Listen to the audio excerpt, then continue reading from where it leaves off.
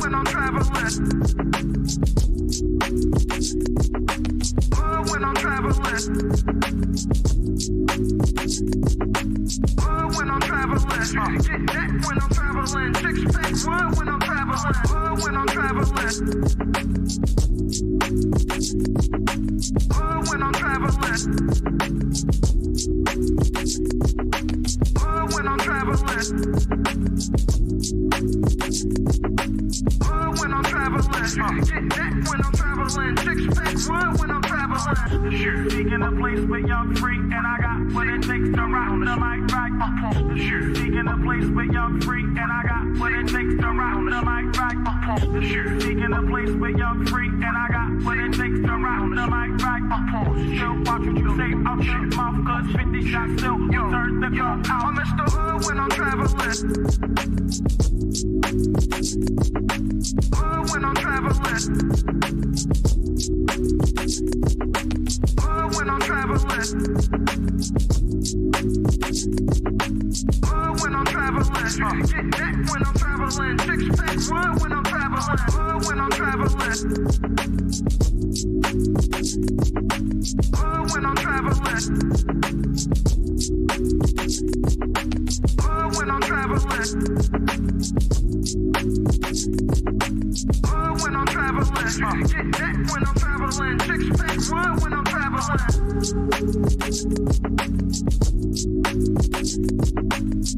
When I'm traveling. When I'm traveling. When I'm traveling, get that when I'm traveling. Six pack But Ish, what can't be fleeting? And then you're letting him lead you. It doesn't matter how you feel. Saying he's led by God, but you feel like God is not telling y'all that. Do you still follow him? You said something interesting, Ish. You just said like men don't think the way that women do. So it almost sounds like you don't fully trust their expertise. So how could you successfully be led by So the women? majority of men don't have kids. Y'all are picking wrong. Y'all are literally picking the minority.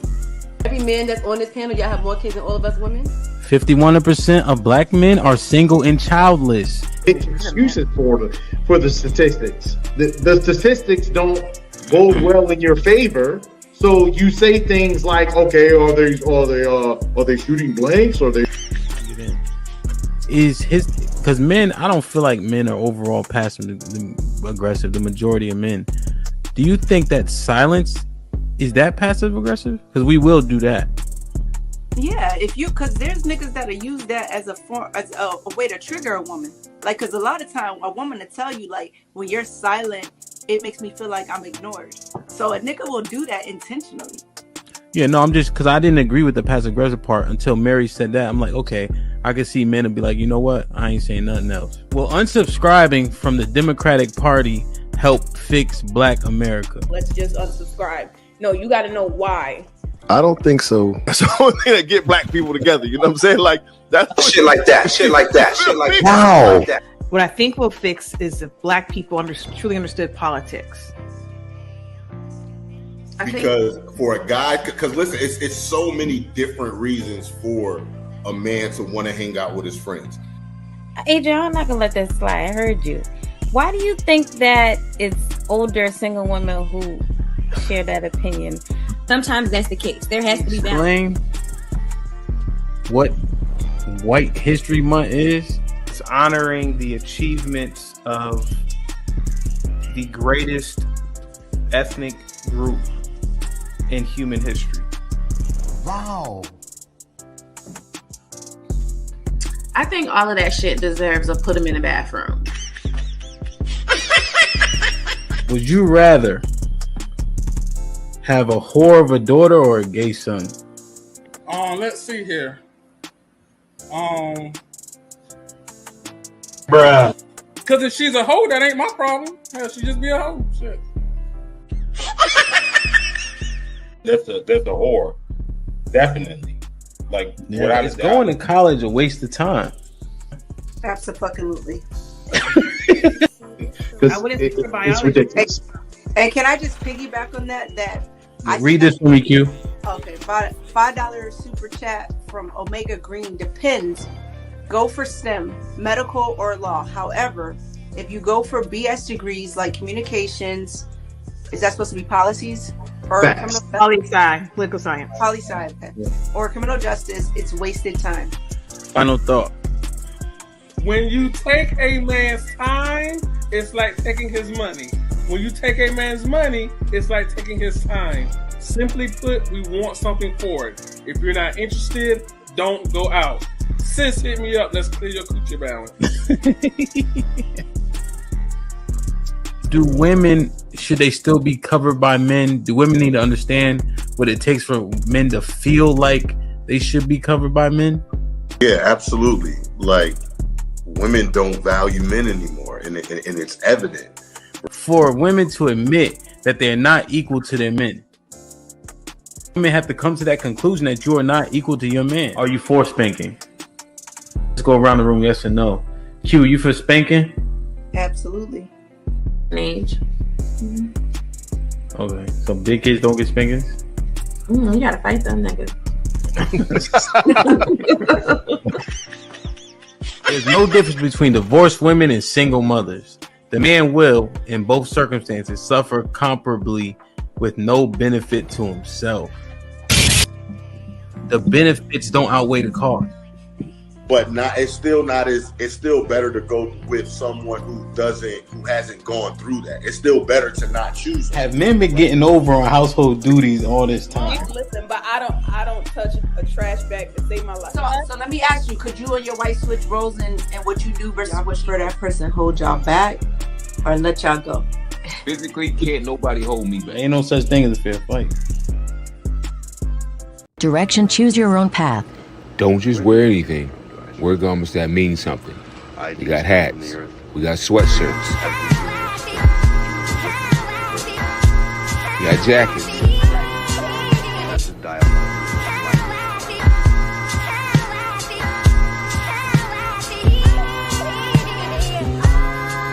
We even got hoodies.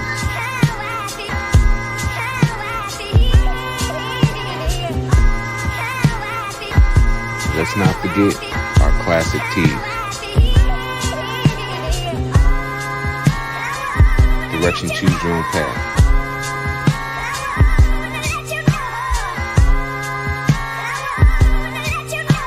The message is always in the cloth, the colors, the designs, the fit. Basically, pay attention, stay alert, and remember, choose your own path.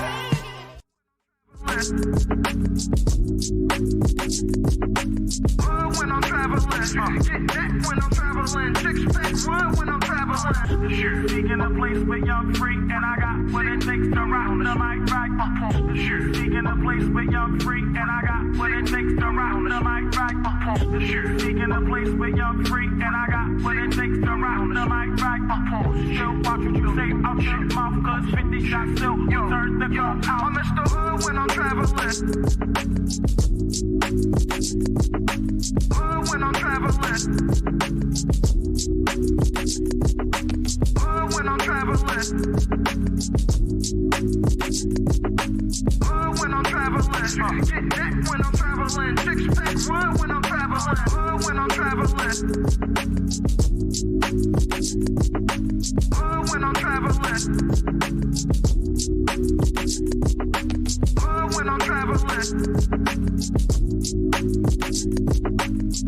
When I'm traveling, get that when I'm traveling. Six pack one when I'm traveling.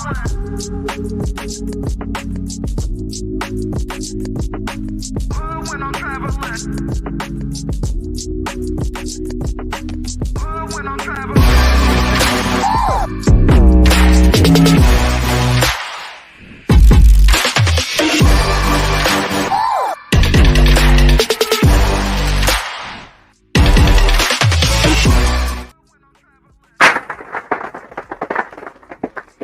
Yo, it's popping.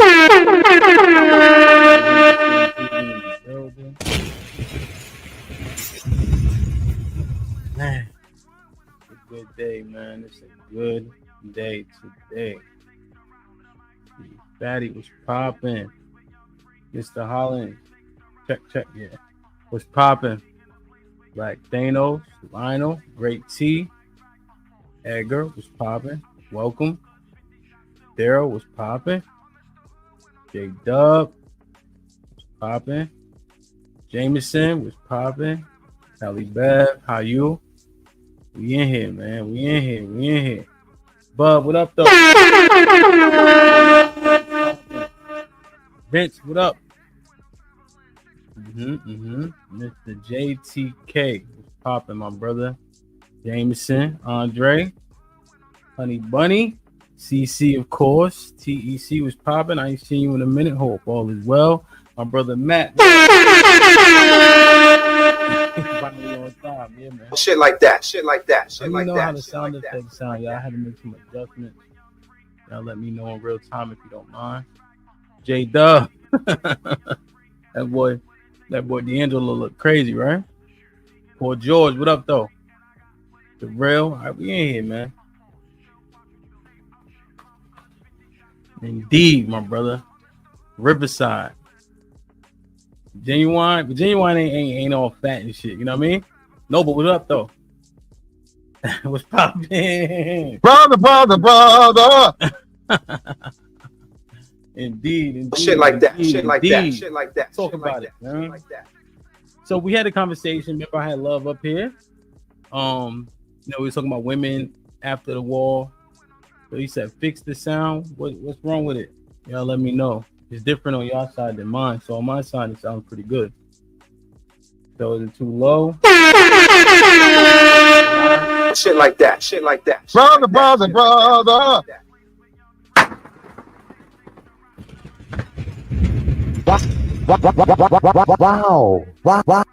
Wow. Okay. So we talked to Love about it, right? We talking about women hitting the wall. They less desirable at an older age, while men build their value up. It's loud as shit. All right.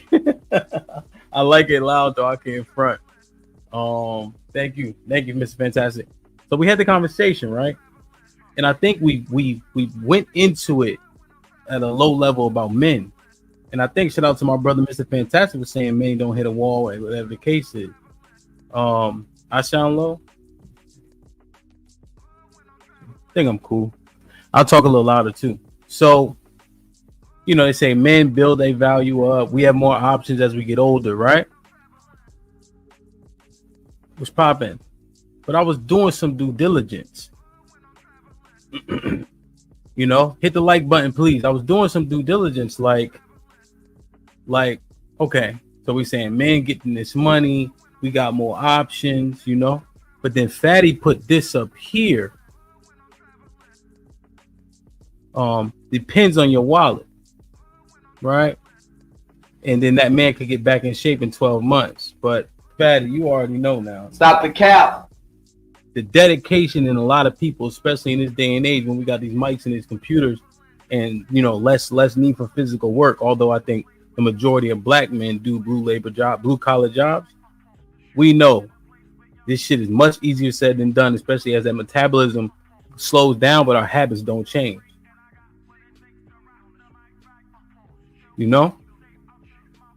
So, shalom.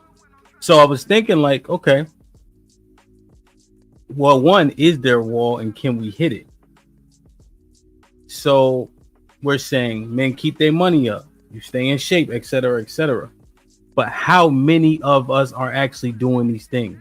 And if you're not doing these things and you look at this conversation objectively, for the majority and the average men, are they at a wall? Let me ask you guys this. Is it women live 10 years longer than us on average? What are the reasons for that? Let's start there. Let's start with why are women outliving us? We could say we work these hard jobs, but do we? Maybe it's the stress, but we say we built for it, but we die in 10 years earlier.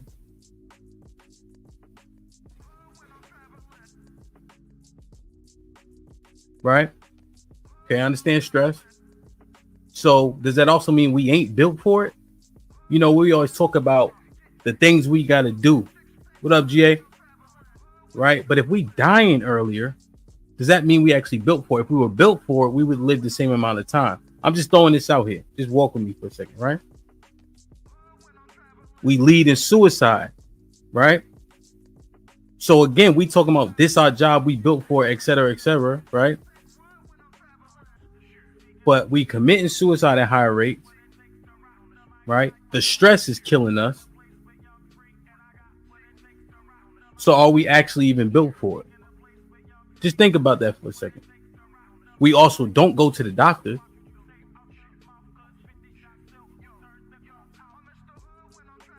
Right? We don't take care of ourselves in that way. Black men, we know how we feel about homosexuality in general. So, you know, we joke about it, but do we get our prostates checked? I know they got, I know they have like a different way of checking it now, but just think about this though. This don't sound like no favorable option as you getting older when we start talking about a wall. This sounds like we are, and I don't know if this is necessarily wall related, but just let's think about all these factors. When we talking about getting older and how we gain value, but we don't take care of ourselves. We dying earlier because of the stress, right? Okay, I understand. Hard jobs. Right? Because now we're just talking about wall as people age. I just wanted to throw that out there. Because that don't sound favorable to me, right? And I understand the talking points. You know, I know. But I'm looking at it like, okay, is there a wall? Can we hit it? Do men hit it? Because we always focus on the women, right? So how do we take care of ourselves as we get older? Not well. Let's take a look at this real quick. Like, share, subscribe, tell a friend to tell a friend. Hit that like button right now if you can. That helps the channel the most. We got 130 people. Let me check my YouTube real quick. Give me a second. Because on Fridays, we be objective. You feel me? So we looking at it from this lens to see if are we getting it wrong? Are the talking points still on point? Did we really dive into them, or we like the person that was saying them, so we just chose to believe it?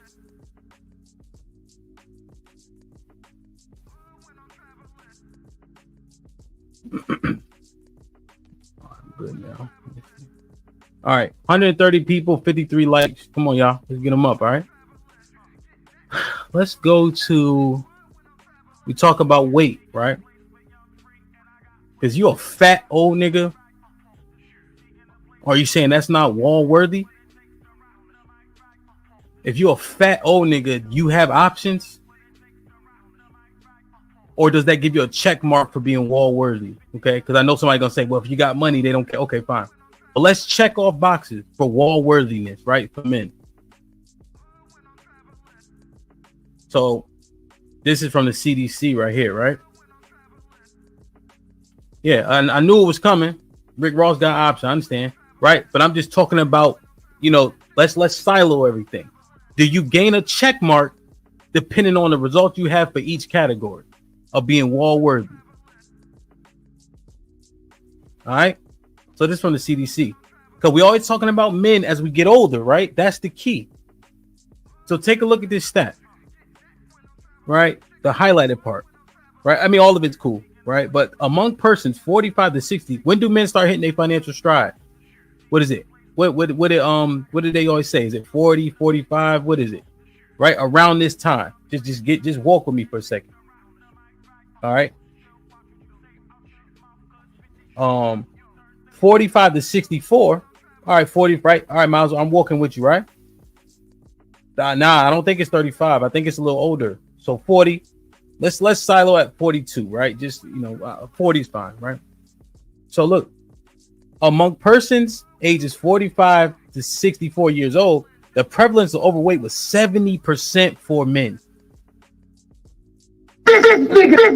Wow. Brother. 70% of men and you know I'm always talking about, black men for the most part, right?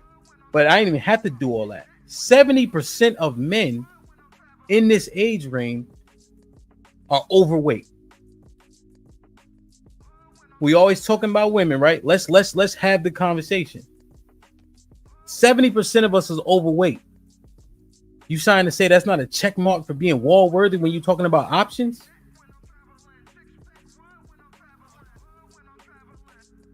See, I knew this was coming, right? But here's what I don't like about that argument, Mr. Fantastic. And I'm not saying you agreed with the legend Kevin Samuels, right? But he used the BMI, and when we talked about every single woman that he was talking about, when he was calling them fat, et cetera, regardless if they were or not, he used the BMI as his metric, right? And we all laughed, right? And we all talk shit, and we all call them women fat, right? Point blank, period. So I don't want to use that argument now because that would be unfair. I don't want to dismiss the BMI now because that would be unfair, right? Because what I'm saying is we predicated everything we laughed about when Mr. Samuels really started getting this shit popping, and everything he was using the women to judge the women was the BMI. So now I'm not going to give us no cop out and say I'm not going to use the BMI now. That's all I'm saying. That's all I'm saying. And I get it. I understand. We always talk about body, whatever the case is. But this is the truth. And Mr. Fantastic, a lot of us, bro, aren't athletes, bro. When I'm looking at cats, they can be this size. They don't got a lot of mass like me. Like you. They don't. We got to keep it a stat. They don't. And obesity, I had it too. But I was just trying to be fair, right? Obesity, I think, was like 30% of men, 40%. But again, I'm not going to give us a cop out about not using the BMI now because we used it to laugh at the women for the last 5 years. Yeah, that's fine. That's fine, right? We can start talking about composition, etc., right? But let's stop ducking the smoke. 70% of us are obese. Or excuse me, overweight, sorry. All right. And we look back, and of course we could say there's different food. I understand, right? But people are bigger now, faster, stronger. They're also fat as fuck now too.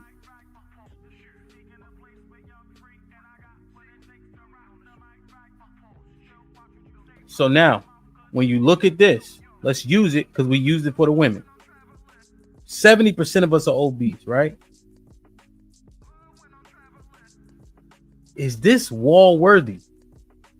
We up here talking shit. We fat. We trying to champion dad bod, right? We say, oh, women like them. I said it before. Let's keep it a buck.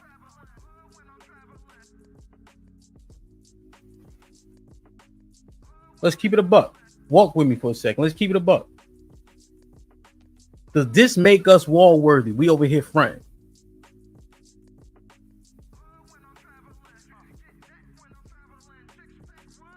All right. Okay. Okay. All right. All right. All right. All right.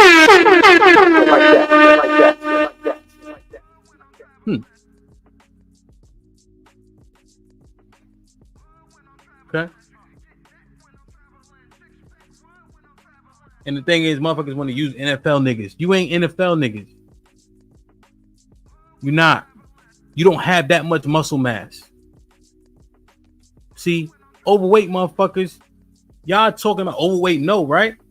But you got 30% body fat. So if you got 27%, 30% body fat, you ain't no big muscular motherfucker. You a fat nigga.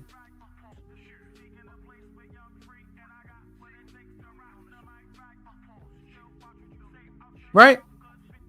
You a fat nigga. You not no big diesel motherfucker. So you got 13% body fat. That's the reason why you so heavy. Nah, my nigga, you got 30% body fat. That's the reason why you heavy. So I get what Mr. Fantastic was saying. I get what you talking about the football niggas, but them niggas ain't y'all niggas. Them niggas ain't me. They heavy because they got wild muscle.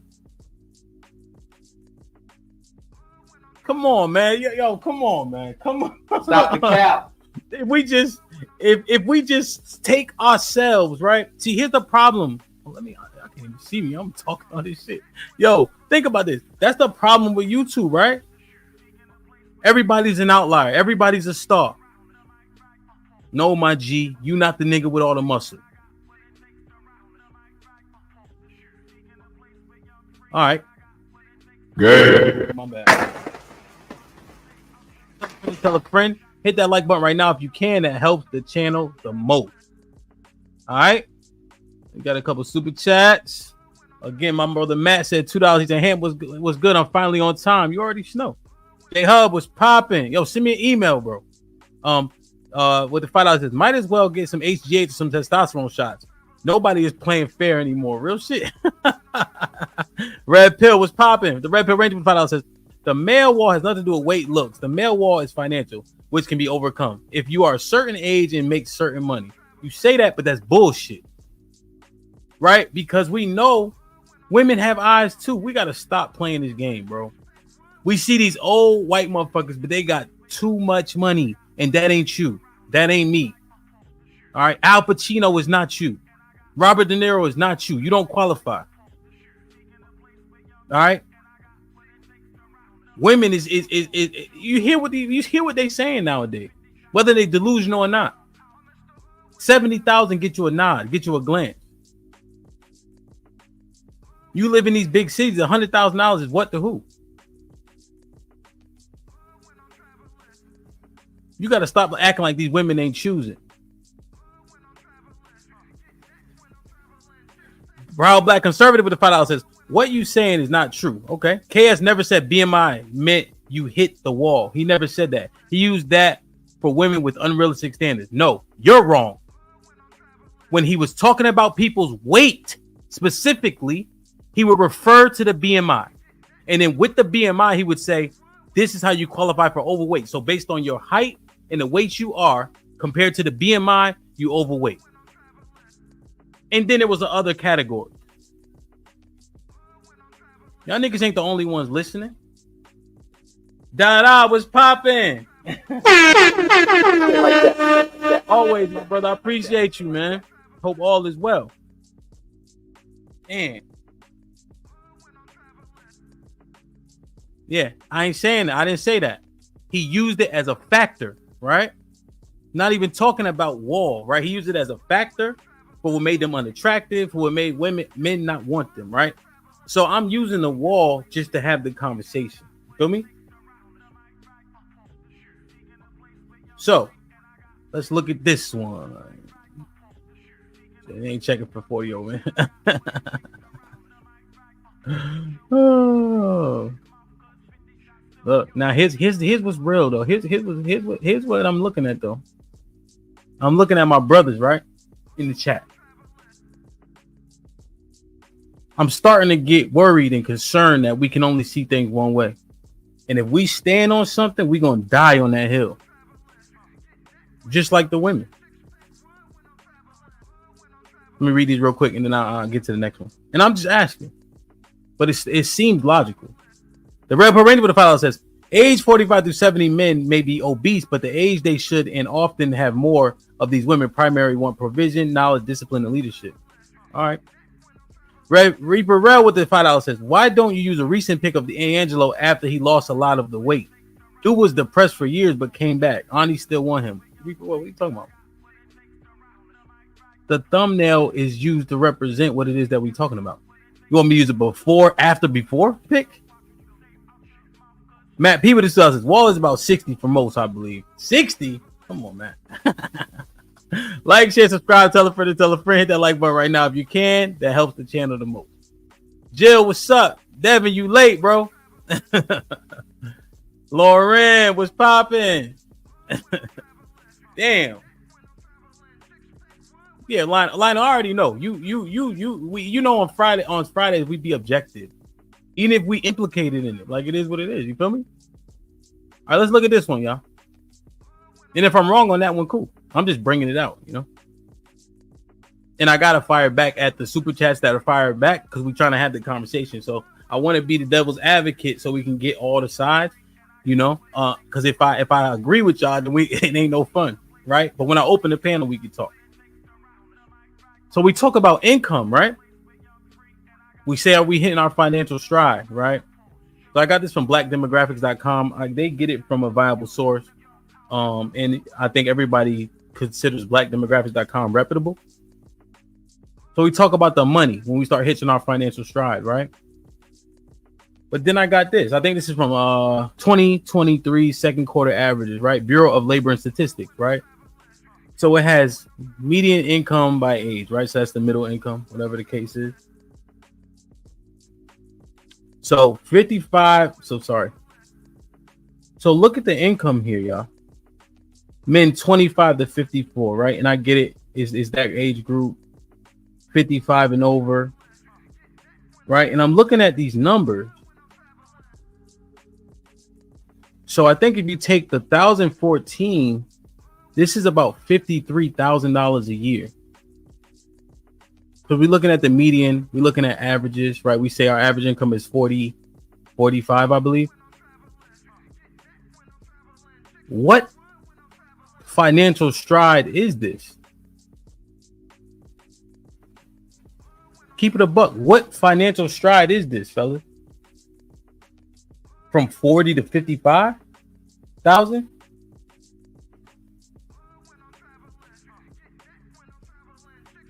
So if we saying we getting all this money,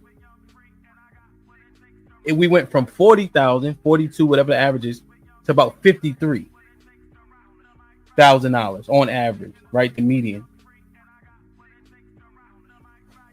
Who are you impressing with 53 grand? Because we're talking about the majority of us, right? We're not talking about the outlier.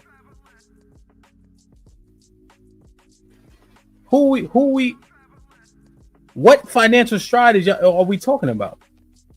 I see that there's an increase, right? From the younger kids, from the younger of us to the older of us. But what money are the majority of us getting to where we saying, oh, there ain't no wall now for niggas. Niggas got all these options. But the majority of us are based on what I'm looking at, 60,000 at the top. So what money is you talking about that you got wild options? Are we saying 55K is that opens you up to mad options? Because we talking about the majority, right? Keep it real. Brother. Keep it real though. Keep it a buck though. We talking about we getting all this chicken. And so if 50 is always saying 53,000, that's a lot of scratch. Because I understood what Red Pill said. So 53,000, that's a lot of scratch. That's what we saying.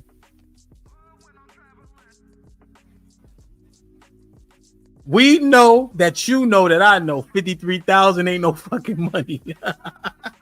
brother. So what are these men doing? You saying they getting a rack of hoes? Sorry to the ladies. I'm just talking to the fella, you know what I mean? So I'm trying to Wow. Yo, I was just looking at this shit, bro, because I said the same shit. And then I'm looking like, hold on. Average is 44. It looked like the median is 53. What money is you throwing around that women come flocking to you? So now we fat. And now we making 53 grand on average. Is this wall worthy?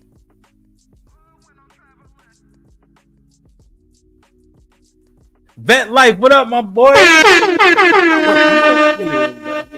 He married too. Shout out to my brother. Hamp, you are correct with the $5. Hamp, you are correct on the Kevin Samuels being my argument. That's one, but a few his talking points. That's a lot of brothers disagree with him on. No, I got you, but I'm just saying we used it and we laughed at them ladies for it when he was getting on them and putting them in their place. So I'm not going to dismiss it now. That's all.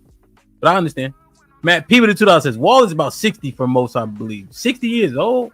Matt Waller. Proud Black Conservative $5 said you specifically said Wall. Now you adjusting the conversation. Does Wall mean weight or is Wall related to biology? No. There's factors when you talk about women hit a wall, right? So if you were here on Tuesday, right? Since you want to be a genius now, right? We talked about factors. If you have kids, right, that can expedite your wall. If you're too overweight, that can expedite your wall, meaning your options in the dating marketplace. Okay. So now when we talking about weight, do your options drop as a man? You understand? When you're talking about your money, if your money ain't right, do your options drop as a man? Okay. So the wall is analogous to your sexual marketplace value and what you can obtain in it. But I'm gonna drop the link. You can hit the link. We can talk about it. Big Sad with the $2. Salute, my brother. Dante Adams with the $5. What up, Dante? Money don't make up for your market value price. Men hit the wall too. Marcus Evans with the $5. This topic is good. It got me really thinking. You may be onto something with this one. Nah, real shit, bro. Cause Marcus, we like kindred. You know we locked in. But I was looking at it because I was thinking of it when we talked to Love about it. So I'm like, well, damn, let's dive into this shit. You know, Hunt, what's up? Hunt Egg with the $5 says men speak on purpose a lot and leave out exercising and healthy eating. Bottom line is men have to prioritize their own upkeep in every way. Real shit though. Shit like that. Red Pill Ranger with the $5 says you don't have to be rich. You have to make more than her. You just have to be better, Greg, than the men around you. I know my 80K after taxes does that. I mean, I hear you talking, bro. But the delusion is real. We say the delusion is real in our women, right? So when you walk up and say, yo, I make $53,000 a year, she thinking her 40 is 53. Because she ain't thinking about the amount of shit that they have to pay for as opposed to what we have to pay for. Right? And so, Red Pill, if you're saying you make 80 at the taxes, that's what, 110? 105, 110? I mean, that's, you know, in Washington, D.C., I mean, men that are doing well for themselves, 100. I mean, you get paid to be an operations manager at $90,000.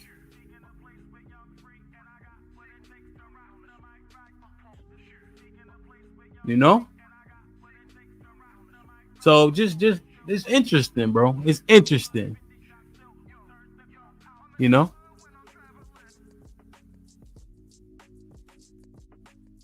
See? It's just interesting. Let me catch up on these super chats. Hank was popping. He said, I'm not driving today, Hank. No Kentucky or Android hate today, my brother. My bad. Wow. Brother. I got you, bro. Lionel. I'm broke, baby. I ain't got no money. Bullshit. I see you shining, nigga. I can smell a motherfucker with money. Even Ray Charles can see you got money. Y'all need to open up your mind. Hamp is asking the right questions. Do you listen with closed mind? Think about what he's saying and the stats, what he's providing. Yeah, I'm just giving the information. You know? But it got me to thinking. The Red Pill Ranger with a $5 says 53 is a lot if she makes 35 and your competition makes 40. You don't have to be the best, just best in her DMs. Red Pill, I understand that, but we know women are delusional. And when anybody hears 53, they're not thinking you got mad scratch, bro. Especially when they DMs can be from Drake all the way down to a nigga like me. Right? Think about that, bro. Because the social media means the whole world is opened up. So they think they deserve more than 53,000. We had these conversations every day with women. We know that. So I agree with the logic, but we're talking about people who we deem illogical and emotional. And then when they get the dopamine hits on the internet, why are we thinking they're gonna say, man, 53 is a lot of money compared to my 40? when they don't even think that they should be paying bills. They don't think that they should pay for dates. They don't think they even need the same amount of money. Y'all know that. Y'all see Kendra G show. I support my brother Theo Coop, and he does a lot of reviews on it. These women out here saying the man got to make $250,000. So I think I think you're spot on if we're dealing with people that are using that common sense. But if we say we aren't, does it render this logical point moot? You see what I'm saying?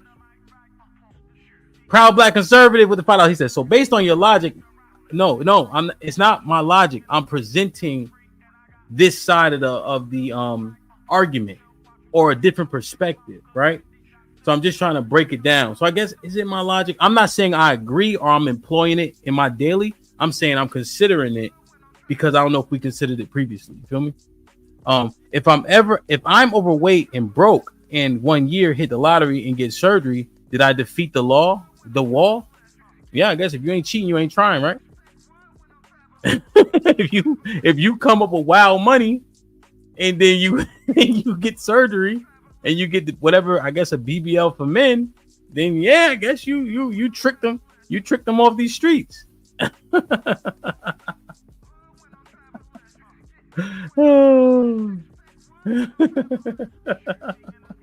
know what I'm saying? Yeah, shit. Hey, Proud Black Conservative, bro. If they do that and you could fool them, you won. You broke the wall, my nigga.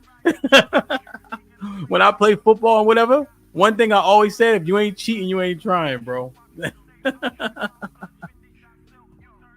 Oh man, damn, that's funny, bro.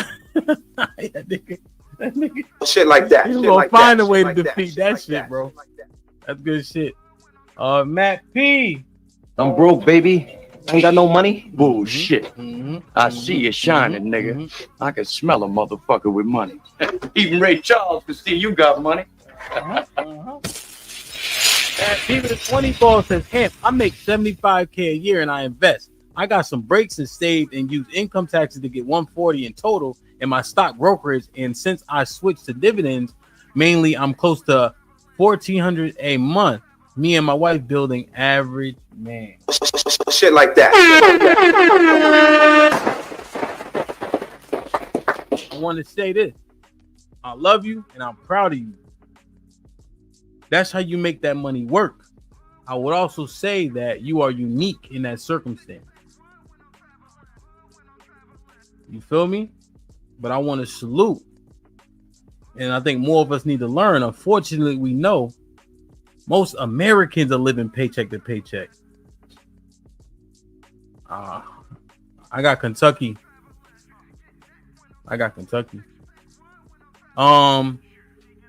Unfortunately, most of us are living paycheck to paycheck. You feel me, Matt? So we don't have a lot of that liquid extra. You feel me? But shout out to you, man. We all proud of you. Real shit. Put a 1 in the chat if you proud of Matt for making that money work for him, man. Because I am. Let me put that in the chat real quick.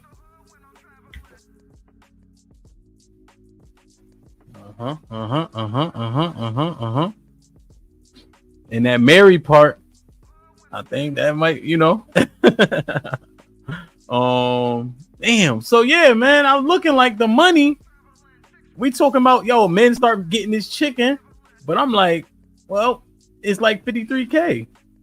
And if we say women are unrealistic, they not gonna hear 53K and like, oh, that's wild bread. When they got, especially if they imagine if they beautiful and pretty, they like a 6 or a 7, right? Because that's above average. Men will fly them out, take them out, flaunt money, men leading with money, and then on top of that, they say 80% of us are unattractive. This shit sound like a hard sell at 53K. No, bro, I'm like 250 something, 253 right now. But I played I was only 215 in college. I played like weak side backer, strong safety. Yeah, that was a long time ago. Damn. So, I just Just thinking about it. Niggas keep talking about Alabama. Bro, we ain't going to fucking Alabama. Ain't nobody going to Alabama, bro. You know? Yeah, maybe so, man. You know? But I got a lot of muscle mass, man, you know? But I just lost like 15 pounds, man. Just, you know, just try and get back to it. You know what I'm saying? Son Kids with the $2 says, shalom, shalom.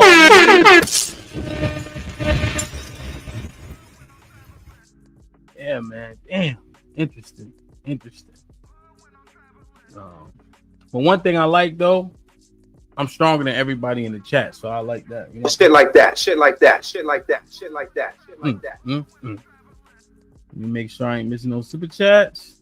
Red Ion, what up, though? With the $5 says, speaking of the walls to consider time, man in another hand is the creator of time. If a man is broke, some say he's in hot water.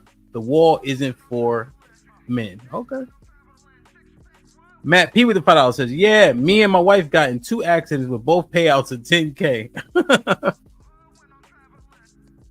Instead of splurge, we saved it. That helped jumpstart us. You got a plan when you average. Real shit, bro. Proud Black Conservative with the $10 says, I challenged the premise because I was broke and weighed 320. I lost 120 pounds and reached the top of my company. KS originally said that men have to put in work if they desire cooperation from women. Yeah, so I got you, my brother. I appreciate it. But what this says is you are an outlier, bro. People ain't doing this. They are not doing it. People don't have the discipline. You feel me? Right? And I'm proud of you. But because we know the average motherfucker is overweight, right? This is obese, whatever the case, right? But overweight. And people are complacent. That's why 53 is 53 on in the middle. That's what I'm saying. Those people will be wall worthy. You feel me? You overcame that shit just like KS told us to do. And now you see the revolt. Shit like that. What we know, podcast with the $5 is perhaps the wall for men is in early death, poor health while failing to get checkups. Yo, so shout out to you. I led with that one. You know? Word Blacks. So you know, so we thinking about all that shit, like you said, the health. We thinking about us being out of shape and overweight. No, I don't got no filter, man. I got a haircut. And then $50,000 a year. This shit sound war worthy. Would you? You know? Damn, man, this shit is crazy. Damn, this is crazy, man. Let me see. So, on average, this is men, right? And then the reason why I use men is because the men of the largest population, white, black, Latino, everybody's numbers were about the same, like 60% around, you know, being obese, 65%, something like that. So it's just men, period. And then we look at the income. We talking about we hit our financial stride around 45, 50 years old, but the average man, the middle number is 53,000 a year. This would be wall worthy to me if I'm overweight as hell. This would be wall worthy if you making 53 grand. That ain't no money. Right? And this is more the earning, you know? And then, you know, we, as compared to our counterparts, you know, when we're at how many of us make 50 to 75, so it's like 20%, 22% to them, 75,000 or more is 13% of us and 26% of them, you know, 50,000 or more is 33% of us and then 48% for everybody else when we measuring up. And I know we say our women don't divest because they don't have options. They also don't divest, right? That's the point. But if they did, would we be in trouble?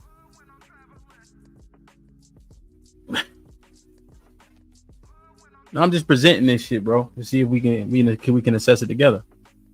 So, education. Does education matter? And I know people are going to say, yo, trade school, college, whatever the case is. I understand. This right here, just to finish off the employment, look at our numbers compared to other males. We are 10% lower. So what does this show? Does this show a lack of effort, a lack of drive, a lack of pushing ourselves? If it does that also speak to why we overweight, to why we stay in complacent jobs where we hitting the ceiling of 50K? Because I know what KS told us. I know what the message is. But my brother, Black Conservative, lost 120 pounds. How many people doing that?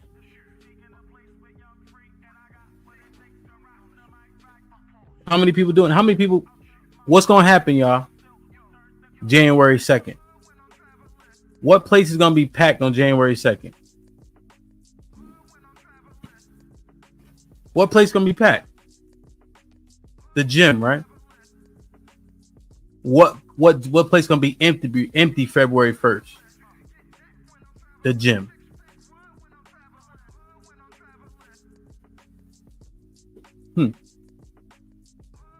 Shout out to Black Seinfeld. That nigga lost 100 pounds. God damn. Right now I'm down like 15 pounds. But I got complacent. I'm married. I got kids. We do well. You know what I mean? But that shit ain't it. You know? That shit ain't it.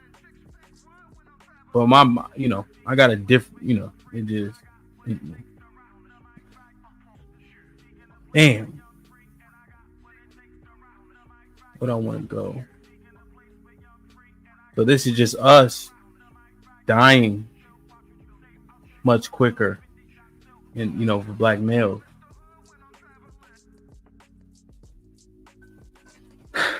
Education. Look where we stack up at. 14% of us have bachelor's degrees. All men is 21%. Bachelor's degree and higher, 22% of us do, and 34% of men do overall. Attended college, 50% of us attended college. All men is 61%. But this stat, and I get it, you can dismiss it and say go to trade school, whatever the case is. Okay, cool. Maybe we do that. Maybe we drive truck. But I just feel like this shows a lack of discipline. And comparatively, people with degrees are making more money with people without degrees if you also deduct like people who have vocational skills and things of that nature. But when I'm looking at this stat about how we're lower than everybody else in these categories, right?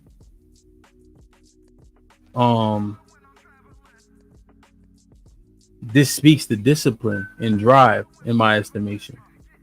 So when we start talking about getting all this money and we're using these talking points, and then we start to see that, I'm not saying it's a whole bunch more.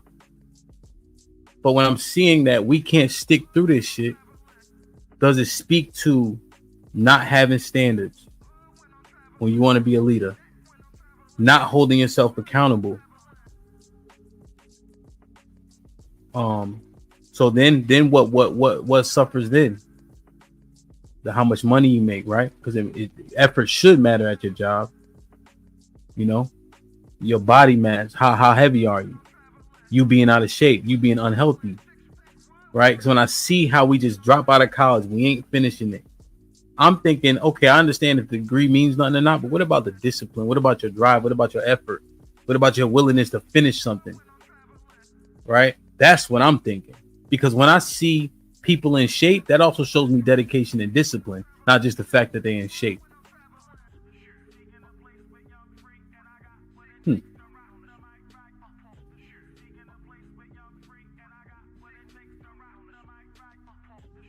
Let me see. Still low key. What up though? With the $5 says sugar daddies prove there is no wall. Also, the cost of living isn't nearly as high in most of the country as it is in big cities. In big cities, 50K isn't bad. Well, still low key. I agree. I understand what you're saying. Would you also think it's logical to say that this 50K is coming from some of those bigger cities, right? Because if it's an average number and you live in a California where the minimum wages is such, you live in a DC where the minimum wages and stuff is in New York, etc. The cost of living go up, so people are getting paid more, but it amounts to less, right? So like here in Texas, do you know that the minimum wage here is still $7.50? So I think what it does is the cost of living kind of just averages out, so that 50 might be a 40 in a place like Dakota or something. You know what I mean? Red Pill Ranger File says, you don't need money to get boxed in 2023. Women be smashing dudes in the right in that ride. Look at the baby daddies. Them dudes ain't Idris Elba. That's not the same argument. And now women out here saying they ain't trying to get married either. So now if they're not trying to get married, what do we say in their wall is? Because they can get pussy. I mean, they can get a nigga to fuck them. Old women, young women, ugly women, fat women, they can get a nigga to have sex with them. And now they saying they ain't trying to get married either. So what's the wall for them? They might be lying. But if they just fucking, what does it prove? Like if pussy is easy to get now, then it means what to who? So if they just opening their legs, then you can't say that you didn't hit the wall if you're saying it's that easy. You see what I'm saying? Matt P with the $5 says people that have been making $100K a year for at least 5 years, they have made $500,000. All I can say is you better have some assets or you tripping. Yeah, I agree, bro. Hunt Inc. with the $5 says most married men get complacent. I did for the past 3 years and now back on it. Jim is like shit like that, shit like that, shit like that, shit like Marcus that. Evans with the $5. Yo, bro, Hamp, I believe you should have an all men panel about this one day. I think it's time to change this. Yeah, I'm about to drop the link, bro. RBN, what's up, bro? With the $2. Good morning, bro. Good brother. Good morning, man. Hope all is well. Damn, man. This shit crazy. Oh. Let me drop this link, man. Like, share, subscribe, tell a friend and tell a friend. Hit that like. Hit that like button right now. It helps the channel the most.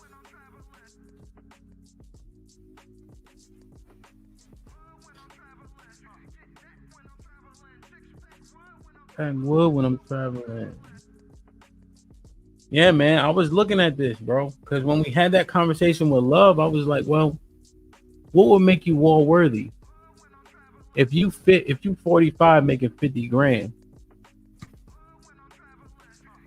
we can make all this we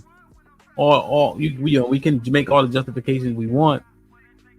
That ain't real money. That ain't the money you talking about that changes a woman's perception of you. I guess that's what we're trying to discuss.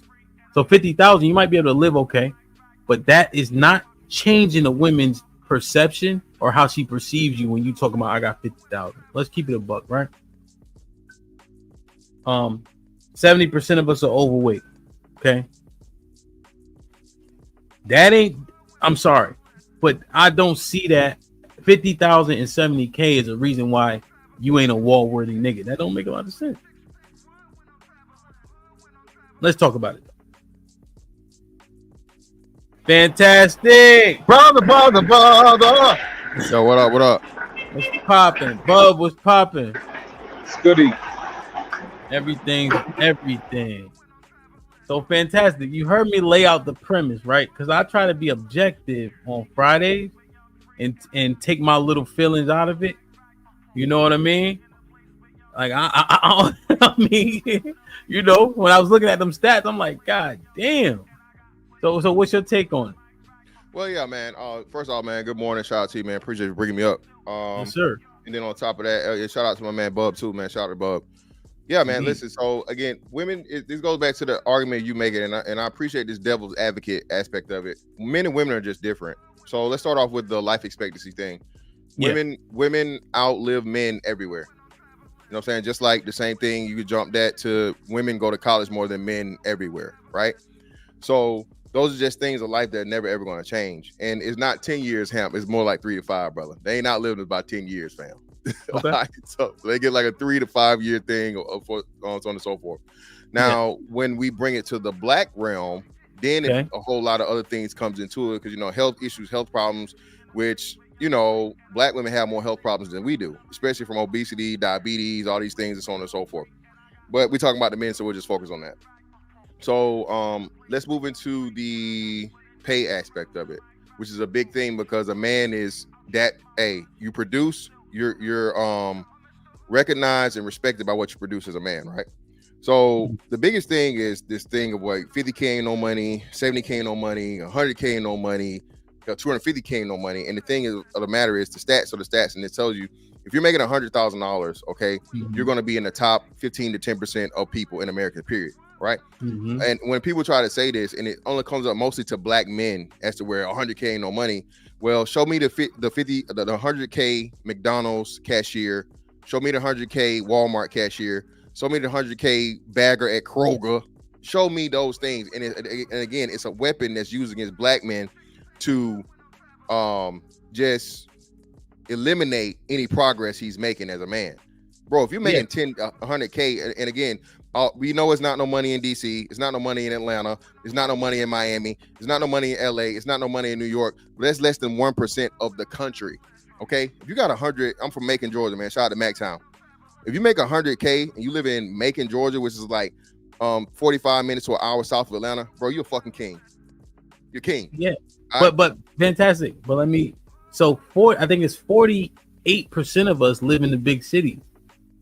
48% of black people live in cities, though. I have to look at that one, brother. But the majority of us live outside the cities, but it's like a small majority. It's like 50, whatever the difference is. You know what I'm saying? Yeah. It's like 52% outside of the city, and then the other, you saying 48 lives in major cities. I just don't, because a lot of these. But hey, I'm not gonna argue the stats. You say that the stats say, I'll just go with that the stats say, and that's nationally. It says cities. It says cities, so it could be. What is considered a city? I don't know. I guess they do it by per capita population, probably metropolitan area, stuff like that. Yeah, so a lot of us live in those, those areas. So where the 100K, but the number I was focused on was that median, that average number for men that are our age and up. And I was getting to that. So again, a big thing, like rich people will tell you, it ain't what you make, is what you keep, right? So if you're a man that's making 50 to 80K, right, and you have little to no debt, bro, that's a true 50 to 80K or whatever money you have. The issue and problem is, again, speaking of stats, they're saying, I think it was help me on the chat, but I think it was 60%. It's somewhere between 51 and 60% of people that make over 100K, brother, living paycheck to paycheck.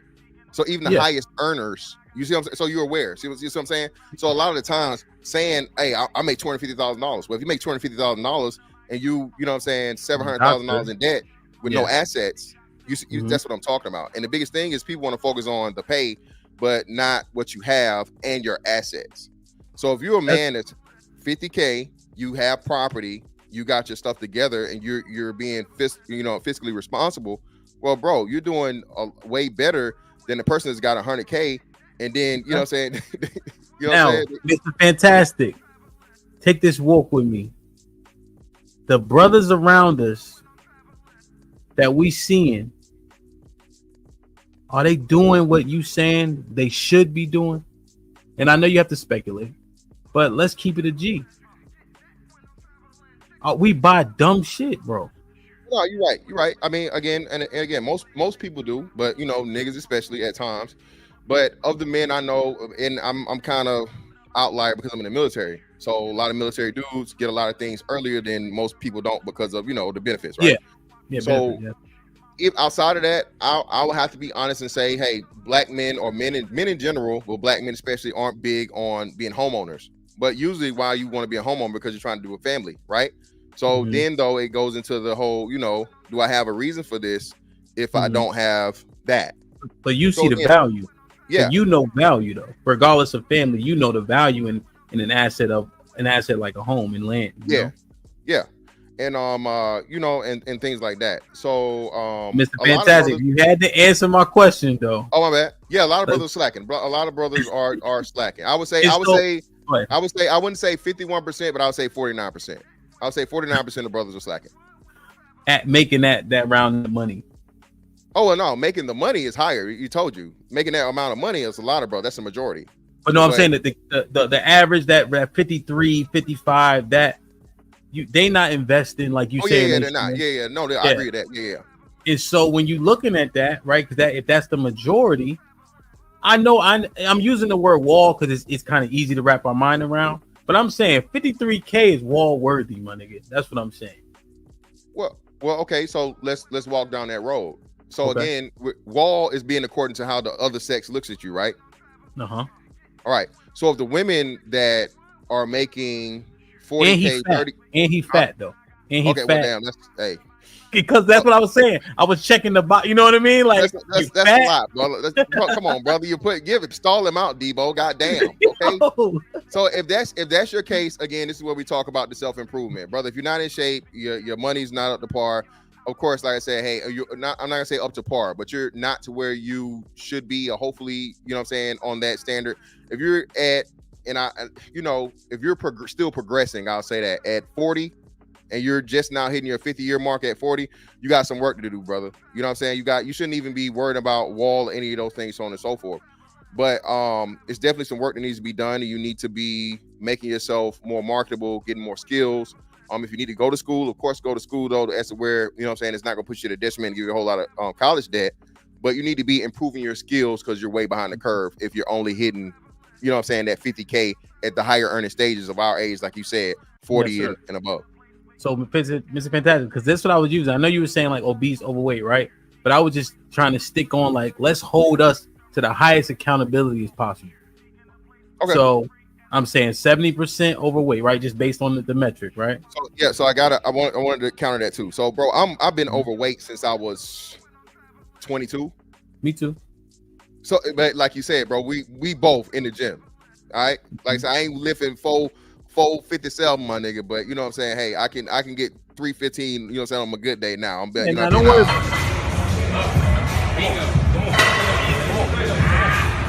I'm saying no big deal. I've been passport broing it up, man. So you know what I'm saying, I'm getting back up to 315. You know what I'm saying? And again, nigga, I got the shit like that. Shit like that. That Mr. Fantastic shit is a double entendre, nigga. I got like I'm 6'5" with like a 6'11", 7-foot wingspan. So you know what I'm saying? My arms long as shit. So, but so of course, you know, health is wealth, literally, right? Literally and figuratively.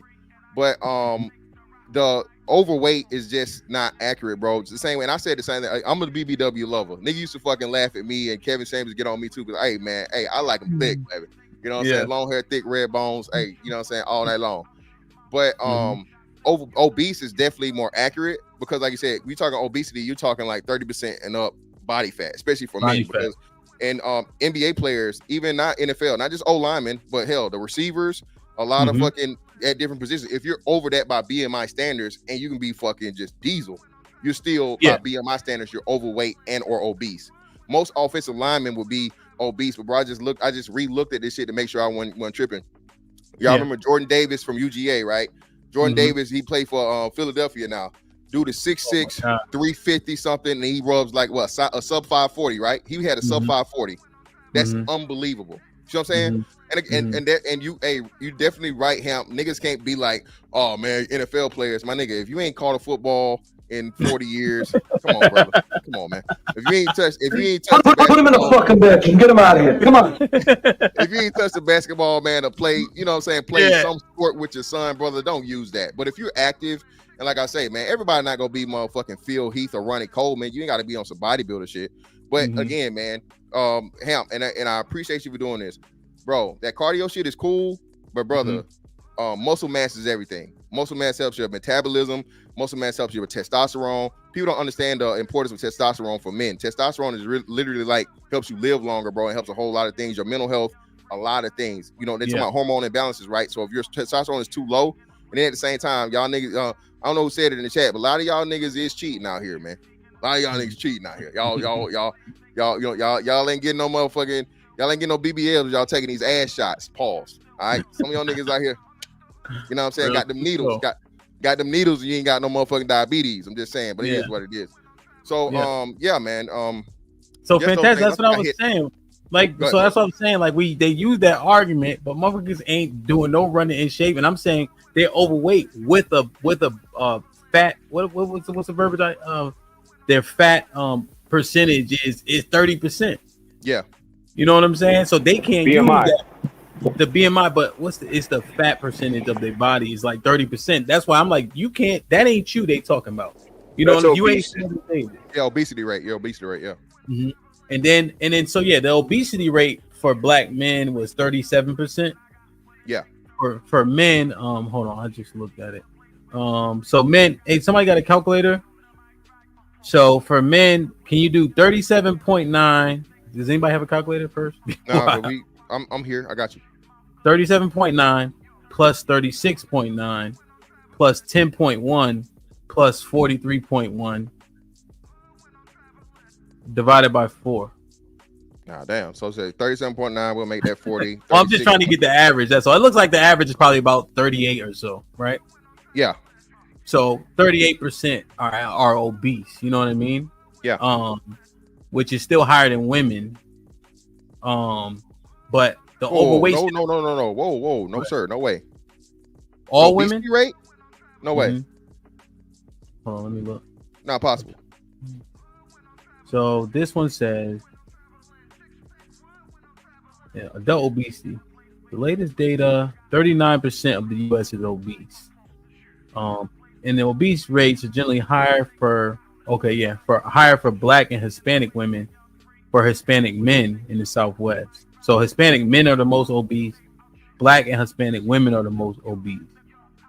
Yeah, man. You know, Pedro can't leave them tacos alone with that queso, man. Oh, yeah. So 54%. 54. Yeah.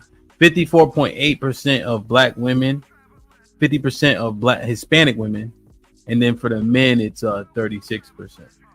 Yeah. For obesity. But I want to stick on the overweight shit because I understand the BMI stuff, but I can't run from it. When I saw that 70%, I was alarmed because it was the same age range where we're supposed to be making all this money. So I looked at the fat niggas and they only making 53 grand. I'm like, yo, put him in a fucking bedroom. Get him out of here. Come on. And I'm just keeping it a buck, bro. So with fantastic. If you seen a nigga, he fat making 50,000, is that nigga wall worthy? And he's probably in the 80% that women think are unattractive. Keep it a buck. That's not a wall worthy nigga. I'm not gonna say that brother's wall worthy, man. Again, I'm gonna say come on, Mr. Fantastic, man. He's progressing, brother. Again. He's already 45. Oh, you know what's crazy? Whoa. So now you kind of hamstringed yourself now. This nigga's scared. You kind of hamstring yourself when you use fucking Kevin Samuels as like the poster for the thing, because guess who Kevin Samuels was 5 years ago? Nobody. Kevin Samuels was a nobody nigga on YouTube that had, average moderate amount of fucking subscribers, and literally within 2 years time, this dude, to the point of when he died, it was a global fucking news story. So you're saying it can change? Yeah. So am I saying you're gonna have Kevin Samuels? No, I'm not saying you're gonna have Kevin Samuels. But again, if you put in the work and you have the drive, as you talk about, which is very, very important. If you focus on doing what the fuck you're supposed to do as a man, bro, you can fucking increase greatly, brother. I got you. Greatly. I got you. So I agree with you that. Is it some brothers, man, again, be it whatever. And it's not making excuse again, bro. If you 40 years old, 50K, overweight, brother, you got some work to do. Shout out to the Isley brothers, okay? So you got a lot of work to do, brother. And I know you here, like you champion for men, right? But of course, I need a man like Mr. Fantastic to tell these fat 50,000, 43.5-year-old niggas, right, that they are wall worthy, but they can overcome it. Is that fair? Well, that's fair. So, hey, man, Hamp said it, man. I gotta, brother, if you are 40. Hamp said it my ass. No. I'm gonna clip this. I want to hear them say, Mr. Fantastic. Fantastic, brother. You're right. This comes from Mr. Fantastic, brother. You're 40 plus years old, brother. You're just making $50,000, and you're obese. Okay, actually obese, not just BMI, brother. You're a fat fuck, brother. Get your money and your life up, brother. You know what I'm saying? Fix that. Brother. Let me catch up on these super chats. I'm gonna get y'all in here, man. Damn. Yeah, Mr. Fantastic. That shit was, when I was looking at it, bro, it hurt me too. RBM with 2000 Hamp. The majority of women are 304s. Okay. Proud Black Conservative File says, did you know conservative households bring in more income than liberal? There are more conservative households that make more than 100K than liberal. That makes sense. Carl Smith. I'm broke, baby. What's ain't got no poppin'? money. Oh shit. Should we consider that the lack of fathers in so many homes has a bearing on a lot of those statistics? Maybe. I'm not dismissing it. I think motherfuckers is lazy though, Carl. Like, I ain't gonna lie. Sway with the $2 because I was just chilling, bro, just gaining weight. But I'm saying, shit, we getting money, we good. Bro, I started getting it in. I lost I think it was like 14 pounds in like 2 weeks, just being consistent as hell, hitting the heavy bag, just trying to get back warmed up. You know what I'm saying? Like, nah, bro, it was me. Sway producer with the $2. Well, I got you. My BMI is perfect, and I get called skinny. It be like that, bro. The Red Pill Ranger with the $5 says, getting meat is a low bar for women. A select man gets the sex he wants, and select women gets the relationship she wants. We are not the same. No, I understand, but women are out here saying they not touting marriage. I think they capping, but they saying the shit. You know what I mean? They saying it, bro. That's all I'm saying. Manaz with the $5 says, all cities are not created equal. Charlotte is a city, but it's not on the level of New York. Yeah, no doubt. What we just saying, where's the 50,000 allocated to, you know? Reef, what's popping? What the fuck, I missed one. I'm broke, baby. I ain't got no money. Reef with the 20 ball says, salute. Great topic. I think the wall doesn't apply to men if we go by chaos definition. For women, the wall meant ending up alone with the cat and the struggling. Not the case for men. We survive and thrive alone. Reed, I love you, bro. I think we got to assess this. And I wasn't going by his definition. The reason why I brought him up initially was because when we were saying BMI isn't the bar, I was just saying it was used for all intents and purposes against the women, and we laughed about it. So I said I didn't want us to dismiss it now. That's all. Sway produced with himself. Imagine how fast he would run at 40 and 240, not at 4. Run a 40 at 240, not 340.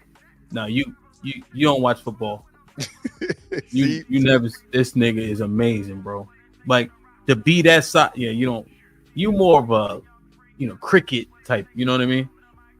Red Pill Ranger with the $5. Broke, short, fat. You can only be one at a time as a man. Oh, I see what you're saying. You're not 2 out of 3 and you good. You not all 3 and you're not all 3 and you winning. He trying to talk the type. Red Pill, hit the link, bro. Who is that? Bub, what you think, man? Yo, what's good? I ain't gonna do the Mr. Fantastic route and try to duck everything. Y'all know how I get down. I'm at the wall. Hey, all that shit you was mentioning, that's me. And I'm gonna break that shit down real quick. I'm 43 years old. I'm obese. I'm 5'11", 269, right? But here's the thing. Just like you was mentioning, I got comfortable. I met my wife. Same thing homeboy did. When I met my wife, I lost 100 pounds. You know what happened? I gained that shit right back. I got comfortable. I had kids, so on and so forth. But I still struggle with my weight. And I say I'm at the wall because of that. But career-wise, I'm way up. And as far as my looks, I'm hella sexy and attractive. So, but I'm still, with all that being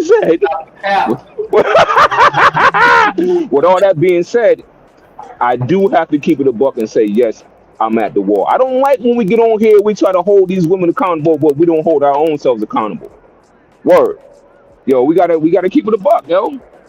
Even though I got all that other shit, 401k, house, all that, life insurance, I'm still at the wall. I'm fucking 269 pounds.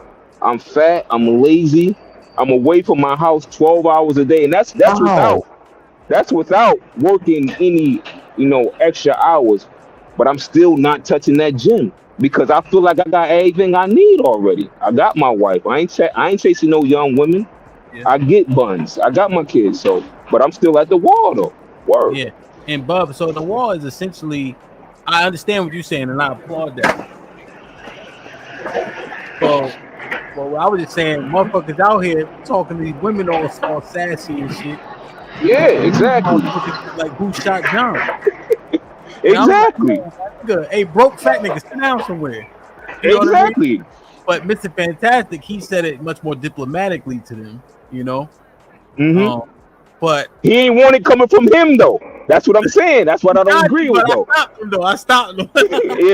Yeah. I'm on the short of Mr. Fantastic telling all men to be better. You know what I mean? So yeah, bro, God, that shit is real, B. Like, because if you fit the mold of being wall worthy, right? Like we in it, you just complaining then. You just complaining about women at that point. That's how I feel. But if I did all my things and I'm saying now you gotta change, I'm waiting for you. I'm at where I'm trying to ask you to be. But if I'm down here with you, nigga, I'm just complaining. Yeah. You know what I'm saying? I'm about to open it up. I just want to get GA Boy in and Savage. I think Savage beat you. I think I'm out, y'all. Salute. I'm gonna keep watching though. Salute. All I gotta go. Be safe. What's up, fellas? How y'all doing, man? Those boys popping. I gotta get Savage in. He was up here, and then you could jump right in. I got you. Go ahead. Savage, what's popping? What's up? I don't agree with you. So the reason I don't agree with you is because the wall is based. The wall is based on time. All right. So women hit the wall based on a certain timeline. Men don't hit their peak they don't start to hit their rise in finances till after the time of which women have hit the wall. So the wall doesn't apply the same way because a dude that's 40 is just starting to get to their peak. So you can't say a guy that's 40 as at the wall when he's just getting to his financial to make him attractive around 40. Okay, but the thing is that range was like 45 to 60 and it was still 53K. Also 45 to 60 was still fat as hell. So how long are you going to excuse it? Yeah, but again, most people are average, and the guy that's making 60 at 50 wasn't making 60 at 20. So he also didn't have the options at 20 as he does and 50 with his finances. So he only savage. 80 women think 80% of us are unattractive, right? And then you're only making 53K and then you fat. I understand what you're saying, but I'm telling you that the way that the wall is working, men are growing into that 53, and most men are average men. So you're using a female lens for what the wall is against men, and it can't work that way. Okay, what age? So no, what you're saying is a number then. So if he's 60 and still making that and still fat, are you saying now he's hit the wall? No, what I'm saying is the reason women have a wall is because they're given all of their options and then theirs diminish. When you're saying that men hit the wall, they didn't have options and you're working to grow into them. So the wall is not the right term for it. Oh, I see. So you're saying men have to work up to it, therefore the wall doesn't apply. Correct, because all women are given youth and beauty. Not all men are given options. So a guy that doesn't become a guy with options is just an average guy. But a woman. So there is no account. Okay. So there is no accountability for men. Well, no, it's not that there's not accountability. They can still shut their mouth, but it's not the wall. That's all I'm saying. But what you're saying is a fat, broke motherfucker, it just is what it is because that's expected. You're saying that's not an outlier because that's how average men are. Correct. Should they pipe down and not tell women what to do? Yes. But using the definition of the wall is incorrect, is what I'm saying. Okay. So when they don't achieve at that age, we just say, oh, you're just a regular average motherfucker. So whatever. Correct. Okay. Correct. So, okay, I see what you're saying. But I see what you're saying. But you see, okay, so how I'm using it is incorrect. But you see what I'm getting at, though, with this? I do see what you're saying, but I'm just saying, like, a better comparison would be like, you played football. A lot of people played football. Not everybody gets into the league. So, like, guys that make money and get options are the league. The average fat guy that makes average money is the guy that played high school football. Oh, okay. So a lot of these, I understand what you're saying. So I concede the point about it being what, like, it doesn't apply.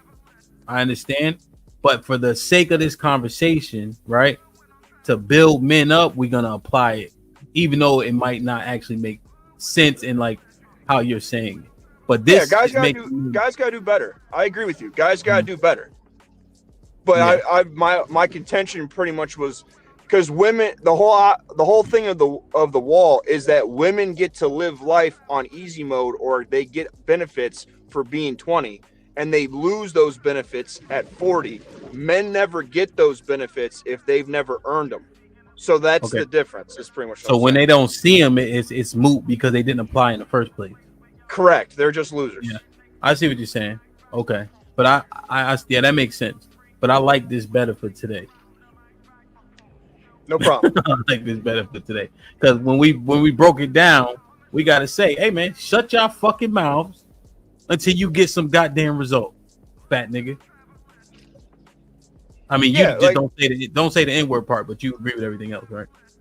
No, yeah, like I agree with you. I'm just saying, like, it's pretty much the same thing. Like when you listen to guys that played football talk about a football game, they should have more insight and more leeway on what they say about a guy that used to play in the league than the guy that played, water boy in high school about what a football player should do.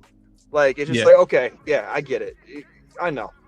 Yeah, sit your fat ass down. All right, let me read these and let's get Georgia boy in. Now that makes sense though. The Red Pill Ranger with $5 says the male wall can be climbed because money and fitness can be changed. That's what Mrs. Fantastic was saying. The female wall can't because it's based on age and fertility. Yeah, that's what they were saying. Understood.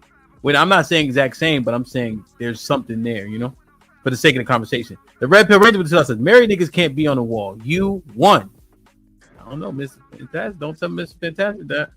Abdul Wakil with the $2 says being a simp dad, parentheses stepdad, means you hit the wall. Jesus Christ. A peaceful life with the $10 says, is there a link for this conversation? Can I add some context? Yeah, I dropped the link. My fault. Let me drop it. Hey, pin it, Hamp. They always tell me to pin it, but I usually pin the become a member. But no, I'm talking about in the chat. So not on your thing, like in the chat. Oh, pin it somewhere?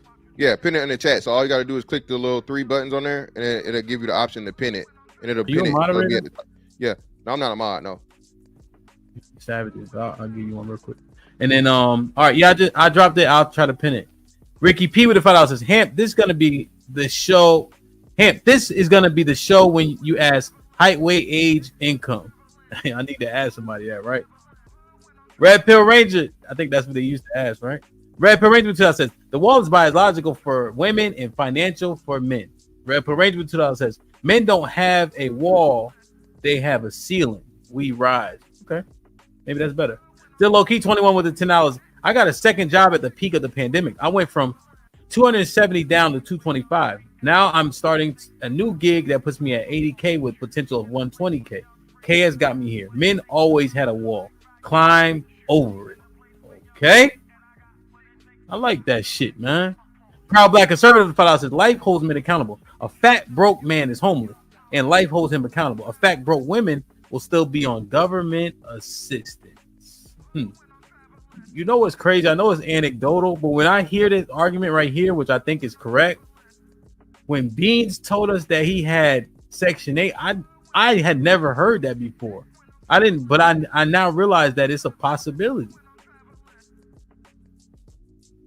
And I know it's anecdotal, and I hate anecdotal examples, but I'm just like, so men actually do get government assistance. And then when I went to the store, I seen a nigga with an EBT card. I don't know if it was his, but Hamp, you know how that go, man. 2 for 1, Hamp. Come on now, 2 for 1, baby. I'm just saying, bro.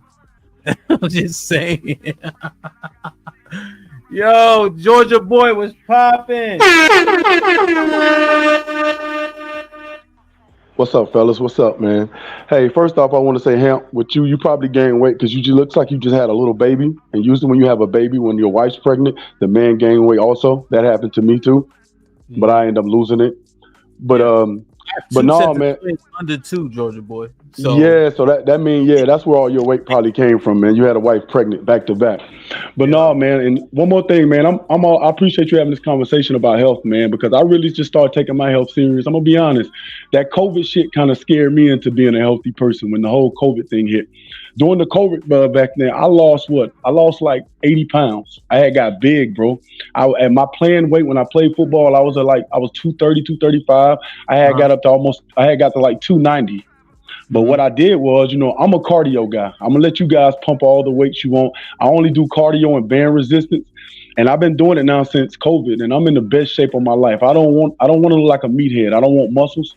I want to be healthy. You know what I'm saying? So a lot of guys, like I say, man, just hit that concrete. Don't hit the gym. Hit the concrete. That's what I tell dudes. I don't tell dudes to hit the gym. I tell dudes to hit the concrete. But as far as you know what I'm saying. This topic, man, with the whole hit the wall, I do believe, men can hit the wall. And one thing I noticed, the pushback you're getting, Hemp, is everybody want to tell men, they go from the health side of things and go to the money. And this is why we have the culture we have now, in my opinion, because niggas just tell niggas to lead with their wallet. Like, why are we leading with our wallet, bro? Like, a woman you courting shouldn't even know how much money you make. You know what I'm saying? Like, when I dated my wife, she didn't know how much money I made until we was probably about to get married. Like, this whole the money, your money don't it shouldn't matter, bro, until you've been knowing a bitch for years. You know what I'm saying? Because leading with your wallet gets you played. That's why we have that's what we have going on, we have now. That's why we have women saying a nigga need to make this amount of money, because niggas lead with their wallet, bro. Leading with your wallet is going to get you played every time. You got niggas in the chat saying, you can get old, but if you got some bread, you can get the cheeks. Man, that old nigga ain't doing nothing but paying bills. It's a nigga who's taking care of himself, who's in shape. He's still fucking that old nigga who paying all the bills, bitch. So we got to stop leading niggas down this path. Man, you got to get your money up. You got to get your money up so you can get this bitch. Cut that shit out, bro, because you're making these dudes lead with their wallet. Leading with your wallet, you're going to get played, bro. I mean, it just is what it is, bro. A woman shouldn't even know how much money you make. Yeah, she might see you drive a nice car. Okay, that's her guessing. She shouldn't go to your crib at all like that until you've been knowing her for a while. But you should be able to court a woman without her even knowing how much money you make. That shit is like your vote. This is a secret. Should nobody know your money? You know what I'm saying? So that's really my pushbacks. I notice a lot of guys like to go to the money side of things. Like, man, your money shouldn't matter when it comes to dating, in my opinion. Because a bitch shouldn't know how much money you make until you guys are real serious. That's why I say you should take care of yourself. Get healthy. You right what you said earlier, man. Black men don't go to the doctor. You know what most niggas' logic is, Help me. Niggas get a checkup when their old lady get a checkup. If she come back and she says she's straight, oh shit, I'm straight. That shit crazy. That's how niggas be thinking though. You know what I'm saying? You got niggas who pay, they get money taken out their check, every check for insurance, and they don't get yearly checkups. Like, we don't take care of ourselves, bro. We got to take better care of ourselves, bro. And as far, that's just what it is. That's all I really have to say. But my main thing is, bro, get healthy, get your body right, man. Hit the concrete. Fuck the gym, hit the concrete. And when it comes to your money, yes, get your money up, but your money shouldn't have nothing to do with you and getting a woman, bro. Because if you leading with your wallet, you're going to get played, point blank, period. Word. Yeah, no, that's what I was building the premise on, So I'm like, we fat, we ain't healthy. And then motherfuckers making 53,000. You ain't breaking nobody's bank, homeboy. They can get all your everything that you take out the bank, they can get it right out the cashier's drawer. But a guy who's making 53,000 though, to be fair, if you got your own shit, you taking care of yourself, you're doing okay. Don't feel bad. Just do better. But like you say, when you say you make 53K and you trying to go and lead with your wallet with, telling a chick you make 53K, yeah, you might look like you're crazy. But a guy, I live in Florida, and believe it or not, I live in North Florida, but 53K, if you're a single man, you're doing okay. I'm gonna be honest, you're doing fine. But no, I get it. What I'm saying is 53K don't increase your sexual marketplace value. That's exactly, bro. Exactly. If you're making 53K, you trying to lead with your wallet. Because when you lead with your wallet when you're courting a woman, that's coming off like, nigga, you can pay my bills and do that type of stuff. You're right. 53K, you can't do that. So my thing is get healthy. Premise on, yeah. So my thing is get your. Go ahead. My thing is get yourself together, man. Get healthy as you can, and everything, and try to make as much money as you can. But stop leading with your wallet, fellas. I'm telling you, you're gonna fail. Point blank. Period. You might get the chick. I'm not saying you're not gonna get the chick, but she's with you because of your wallet, and it's gonna be a nigga who take care of himself, who's hitting your chick while you out making all that money. Yeah. Damn. Right. Brother. MIT, what's popping? What's up? Good afternoon, fellas. Good afternoon. Y'all hear me? You been here for the combo? Yeah. D-Town, what's popping? You been here for the combo? Yeah, I came. What's happening? What lowly I know. What's up with the people? I came up a little later about the combo. Can men hit the walls? So I always tell fellas, get mentally stable, get physically fit, and then go for the bag. Too often, a lot of men, we get caught up in working, and we don't take care of ourselves. I work 80 hours a week, between 70 and 80 hours a week. I was a college athlete. I gained 20 pounds. I wasn't fat, but I caught myself like, dang, these jeans getting kind of tight. So I had to reevaluate myself, and I had to implement, working out, and as black men, we have to take care of ourselves. We have to go to the doctors. We got to change our diet because a lot of us don't do that. And you shouldn't be leading with your wallet, man. If you got the money, a woman will know you got money. They'll off rip. They'll know you got money. How you carry yourself. And so MIT, what you think then? You think I'm on the sun or I'm bugging? No, you want to say, because a lot of times men get on this panel and they ain't making the money, they out of shape, and they'll rip these women, they'll rip these women apart. So we gotta take accountability for ourselves, man. Get mentally stable. You don't have to be muscle bound, but get physically fit so you're healthy, and then go for the bag. You have them 3 things, you'll be all right. Yeah. And that's my whole theory on it. And, Do you think when men be hitting the panels, you heard of this thing called they call it a Kendrick cam? Yeah, I heard of I heard of that Kendrick. Is that it? I think you got to stand up or some shit and do a twirl or some shit. Yeah, I used to watch that show. You got to stand up. You ain't got to do no twirl, brother. You got to do no twirl. Just stand up. Hey, you got to. Brother. So question though. Hey, that boy Fantastic was up there. She had some guys turn around. She got some guys turn around. So when you look at the panels, MIT, keep it a buck. You heard? Did Fantastic did a twirl? Nah, I didn't know that. I didn't do no twirl, brother. All I did was stand up, brother. That's it. No. He even asked me to do no twirl. She has some men twirl. She has some women twirl. She knew better. Ain't nobody asking. All right, I got that. So MIT, keep it a buck up on these panels. If niggas had to do a Kendrick cam, God forbid they add the twirl, would they pass the test? Yeah, I think so. You think the majority of the cats would?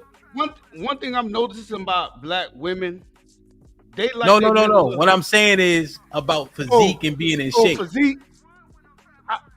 Most the women I know, they like husky dudes. Like that's the women. That's the women you fucking. That don't count. That's not the same thing. So you talk about being in fit.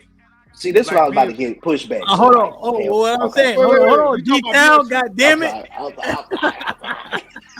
What I'm saying is, if you took us on the panel, right? Let's keep it a bean. And we had to do the Kendrick cam. I'm talking about us. I'm talking about men that always hit the panel.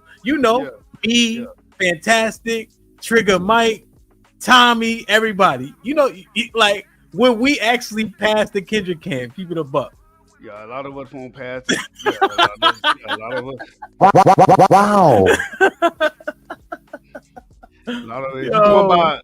If you going by just for like being like solid. Well, you were shape. talking about being healthy. You feel me? Like being in like shape, being healthy. Like yeah. A lot of us won't pass it.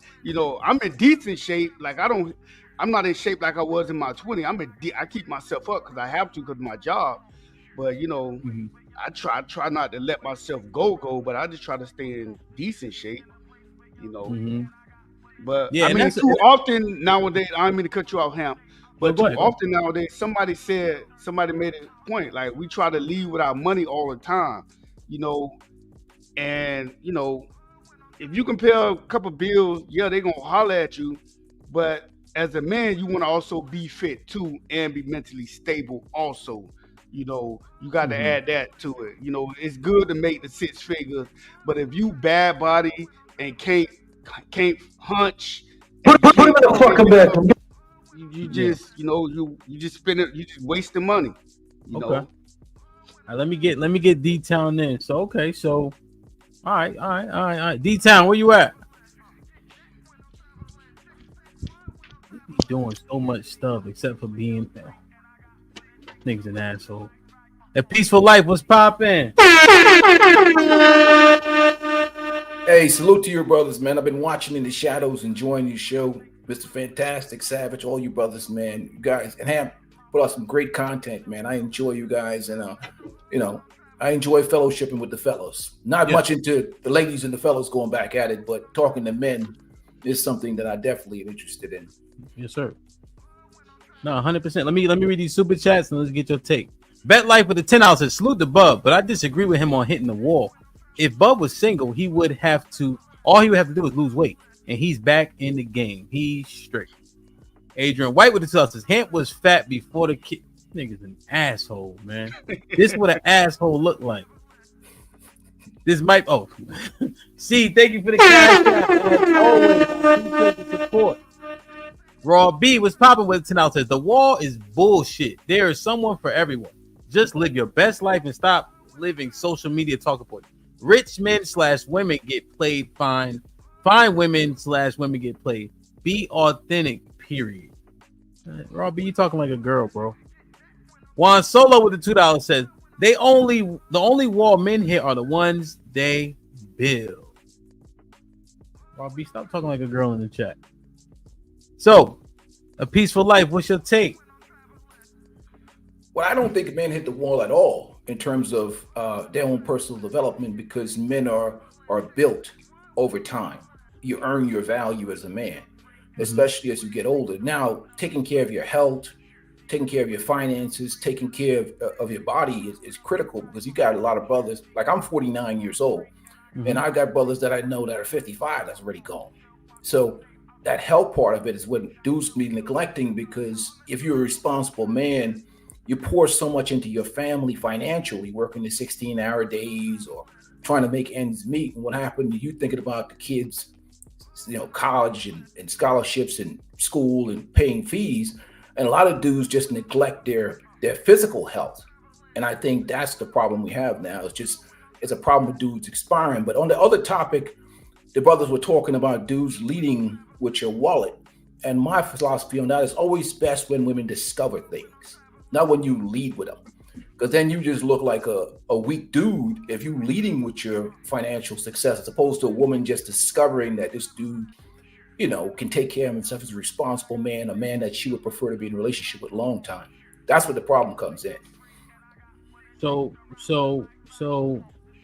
all right. So we build our value over time. I get that, right? That's why I assess the statistics at about 45 to 60. And in that frame, right, we were still fat and we were still making very average money.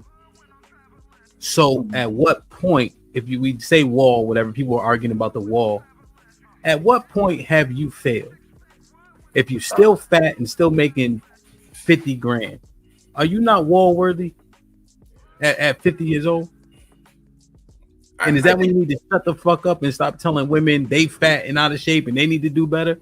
Like, what point do men need to shut their mouth? Well, I think you need to shut your mouth if you're not a reflection of the things that you require from women. So for me, I'm 49. I retired at 46. So I work out almost every day, you know, and that's, and I can say to a woman that's fat and out of shape that you just, you know, you got to get yourself together, or, you know what I mean? Because that's not the frequency I'm operating on. But if I'm fat and out of shape and, you know, dusty and whatever else, I can't really hold women accountable for nothing.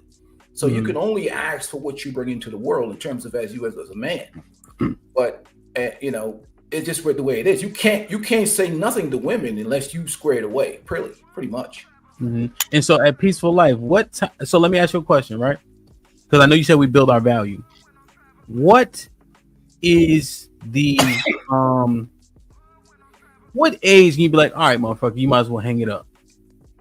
Like if you ain't built your value by a certain age, what number is that? Cause I need you know what I'm saying? Like what type if a dude my age at 49 years old is running around here making excuses for his life, if he's telling women about this hardship story, about why he hasn't been able to build a life for himself or for the kids he have, you can't take that dude serious because he's had a lot of run out here, man, and he hasn't done it. It's like sports. You coach basketball, you coach football, or whatever else.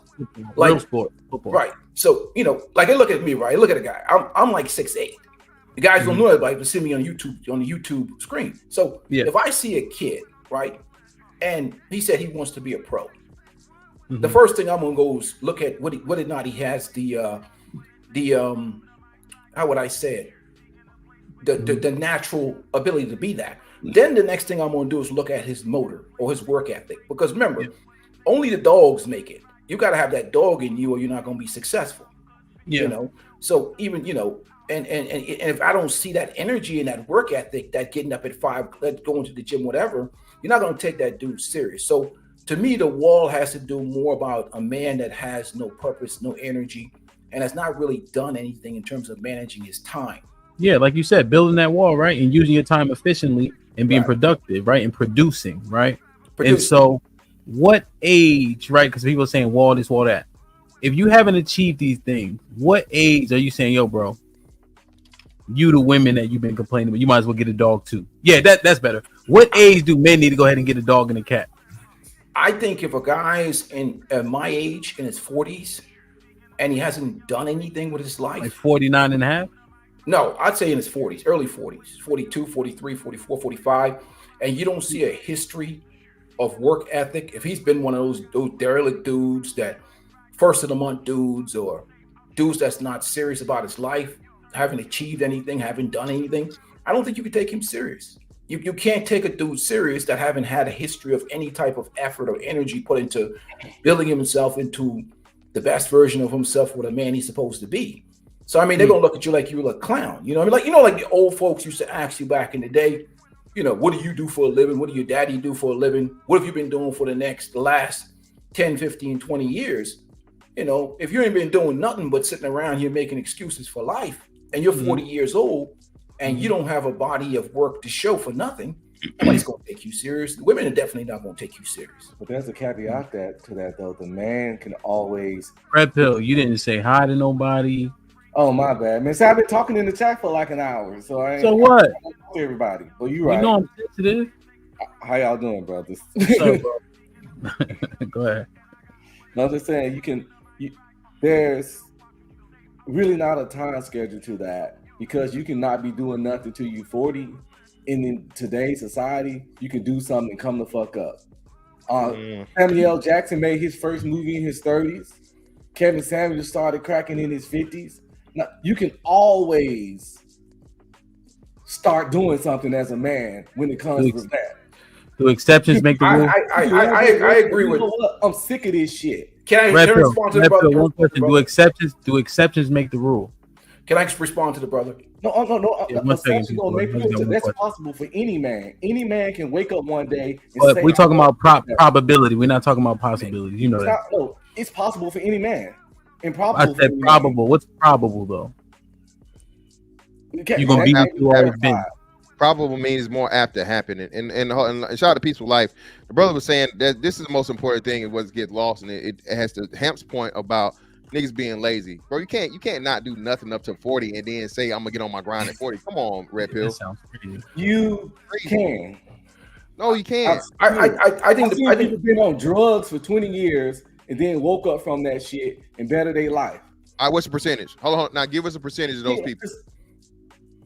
When people use that what's the percentage thing, that's a very terrible debating tactic. I don't know. You're using anecdotal, so I'm asking you. You're going to whatever you tell me. I'm not using anecdotal. I'm saying it happens. That's all I'm saying. Of course, so it can happen for 30%. Brothers, what Hemp said though. That's possibility, not probability. Brothers, so he went from being a crack addict to a CEO. Come on, brother. I didn't say CEO. I just said get better. Get better. Brothers, can I say this? We all have the block. We all have the block as education for us. We rarely have the examples. Most of us the neighborhood I come from, the dudes that were derelicts back when I was like in my early 20s or even as a teenager, them dudes are still stuck in the same spot. No, I gotta go.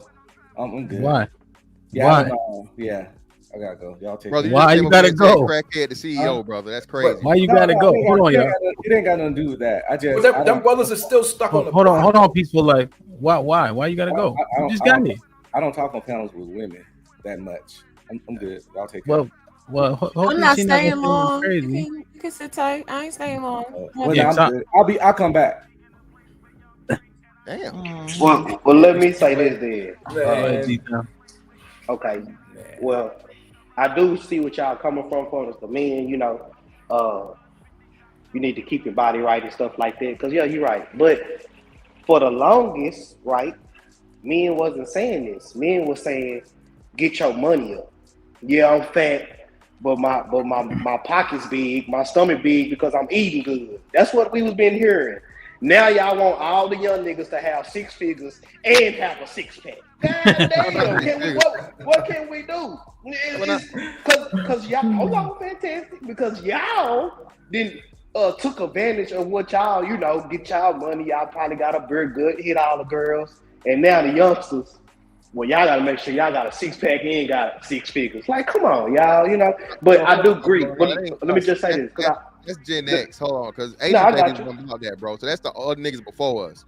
So the older niggas was the sugar daddies, them the tricks. That's what I'm saying. Everybody out there. So the 80 babies, bro, we was outside, bro, and niggas, we was in the club. Okay.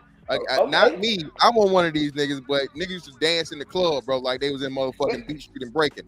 Brother. Yeah, I remember we used to freak dance and all that. That's not our generation. See, that's our generation. That's our generation. We actually dance with women. Have actual dances. D-Town, it's not so much that you have to have a. No, I agree. Now I agree on your body though. Fuck the bullshit. You need to be out here looking good. I say you have to be somewhat healthy. You don't have to have like a six-pack. You don't have to be like muscle bound. But you do want to be healthy so you can be able to, watch your kids, take care of your family. You want to at least right. But this not even so D-Town real quick. This not even like a young old. This is about men developing themselves, and then at what point, like when I'm looking at the numbers, D-Town. So you got Tom, but I'm looking at the numbers. We talking about we start hitting our financial stride. It was like 53K on average. That don't so niggas ain't really making no money. Like I got and then we talking about women out of shape and shit. But I understand that 70% of us OB are fat, but 40% of us obese. I'm like, hold on now. This sound like a wall-worthy nigga to me. You know what I'm saying? Right. That's all. You right. Yeah, that's facts. That's facts. You know what I'm saying? Yeah. But I do agree with you. Anything in life has to be a balance. But I truly agree with the keeping your body in shape as far as for the men.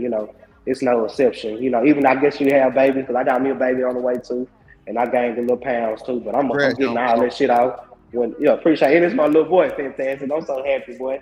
So yeah, man. But I do agree that you always be in competition because your woman want to have something beside her that she look up to the same way that you want to look at your woman away. So you gotta always be in that competition mode. I always show her that she got a good pet. She got the best catch out here. And that's how I feel you should live. So. I feel you. At Peaceful Life, I know you're trying to say something, and I get raw being. I want to make sure you got to say what you were trying to say. No, I think Mr. Fantastic hit hit it on the nail, because men don't operate on no probability or no wishful thinking. We have enough delusional women for that type of nonsense. You know, it's like you running a business. We operate on production and productivity, just like everything in sports. Like I have to tell some of the kids I coach, college basketball or the NBA is about production and productivity. Men operate on that system. Women are different. But at the end of the day, work ethic in men, like my boys when they were young, them dudes had to get up their ass up in the morning in the summertime. No dudes be sleeping up in my house no 10 o'clock in the morning. I don't care what you're gonna get your ass up and get used to getting up in the morning like you're a man going to work. Work ethic is conditioned. It should be drilled into our boys from the time they're young. I mean, we're not trying to hear women ain't trying to hear no derelict stories, nor should any of us tolerate any mediocrity from men that don't have any work ethic. Yeah. Very rarely are men championed on potential. You know, there's a few players I can think of that, you know, maybe potential got them there, but I never seen people trust potential and just I'm gonna hire you. You know, I think it's tough. Raw B was popping. Hey, can I respond to something? And somebody say online all day, I'm retired at 46. Hey, no. And Peaceful Life, stay out the chat. The chat don't do nothing to help us in the convo.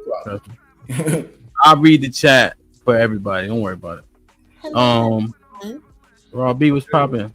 What's up, Hey, Robbie? so I just had a little tidbit to add, and then I'm gonna let y'all gentlemen get back to it. But the wall was brought up, right, for women that feel like they deserve these high value men. And it's like, okay, well, you hit the wall for the high value man because a high value man wants a younger woman to procreate with and have kids. And you don't qualify for a certain man of a certain archetype. So, yes, of course, the wall exists for men, because if you cannot successfully attain a woman that can have your children and that looks good, and you don't make a certain amount of money, you have hit the wall. Like, these conversations kind of are intriguing to me because people don't live in reality. A man's value, he's only really as valuable as a woman he can get, as a woman he can lead, as a woman that will listen to him. So when I listen to men and they're complaining, oh, women won't be submissive to me, women won't whatever, but they can't last 3 minutes in the bedroom, but they're not aesthetically pleasing, but they're broke. They have a broken mentality. Yes, baby, you hit the wall. Now, Mr. Fantastic, fix your face, because we done heard about you, Fantastic. We know what you giving. But don't worry about it. Don't worry about it. I can't tell you what goes down in the back chest, honey, but we done heard about you, Fantastic. But no, seriously, you know, this conversation is crazy because it's detrimental to the community. If 51% of men are single, isn't the goal to get married? And we can't talk about body types because... Well, let me ask a question. Why would it be detrimental? We're actually having a conversation about men understanding that these things exist, like you're saying, and we need to improve. No. I mean the wall conversation in and of itself, like saying that women hit the wall. That conversation. We're not talking. We haven't been talking about women at all today. No, I know. Okay. But what I'm saying is, when we focus on things like the wall or finances or whatever, that's not getting us back to Black families. That's not getting us back to community, because everybody has a different body type. Like me, I might like an old, nice, thick, little chunky, husky man. I might need that extra, you know what I'm saying, protection. I might need to feel warm. And some men like them an old, nice, little, thick piece of ham hocks, honey. They hungry. They want to eat. So it's not really... And that's what I'm not actually talking about the ham hock in and of But itself. raw beef, no, you ain't talking about pork. But think about what you're saying, right? Somebody who's husky and you champion that, we're also unhealthy, right? So one of the other stats that I brought up was the fact that Black men are dying earlier than all other races of men too. And you know, we're predisposed to things like hypertension, high blood pressure, cardiology. So I know what we like, but should we like something different for the betterment of the community? But this is the thing, right? What we should not like is sedentary lifestyles, because you can be thick and built up bigger and have perfect blood pressure and not have cholesterol issues. But if you are moving around. There's outliers though. Raw beat. So here's the thing with the conversation. I understand that there's outliers to everything, but we're not talking about those. We are talking about the results we're getting based on not being healthy, right? So I like fat asses, but doesn't mean she gonna be healthy. She can be healthy and then have a fat ass, right? But if I have to sacrifice fat asses for the sake of women being healthy, I'd rather do that. No, absolutely. I think that people should be healthy. I'm not saying that they shouldn't, but what I'm saying is even with health comes in different body types, because there's people that's absolutely skinny and then they drop dead if they drink a Red Bull. So I know, what's the likelihood, though? It's pretty high. A lot of people that go to the gym every day wind up passing out because they go to the gym and they have a aesthetic that is presenting health, but they are not necessarily healthy. They're not going to the doctors and actually getting complete blood panel tests. They don't know what their cholesterol looks like. They don't really know the status of their heart. Okay, So but but if you have to stand here, right, and be logical with us, what is the likelihood that you're going to be healthy or less healthy with more unnecessary weight? Is the likelihood grander? Yeah, it's grander. I'm gonna be honest with you, it is grander. But the push should be health. Like, everybody should stop. Well, I ain't gonna tell y'all stop eating DoorDash because I would be a hypocrite. But cut back on the DoorDash a little bit. You know what I'm saying? Increase the salads, start drinking more water, get y'all asses up, go outside, shake some.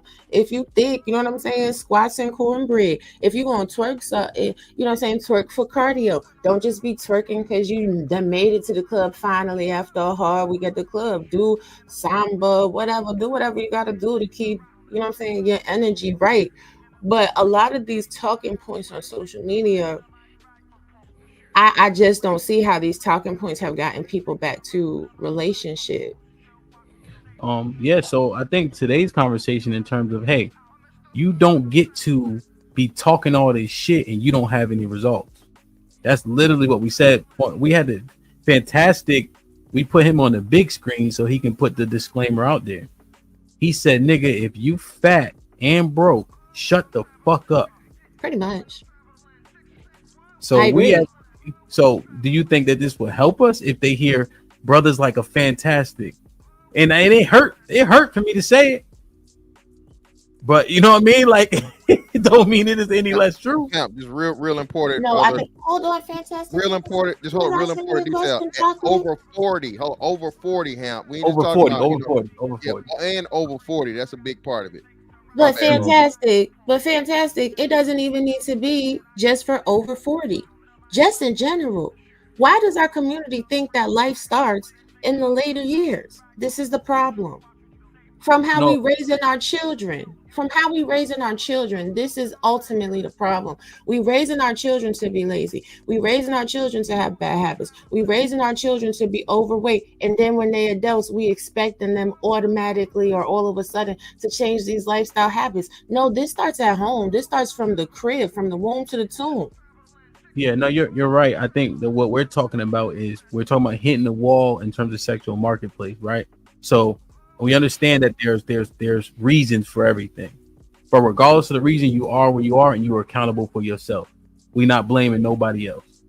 Right, but that brings it back to the point of the conversation that I brought up earlier. Can you really hit a wall with the sexual marketplace? There is people that will look at RBM and be like, damn, I got to have that. There's people that look at me and be like, damn, I got to have that.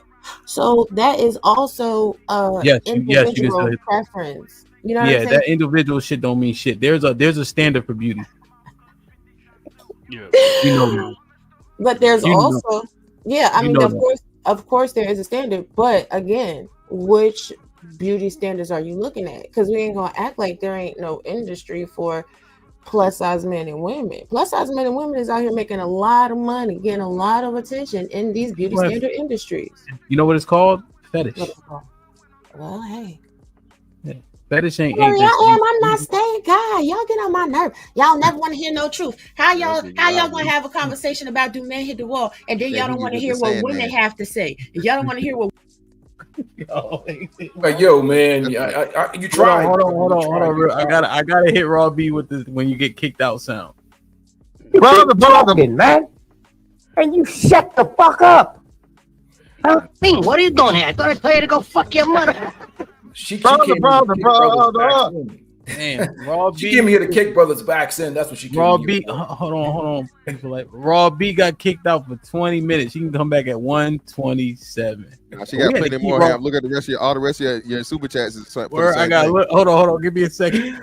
Hold on. I started at the bottom. My fault. That's why. Oh, Corey was popping. Oh, all right. Hold on. Let me read through. Look at Red Pill Ranger came right back. Juan Solo. How y'all doing, fellas? The only wall men hit are the ones they build. And I don't know, good brother. We've been exploring this. And you catfish, you got an old picture up. Nah, come on. I'm a dime plus 99. I'm passing anybody can. What we know, podcast with a $5 says the Red Pill Ranger. Men operate on the balance of probability. Bro, you're speaking on possibility. Aaron with the $10. Aaron, what's popping? Men can hit a variety of barriers on the climb toward our prime. They can be moved, toppled, and hurdled. Women will eventually hit rock bottom as the free fall from their prime.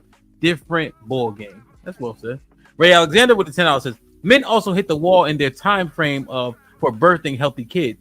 Babies born to fathers of an advanced paternal age above 35 have higher risk of adverse birth outcomes. Stanford University. I gotta look that up.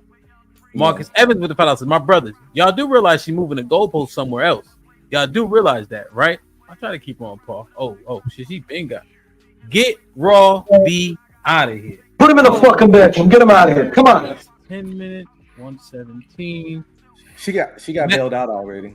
Matt, okay, Matt with the $5 says, take five Raw, nothing personal. Men trying to get to a mutual point. And then Corey hit it with the honey bun. So that was 20, 35. But she got bailed out. I like how people say I'm running because I don't want to argue with women. I gotta organize the room first. Hold on. Shit like that. I don't know. I'm why broke, you baby. did it. I ain't got no money. Bullshit. I see you Thank shining, you, nigga. I can smell a appreciate motherfucker with money. Now, Even Ray Charles can see Raw you got B money. has a credit of that 15. Yeah, 15. $15. You need at least $16 to kick Raw B out because TJ is an asshole. That's right. And you know what? Y'all so mean. Y'all so mean. I just was trying to come up here and give y'all a woman point of view, and y'all did me like this. So I'm gonna let y'all talk, but use my credit and kick Corey Love since he Wow. It's funny as hell. Hold Keep talking, man. Enjoy y'all conversation. Shut the fuck up. Bye, gentlemen. Raw, you know you're always welcome. Damn, man. Hey, so It's an evil world we live in. Rough. so Corey can come back at what is that? 126. Am I math right? Oh, wow, 50. Raw. TJ, they said get it. You keep talking, man. Damn. And you shut the fuck up. What are you doing here? I thought I told you to go fuck your mother. Lee, man. So Raw B is gone for 50 minutes. But that shit when she can't. Damn. All right, Corey can come back at 126. Where were we? We was Red Pill was on the hot seat. Oh, here we go. All right, Corey can come back at 126. TJ, what's popping? I got an echo. Y'all hear that? No. Somebody had YouTube That was playing. me. Yeah, you was on my phone. I turned it off. Okay. TJ, let me because Red Pill came back, Lev came back. Now that Raw B going, so TJ, I mean not TJ. I'm gonna get TJ in, but Red Pill, you hear me? Yeah. You was wilding earlier. What was you saying? I don't remember. I just want to say, like, it's crazy how people say you running because you argue with women, but as soon as you argue with women, you get called sassy and zesty and sassy. Shit's weird. I don't like debating with women. I realized a long time ago that they don't care what you want to say. They're not gonna listen. They said they don't care what we say. They say they smarter than us. They say they better than us. Just let them think what they think. That's just how I am. Anybody else can choose what they want, but Only woman I debate with is my wife, and we only do that for fun. I ain't arguing with no other dude baby mama about nothing. It's just a rule of mine. Why I'm arguing with another dude baby mama, it's insane to me. So I just run away. I step away from it anytime I get call it running, whatever. But anyway, I understand what y'all saying about probability and possibility, but it's probable for any man that want to. That's all I was saying. If you want to be better at 40, it's probable that you can in today's society. That's all. But is it probable that most men at 40 that weren't doing nothing their whole life would? No. But if you 40 and you do try, it's probable that you can succeed in today's society. Because you could turn from something to nothing real fast the way the world's set up these days. All it takes is one good idea. Where do you, so like I own a moving company. If a guy is 40 something years old, he come to me with no moving experience, I'm not hiring him. I'm not. Yeah, but he can go to trade school, welding, whatever, refrigerator repair, those kind of things. He can get a CDL. It's a lot of options out there for you if you're willing to do the work. Go ahead, fellas. But I was gonna say this real quick before Savage hop in there. And this is what I'm saying. And the only thing I'm caught up, and I think the brother of Peaceful Life was caught up on too, was you saying start at 40, brother. So like we're saying absolutely no type of traction, no type of motivation, no type of anything before this. That's not gonna work, man. And again, like Hamp said, we're trying to start this, and again, as we being older dudes, talk to the younger dudes, you get that foundation and you get that early. Actually, it should be Peaceful Life made a great point. This is something you instill in your sons. But if you gotta tell a 40, you can't be promoting 40-year-old men just starting their lives and attempting at trying, at 40. And then, brother, your whole crackhead to CEO thing was just crazy, fam. I didn't say crackhead to CEO. I said crackhead to not on drugs anymore and doing something with your life. You went from crackhead to no drugs, steady job, apartment. Just doing something with your life, man. That could be, hey, I'm just not on crack no more. You see what I'm saying? I mean, that ain't even got to be no productive other than I just stopped doing the shit I shouldn't have been doing in the first place. I didn't say crackhead, but I said somebody was older, was living for 20 years, then they made a hard decision to cold stop to better themselves. They got off the drugs, they got good work, they got off the streets, they got a place, and this was all done later in life after 20 years of fuckery. Yeah, there's somebody called God. Yeah, I believe in they can get in your spirit. But the Lord can. Hey, He also knew you before your mother knew who you were too, brother. So again, you're starting late. All right, the Lord has been with you before you were here. Everybody don't live in the same seasons, brother. I understand that, but yet and still, like I said, we're talking about here. That's a very, very rare thing. If we even get into the numbers of people that have addicts and recovery rate versus falling back into it, that's a whole nother thing itself. So again, you just you use a very, very slim and rare occasion of a person which is a great thing. I'm not whoever that person is, more power, peace, and blessings to them. But the crackhead at 40, brother, finally turning around, man. Hey, well, we keep focusing on that. I'm just talking about any man that's 40 that wasn't doing none in his life can wake up one day and be like, I want to do better. I mean, we can say that about women too, right? We can. That's a female talking point. Anybody can be like, hey. That's a female talking point, bro. That's how they argue.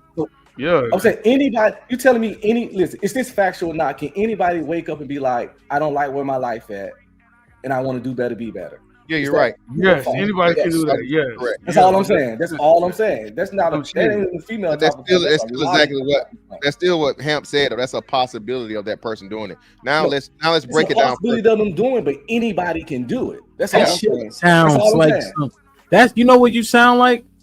One of these pork top pastors, bro. who robbing all these motherfuckers at church, telling them good things, knowing good well it's on the TV. Lord gonna bless you. Get ready. You gotta believe, man. You gotta believe. Red Pill will get somebody in trouble. Red Pill said I can do it, sir. You're not an engineer, but he said hope strategy. The hope strategy. You gotta believe. He want to manifest this shit. What's up, Savage? He froze. I think he froze. TJ was talking. Wrong one. What's up, man? Look, I got a clarifying question for you, Hamp. Oh shit! Let me read these. I only got 5, TJ, and then you can jump right in. Brown Black Conservative 10 out says men created the definition of the wall women hit. A woman should be able to speak to what the wall looks like for men. If a woman says that's not how they judge men, we should listen. Nah.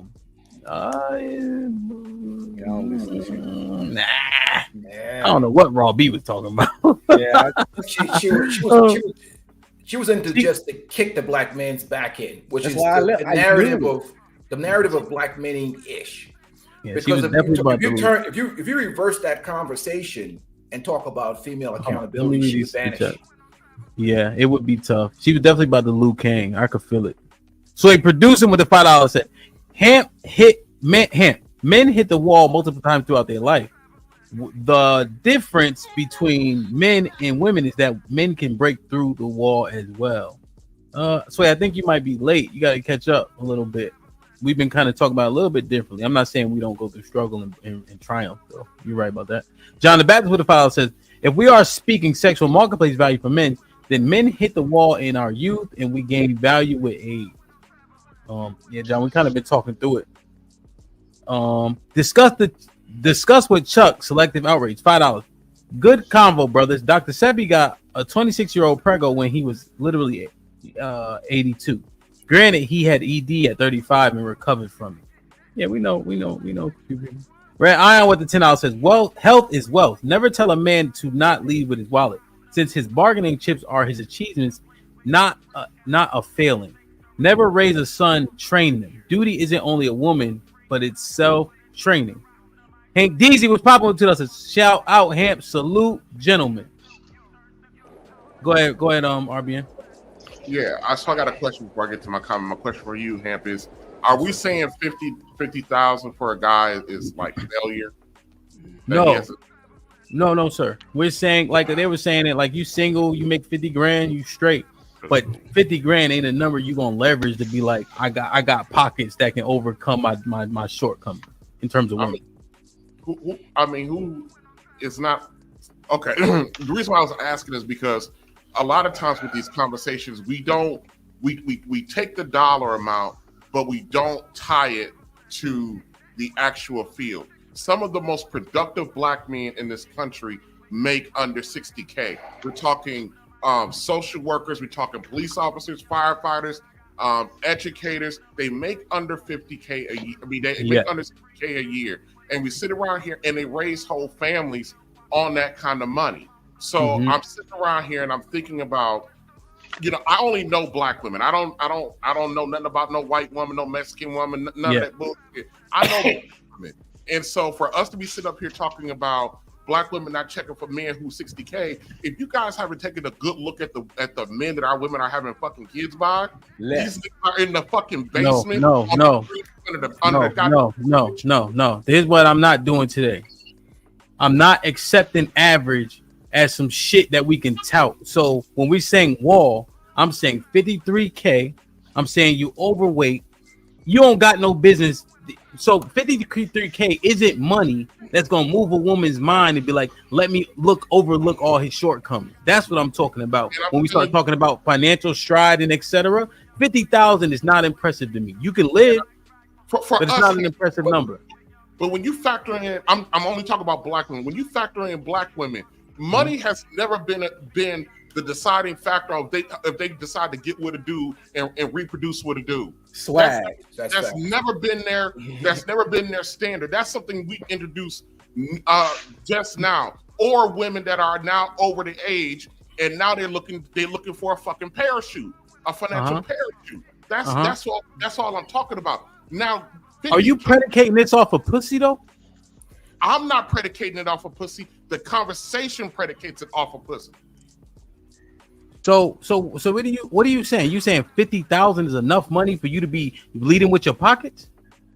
No. Well, first of all, no, we should not be leading with our pockets. And if we are leading with our pockets, we're already leading behind. Somebody made the statement earlier today about, why when you in the dating to get to know you phase, why are you out there discussing your finances? That only should be happening with the woman that you're telling to make your woman permanently. That's all I'm saying. No, and I'm not saying 50K. because this is like a twofold conversation here. Like, is 50K enough? No, but that doesn't necessarily mean that somehow you a fucking duster bunny. Because if that's the case, let me tell you something. Most of the guys that I know associate, they're good guys, but they work in community-based organizations. They don't. They 60K is a good year for them. That don't make these duster bunnies. You don't got shut the fuck up money, bro. You gonna be a 50. Hold on, nigga. You gonna be a 50-50 nigga. So right. So that nigga up here, I'm telling him, don't be telling women what they should and shouldn't do out here. Like you don't got a lot of shit to work on. But that was just one of those talking points. Right. I think he's saying 50. I think you and I are saying the same thing. We're just coming from different angles. Now, the 50-50 conversation. Look, we got to stop pretending like we got to stop letting our women dictate, how we fucking move. This whole 50-50 thing is dictated by women who are looking for a parachute. Now, for black folk in general in this country, your woman has always had to fucking work alongside you. Your woman has always had to produce income into your fucking home. And for our women to be sitting around thinking and pretending like that's still not the case is delusional on their part, and it's weak on our part for keep accepting that shit as the standard. That's not the fucking standard. Well, can I say something real quick? And again, too, sorry for being so loud. I'm just a loud nigga. Go ahead. No. I just want to cut you off. I've been yelling. So no, it's not just that. Again, it's propaganda, man. That's why I say brothers that do this understand this, bro. The Asian women out earn all men except Asian men. I'm gonna say this again. Asian women out earn every demographic of man except Asian fucking men. Okay, so at the top you have Asian men, you have Asian women. What does that tell you? And Asians have the highest marriage rate, okay, and lowest divorce rate. So what does that tell you? Women are working, okay, in these families. These women, these other communities, Asian, Arab, Indian, Africans, even all these other people understand it. The whole thing of the family unit, the women don't just get to sit home. And then I forget who did it, but a brother had a no, I know I forget who did it. Shout out to but I don't want to drop, but it was a brother that he's big on the analytics and statistics. And he gave the numbers. The stay-at-home mom is the stay-at-home wife is a very, very low percentage, bro. It's the reason why they call it household income. Okay, most people that live in that household are expected and need to work, especially now in this economy we live in. So when black women use this shit like they grandmamas and they great grannies back in the 60s and so on and so forth, where you know what I'm saying, a gallon of milk was a penny, and a gallon of gas was 5 cents. Come on, bro. So that's why I say, so RBN, you definitely right about that, but this is what we're here doing, trying to get rid of that narrative of where, if 50-50 this, 50-50 that, and the women trying to control things and telling black men, what we need to bring to the table and so on and so forth from financial standpoint. Right. You're right. You guys are right. You guys are right. But here's what I'm saying, RBN, to be very clear. Okay. We talked to Love on Tuesday about the wall, right? And we told him what it was. Well, I understand the wall looked different. But when I'm assessing men, when we use the talking points, I'm saying we, right? I never don't like to not implicate myself because I used it. We hit our financial stride as we get older, et cetera, right? But then I looked at it. 53 was like the median income. I'm like, is that financial stride if average is 44? Is 10,000 more considered a financial stride? I don't think it is. Then I looked at things like weight. 70% of us are overweight. We clarified that it's probably 40% that are actually obese, but 70% of men overall are overweight. So I'm saying if there's a wall for men and you check these boxes, right? That shit is wall worthy, is what I was saying. That was the topic.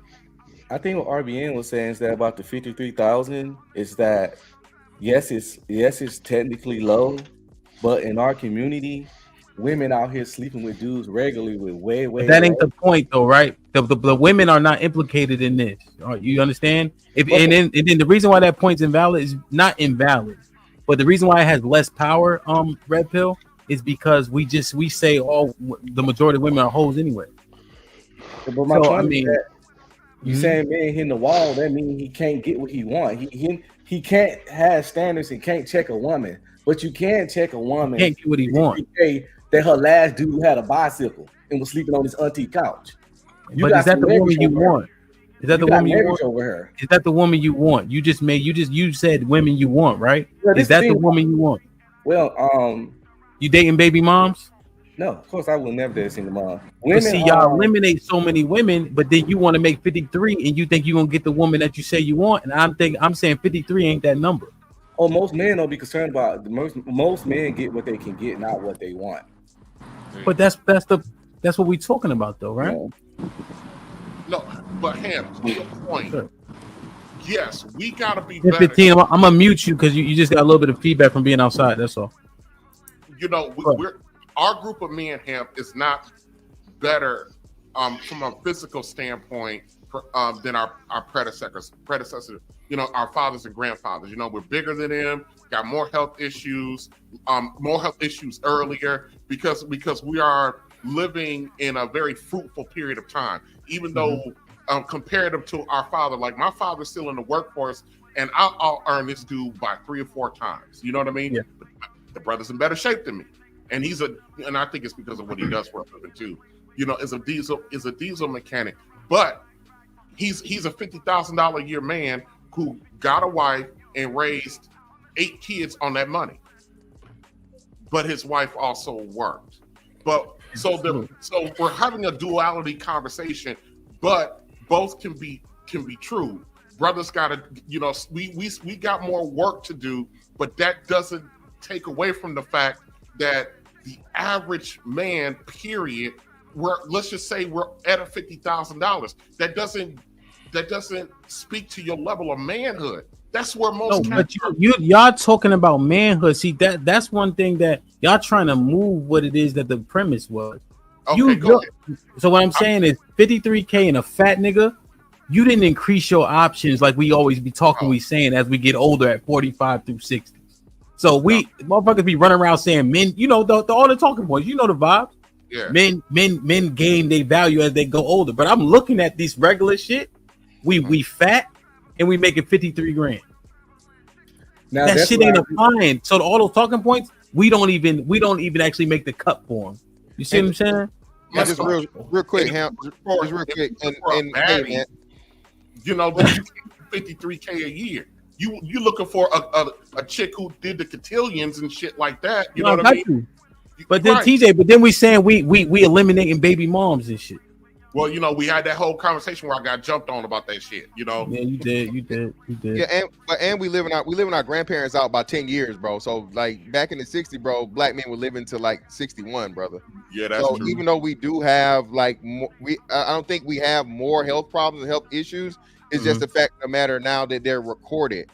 There was no data and medical data and, you know, really tracking for these things, you know, I want to say 80s, really 80s to 90s. Fair. That's fair. So yeah, man, life expectancy for black men back in the 60s, bro, was 60 in their 60s, fam. We're at 72 and it's improving. So, you know. So let's do this. That's a great conversation. I understand what y'all was saying, Red Pill and TJ. I want to get the new fella JT. What's up? Juan was popping. Big Set was popping. 10-15. What up? Let me get Savage in, and then we'll go with everybody who just joined the panel. Go ahead, Savage. So this is I get where you're coming from, but the problem that I'm having is like, do we think that we need more male teachers? Yes. Okay, so if we need more male teachers, then those guys by default are going to be broke, dusty dudes because they're going to be making average income. Your point is what? The point of it is are we going to be going based on like which one should we be telling dudes to do? Because if we're telling guys that we need more teachers, but then we're also going to say that you're a busted, broke piece of crap that is you didn't achieve nothing, then like which angle do you want to go from? Is my question. See, here's the thing. I'm not protecting men today. Here's what I would say. Hey, broke motherfucker, you doing good work. Damn. And if you still single, right? If you still single, make sure you definitely better be in shape, broke bastard. The hell, you ain't shit, man. It's not about protecting. It's not about protecting the men, but the question is, are we going to tell the men not to be teachers and just go start a business or go do something that's going to make more money? I'm not being a teacher. Well, actually, though, you know what? I think Savage brings up a great point, and that's something I learned through YouTube. What's I learned the point? Fantastic. What's the point? So no, he's right. This is the same point that RBN was making. So you need. Go ahead, Captain Save a nigga. What's the point? Go ahead. Of course, I am. Nigga. I got the motherfucking shield on today, nigga. So we need men in certain positions, right? Because again, teachers, service, people like firefighters, policemen, all these different things, they aren't paid the highest. You know what I'm saying? Unless you in like a major city. But those are those are pillars and important male figures in the community. So what I would say to this would be, hey, entrepreneurship, man. Shout out to Hamp, right? I learned this in YouTube, and this is something that black men specifically aren't taught. We're just taught, hey, man, go work your hard job, your only one job, and do everything off that job. But this goes to Red Pill's point, actually, of now in this economy and this world we live in, you have so many opportunities, and what you should be doing is using your main check to create more checks from another source of income. You feel me? So again, diversify, and again, man, diversify, multiply, and that's what this is supposed to be about. Brothers helping brothers improve, and that's what we trying to do. I don't know, and Hamp, that's why your fucking kid gonna fail. Okay, as soon as you call that man a broke bastard, all right, your kid gonna be so bad. Brother. You got twins. You hurt your twins like that, brother. Yo, fantastic. I got a terrible filter, bro. My man hit me. He said, "Yo, my grandma, she in the hospital." I'm like, "What happened?" She like 90. I know it's grandma, And I said, "What happened?" She fell. I said, "Oh, it's over, baby boy." Like, what? I said, "Bro, when old people fall, it's limited time." Yeah, it is. I said, "She 90, bro. Don't be sad. Shit, that's she lived it out." You know what I'm saying? He's like, "I'm hanging up on you." I don't blame you. My wife, granddad, 81. They found him on the floor. He was there for hours the other day. Bro, we already know what. Oh, it's a wrap, bro. Yeah. I said, get prepared. Get your heart and mind prepared, bro. It's over with. Damn, man. I wanted to keep kicking Savage ass, but Mr. Fantastic saved him. Big Sad, what up? What's going on, good brother? Everything, man. I'm starting trouble. I see, and you're loud and wrong as it goes right now. Because at the end of the day, when it comes to a man, it's damn near impossible to hit a wall. Because at the end of the day, there will always be a younger female that's not on the same level that's going to be available to that man. No, at the end of the day, so it is. What you mean I prove it? Okay, so like he said, broke nigga is gonna have females available to him, bro. Yes, absolutely. So like you just said, you have a teacher that's making 53 or whatever you want to call it, whatever their salary is. Another teacher working in that school with him that he meets that's as fine as whomever that likes this man. They live a median household income life. They are happy. They have kids. They have their family. They racing their shit. What wall did he hit? And just like he said that everybody wanted to go against, what wall is that? What wall is that? What wall is that? And no, hold up. Before you say that, and just like when your man said when you get to 40 and you want to switch it up and change your lifestyle around, it's possible for a man to do that because at any point, again, you could get a new job. He says on CDL, get whatever, making whatever money you want, and then you still have another female, regardless of what. But then when it comes to the wall for the females, it comes a certain time where they can't have kids. Where it's a health risk, all that. So what are we talking about? Slow down, cowboy. I'm here for you. Come on, let's go. Slow down, sweetheart. Listen. No, we ain't gonna do the sweetheart. Help ain't shit. So you could put us in the middle, you could put us in the ring, you could do it however you want to do it. But at the end of the day, when it comes to men's wall, there is none. Women have a wall because is you speaking very anecdotally with a lot of hope. I'm not. It's not hope. Hold on. I'm just saying you speaking very. He could, if he does. If your aunt had a dick, she'd be your uncle. If you're a fat broke teacher, those options are not. How are you a fat broke teacher? Because that's what I'm saying. At the beginning of the conversation, we laid out the whole premise of what it looks like for men. If you're a 45-year-old, 50,000 fat ass nigga. You don't have those options. That's what we saying. That's bullshit. You can get a fine Taco Bell employee. You can find somebody, a manager at Taco Bell. You can find another teacher. What are you Hey, talking about? Red Pill. I'm letting Raw B back up because if Said gonna come with delusion, she should be welcome as also. There's nothing delusional about anything that I'm saying, because at the end of the day, a man at 60 he can have kids. At 70 he can have kids. He can do all this shit. Robert De Niro, how old is he? Having kids. So at the end of the day, Robert De Niro is rich and he's Robert De Niro. It doesn't matter. You The ain't point Robert is De Niro. The point is he can still have kids. He still can bring new life into this world. Period. You When a woman ain't is Robert 80, De 90, Niro. it's not good. I don't have to be. Juan don't have got to no facial hair. Y'all niggas ain't these niggas.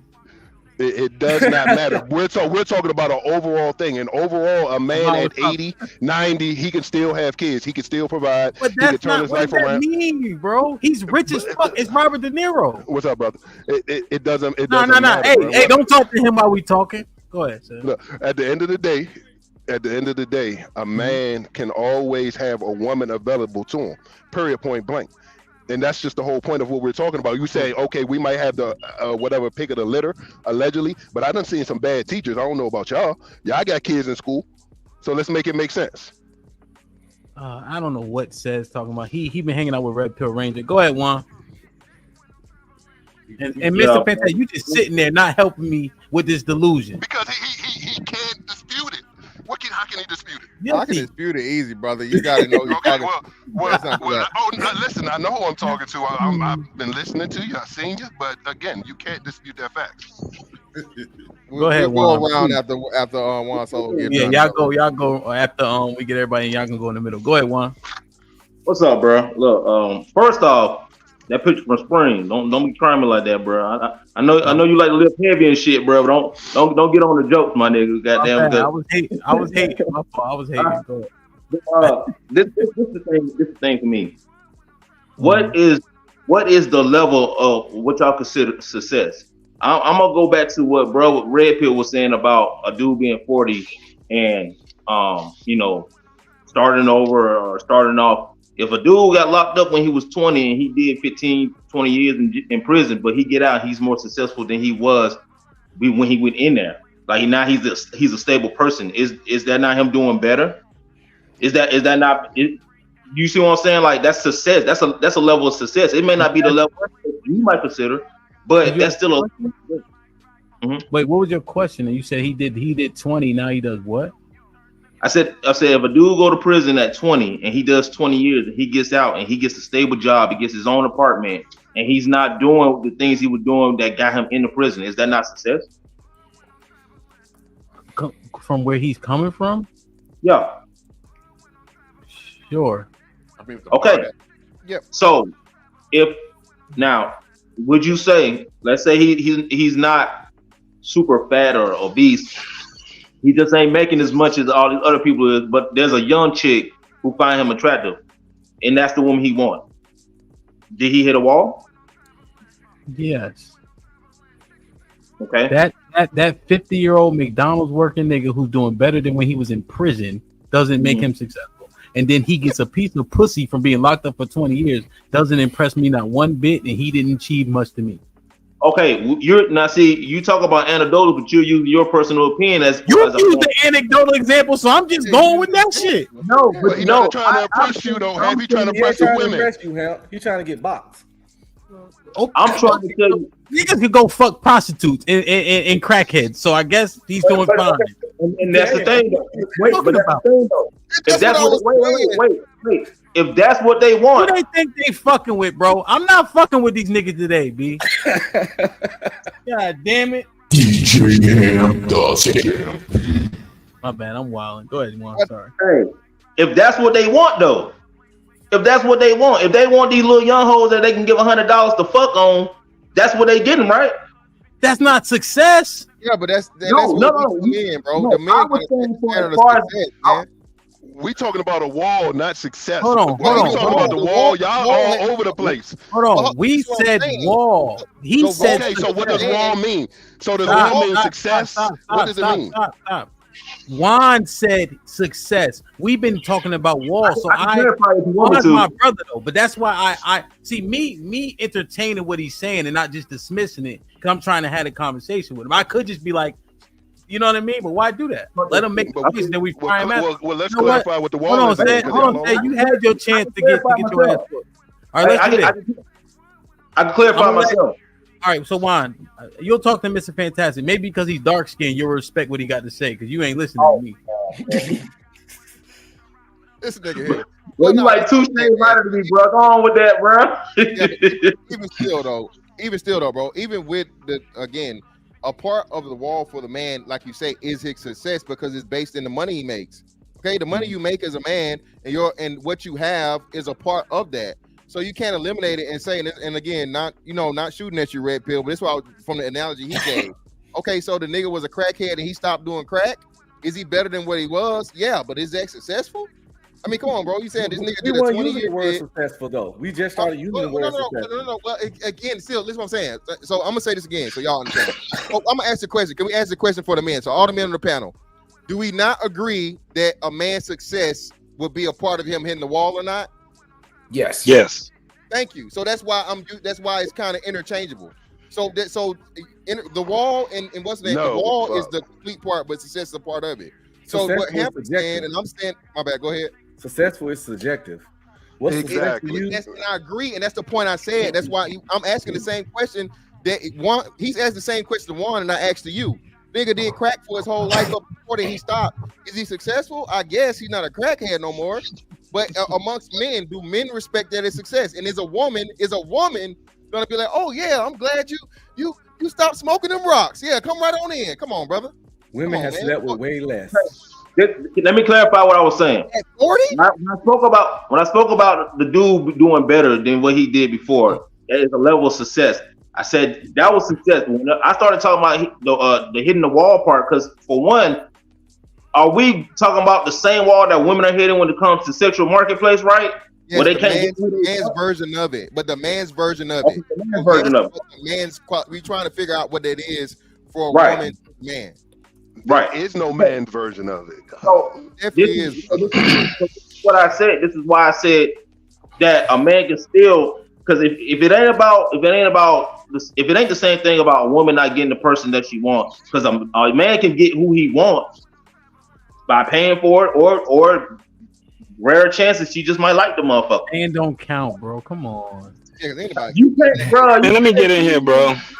It's a part of life, bro. You can't exclude that. Now, come on, now, help be fair. You can't exclude David Copperfield, niggas. Shout out to the Tricking niggas. Shout out to Tony Hawk, David Copperfield. I didn't realize you was drinking already, Juan. Salute. Bro, you drinking, bro? I need that. Go ahead, JT. Anyway, bro. No, but this is why I said, I said, bro, the only wall that a man can hit is the one that he put in front of himself. If you're not working out, you put the wall in front of yourself. If you're procrastinating on your goals and ambitions, then that's a wall. If you don't network with other men, if you become a loner, you're putting a wall in front of your opportunity to promote yourself and to gain notoriety or to climb a level. Those are the only type of walls. But when y'all start talking about this, if a nigga don't got this amount of money, this broke shit, like, to me, that's like y'all having y'all personal opinions about it. I'm going out with straight base logic, bro. If somebody's doing better than they were doing last year, well, that is a level of success. You may not respect it, you may not even agree to think that's success, but it's still success. What you saying? Just slow down. Go ahead. And then I want to get JT and 10-15 in too. He's basing it off of the baseline and the median income, brother. So he's not just making out something in his air. If you're doing very close to or under the norm at that age group for your age group, that's what he's using as a baseline. So it isn't just his opinion. He's saying if you're a 40-year-old man and you're right at or under the median income for that area, and then you have other deficiencies, that's what we're talking about. Now, of course, anybody can go out here and buy a little piece of that pussy if that's your thing, man. Hey, I don't agree. But hey, man, if that's how you, as long as it's a woman, it's all right with me, brother. At least you're not here buying that pussy, okay? Yeah. So listen, for sure. The whole thing, man, and the part of it is, as men, we all agree that the wall for the man will include success. That's what we're saying when you guys make these arguments about, okay, well, he was doing better than he was. Okay, cool, we're fine, and good for him. Good for the brother, you know what I'm saying, not returning to criminality. Good for the brother that's no longer an addict. But are you going to be able to sell yourself to the woman, most women that you want? And again, we're talking about ideal women, right? We're not talking about a fucking fat baby mama with multiple baby daddies that's broke her damn self. Now, can you just get any nigga get anything? I'm pretty sure you can go down to the projects, you know what I'm saying, and get whatever you want any day of the week. But we talking about the 40% of women that don't have kids, and then an even lesser percent of women that don't have serious debt and not crazy as hell and attractive, brother. That's who everybody's fucking fighting for. Is she gonna fucking pay attention to you? Yeah. If again, and respect to what you're saying, Juan. Respect to what real. If that's what you want. Now, if you want a TD Jakes Jr. looking bitch, hey man, go right along with it, brother. Hey, no problem to you. Okay, now this is the thing that Hold on, Juan, we gotta get everybody else in but that breakdown. Now I got you. I know you wasn't trying to, but that was the key. How Mr. Fantastic framed it. That's the frame of reference for the combo. You feel me? So let me go around and then we're gonna come back. Now it's very important that if we hear something that makes sense, we have to acknowledge it. Mm-hmm.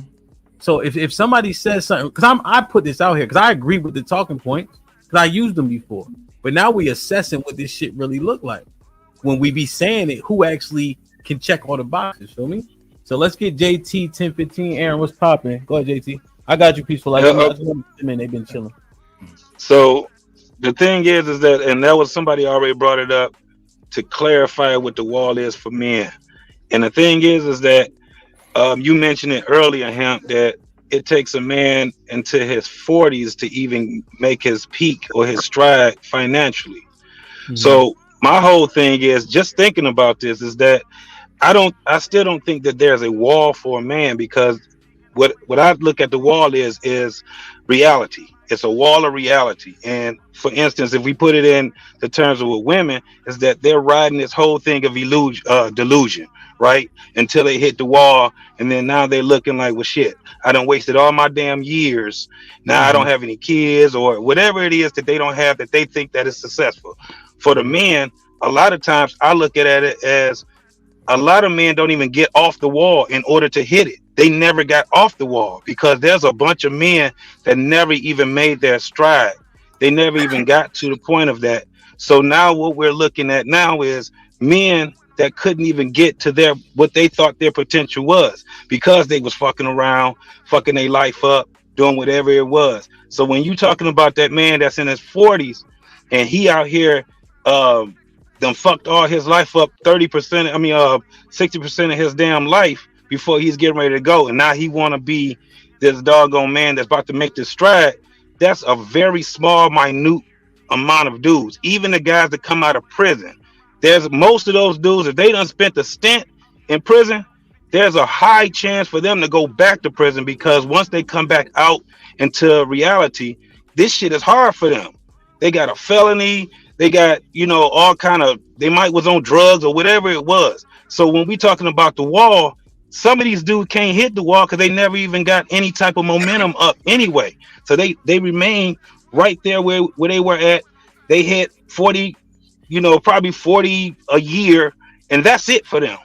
And then now we talking about, because I had put in the chat about health, and you hear a lot of people say health is the real wealth. You see a bunch of these dudes now, they got damn diabetes, they got their foot cut off, they're in a wheelchair before they even 50 years old. These cats is out here got heart problems, they can't fuck anymore. That's, if we gonna talk about the damn wall, that's the wall. That quality of life they don't have anymore because they was fucking their damn life up, not eating right, not exercising, out here doing drugs, drinking all damn day. They got kidney problems. That's the wall, if we gonna put it, the health part of it. Yeah, we brought that in. I'll land there. But JT, you were here earlier, so we introduced that. I just used the weight, but that's the health, and I talked about how we don't go to the doctor, et cetera, et cetera. So one of these super chats is actually, let me just read these real quick. So I think one of them puts it pretty well. So let me just get through real quick, and then you could jump in. Then let's get 10-15. So a producer with the 2000 says the wall for men is hitting his peak, not his lowest. Raw B with the 10 says that is not what I said at all. Y'all don't listen. Stop with the defeatist attitude, and you might learn what women want, or does that even matter? Well, actually, we introduced the defeatist attitude of Raw B. You didn't bring any new information. So Raw B, hold this. Put him in a fucking bedroom. Get him out of here. Come on. Damn it. So Hunt Inc. Go ahead. I'm sorry. Hunt Inc. with the 2000 says Hemp saying a man can't have more than one struggle. Yeah, because we was putting all that shit together, JT. Like, yo, you fat, you unhealthy, and you making like average money. Shut the fuck up. T.O. with the $5 says, the more money men make, the more it will become average. Women will always complain and still be looking up. Then they'll complain about the wage. Right, Ion with the $5 says, question to Team BR. Are you saying everything, including sex and marriage, isn't transactional? No, I didn't say that at all. I don't think I don't know how you got that. But no, I didn't say that. The Red Pill Ranger with the $5 says, it's no universal wall stealing for men because all men don't have the same standards when it comes to women. 50,000, 3 26-year-olds rotation, he winning. What is Red Pill talking about now? All right, go ahead, JT. He trying to reel me Hey, into Red it. Pill, your mic is out again, fam. Don't tell him. So if he got 25-year-old, so a lot of these what's happening now is not probably the dude getting a woman. You guys already said it's probably the dude not getting a woman that he want. But when you have these women complaining, a lot of times it's because a lot of these dudes are impotent. A lot of these cats can't screw anymore, so they ain't even trying to screw these broads. We talking about 40 years old, man. That's where we at now. And a lot of women, they would sit back, either cheat or they'll leave that man because his ass ain't putting it down no more. Jesus. Right. Put him in a So bathroom. the wall is basically when he can't hit no walls. Well, hey man, JT say y'all not here getting to the bottom of that pussy, man. You better be getting to the bottom of the pussy. Yo, 10-15, what's poppin'? What's good, bro? Hey, this is my first time on your G. show, bro. What's good? Can y'all hear me though? It's real Yeah, breezy out here. man. God bless you. You sound all right. What's poppin'? No, I was about to say, man, I might be confused on what the wall was because I thought it was like all about looks and shit. Now they bringing in finances. I thought it was about looks. You know what I'm saying? Maybe you used to look one way in your 20s like a trick daddy compared to what he look like right now. He still got money. He's still successful, but at the same time, he looked crazy. That's what I thought the wall. I thought the wall was that. Like, you know what I'm saying? As far as like you not looking the same as you used to look in your younger days. It used to be easier for you to get women off the strength. You didn't have to trick and shit like that. Because I mean, I don't think finances have anything to do with the wall. When we see a nigga like Bill Gates, an old head with a fine chick, we don't think he got her because of how he look. We automatically thinking he breaking bread. Yeah. So I feel like if you gotta lead with your wallet, then you know you already hit the wall. Because I think leading with your wallet and tricking is two different things. But if you gotta lead with your wallet, I think you know you an ugly nigga or you hit the wall. So that's I think the key is they still have access to the women they want because they have money. That's why the money matters. Yeah, it don't matter why we think he got her. He still fucking them. So the looks don't matter at all when it comes to the wall. I think they do. That's why I was mentioning. If you got enough bread, no. If you got enough bread, it don't matter. Yeah, it don't matter. I mean, having enough bread will give you access to more women, but that don't mean you ain't like an out of shape, unattractive nigga. Bro, Harvey Weinstein was hitting all the baddest fucking actresses in the world now.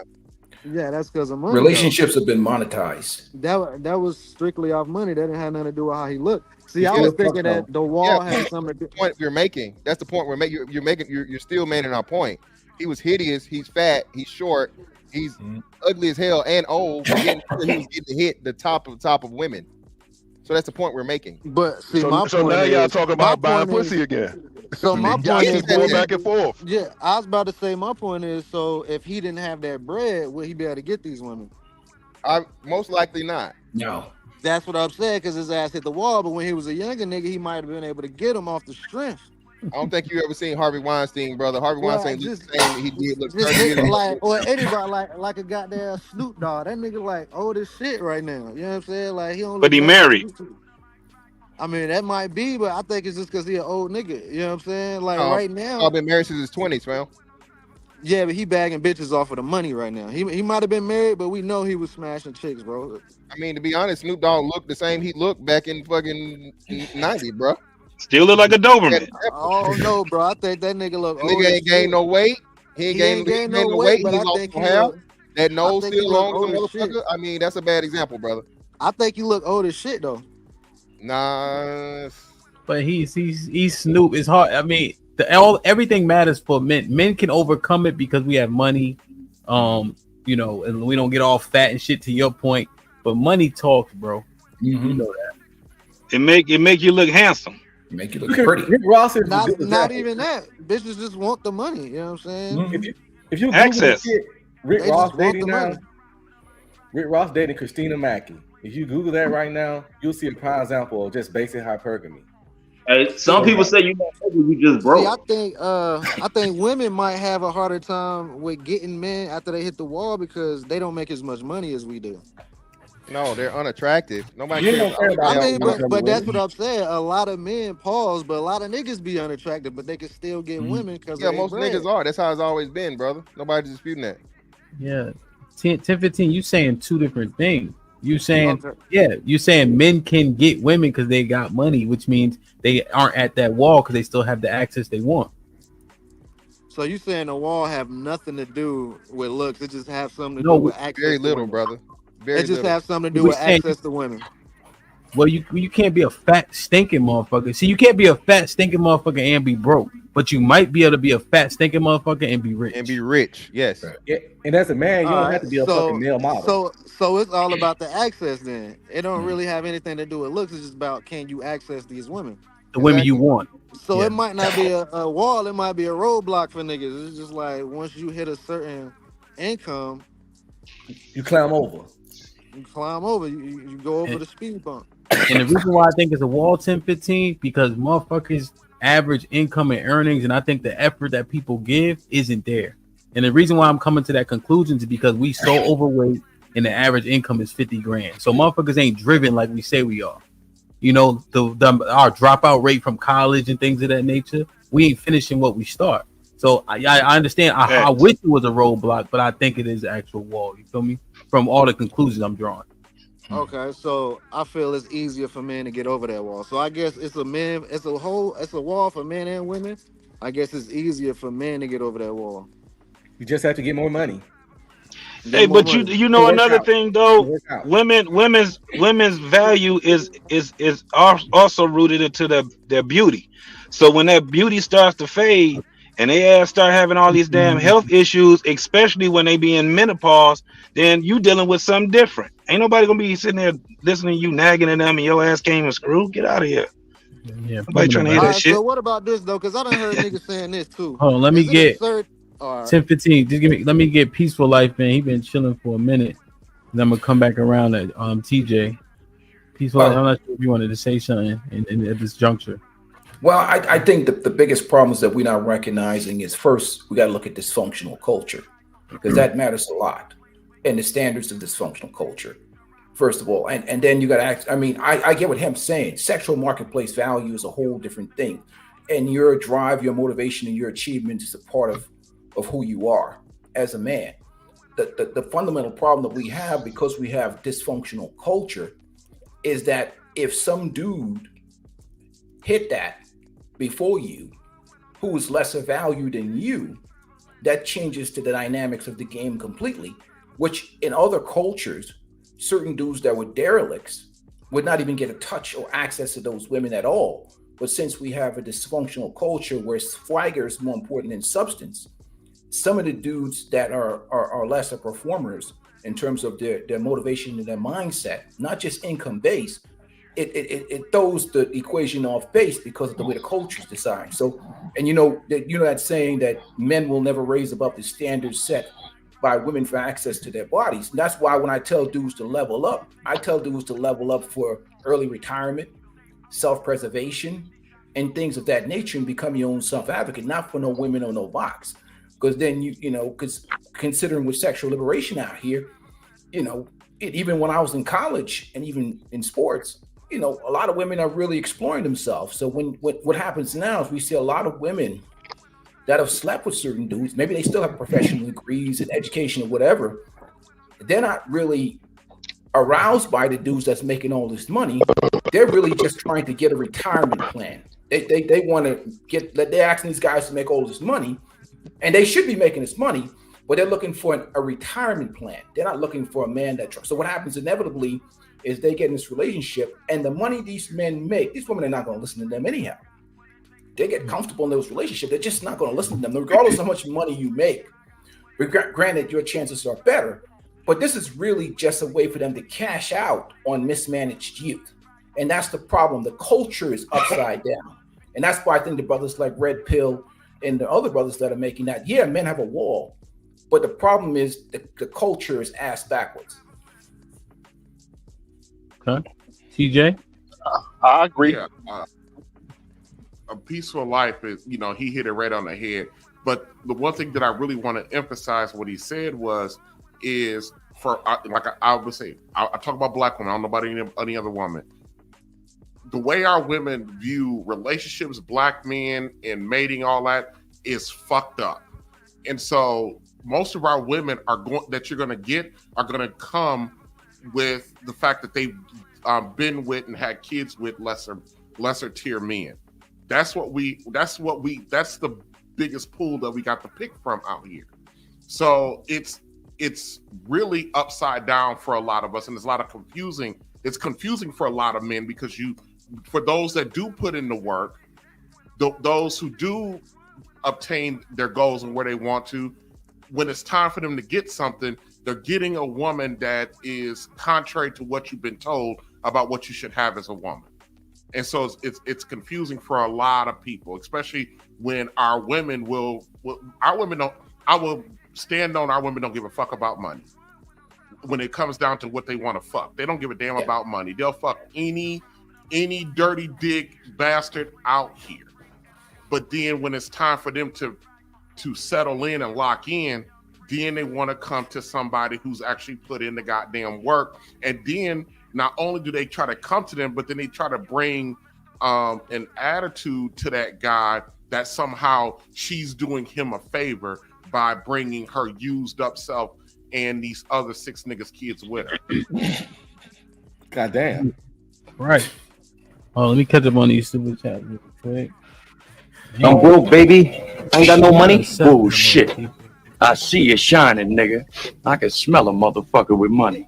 Even Ray Charles can see you got money. Jones with the $20.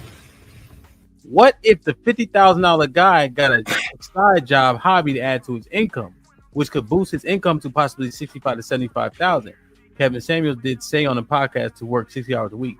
Is that man worthy of getting the woman he wants? Well, he's not a $50,000 guy at that point, right? So I don't know if the question is well suited, but I appreciate it. He's a $75,000 guy, but I was going off that average right there. Jeff Mason was popping with the $5 says Anastasia. It ain't Anastasia. It ain't just his bread; it's his status. RBA with the $5 says Bill Gates can have any woman, including your mama. Good God Almighty. Net worth $119 billion. God, I get that nigga my mama. What y'all talking damn. about? Pause, brother. The missing question. My mama. Is She been with way worse. That's crazy. That was nuts. I like to ask the missing question, Ham. I like to ask the missing question. I keep all right, real. Hold on. Let me finish the super chat. Almond Eyes with $2 says Weinstein was about them wanting to be in movies. Ronnie with the $5 says it's called a paywall for men. Lauren Mack with the $5 says someone get this man to some ginger ale and Vicks vapor rub. Y'all hear him struggling with his sneezing. Who's sneezing? I've been coughing. Oh, Therese Brown with the $10 says salute, my brother. Let's pop it. I got a question for the panel, for the men, real quick. Which sex has it worse when it comes to the wall? I'd say we can answer that later. Callie Bell with the $5 says nothing funnier than seeing Paw at the lounge dancing to the Migos. Keep hope alive. Kenny just became a member. Kenny, hope all is well, my brother. You said you had a question in Peaceful Life? Well, the question I have fundamentally, and I think you're correct with your point. The issue becomes is this: considering sexual liberation and how we've lived, does the women out here today qualify for a man that makes $50,000 a year? And my argument to them is that based on the value of box out here, I think a man homeless is overqualified for the women out here today, and that's where we're at in this society. A homeless man is overqualified for the box out here today. I think a homeless man is overqualified. They do be sleeping with dudes that's wild. The dudes still. Most of these women be ran through. Now, if we get to that, I will have to get some ladies up here. I think 50,000 is too much. Yeah, they gotta defend themselves. I think 50,000 is too much, brother. I think 50,000 is you are a wealthy man considering the box that's out here today. That stuff's ran through. Did you ask? Did you Mighty? Did you ask which? Did you ask which sexes hit that? Dante, did you say hello? Good afternoon. Oh, how you doing, everybody? Please, everybody. Man. Y'all raised by wolves, man. Good. Yeah, man. Where my table manners? Answer that question for us one more time. All right. So, before he answers, I got to get Aaron in. Then he could say it again, and we can. It look like everybody ready to agree anyway. So Dante, you can jump. I just got to get Aaron in real quick. Aaron, what's popping? Good afternoon, gentlemen. How we doing? So these walls, right? I guess we're talking about walls that get in the way of filling criteria needed to satisfy the marketplace value.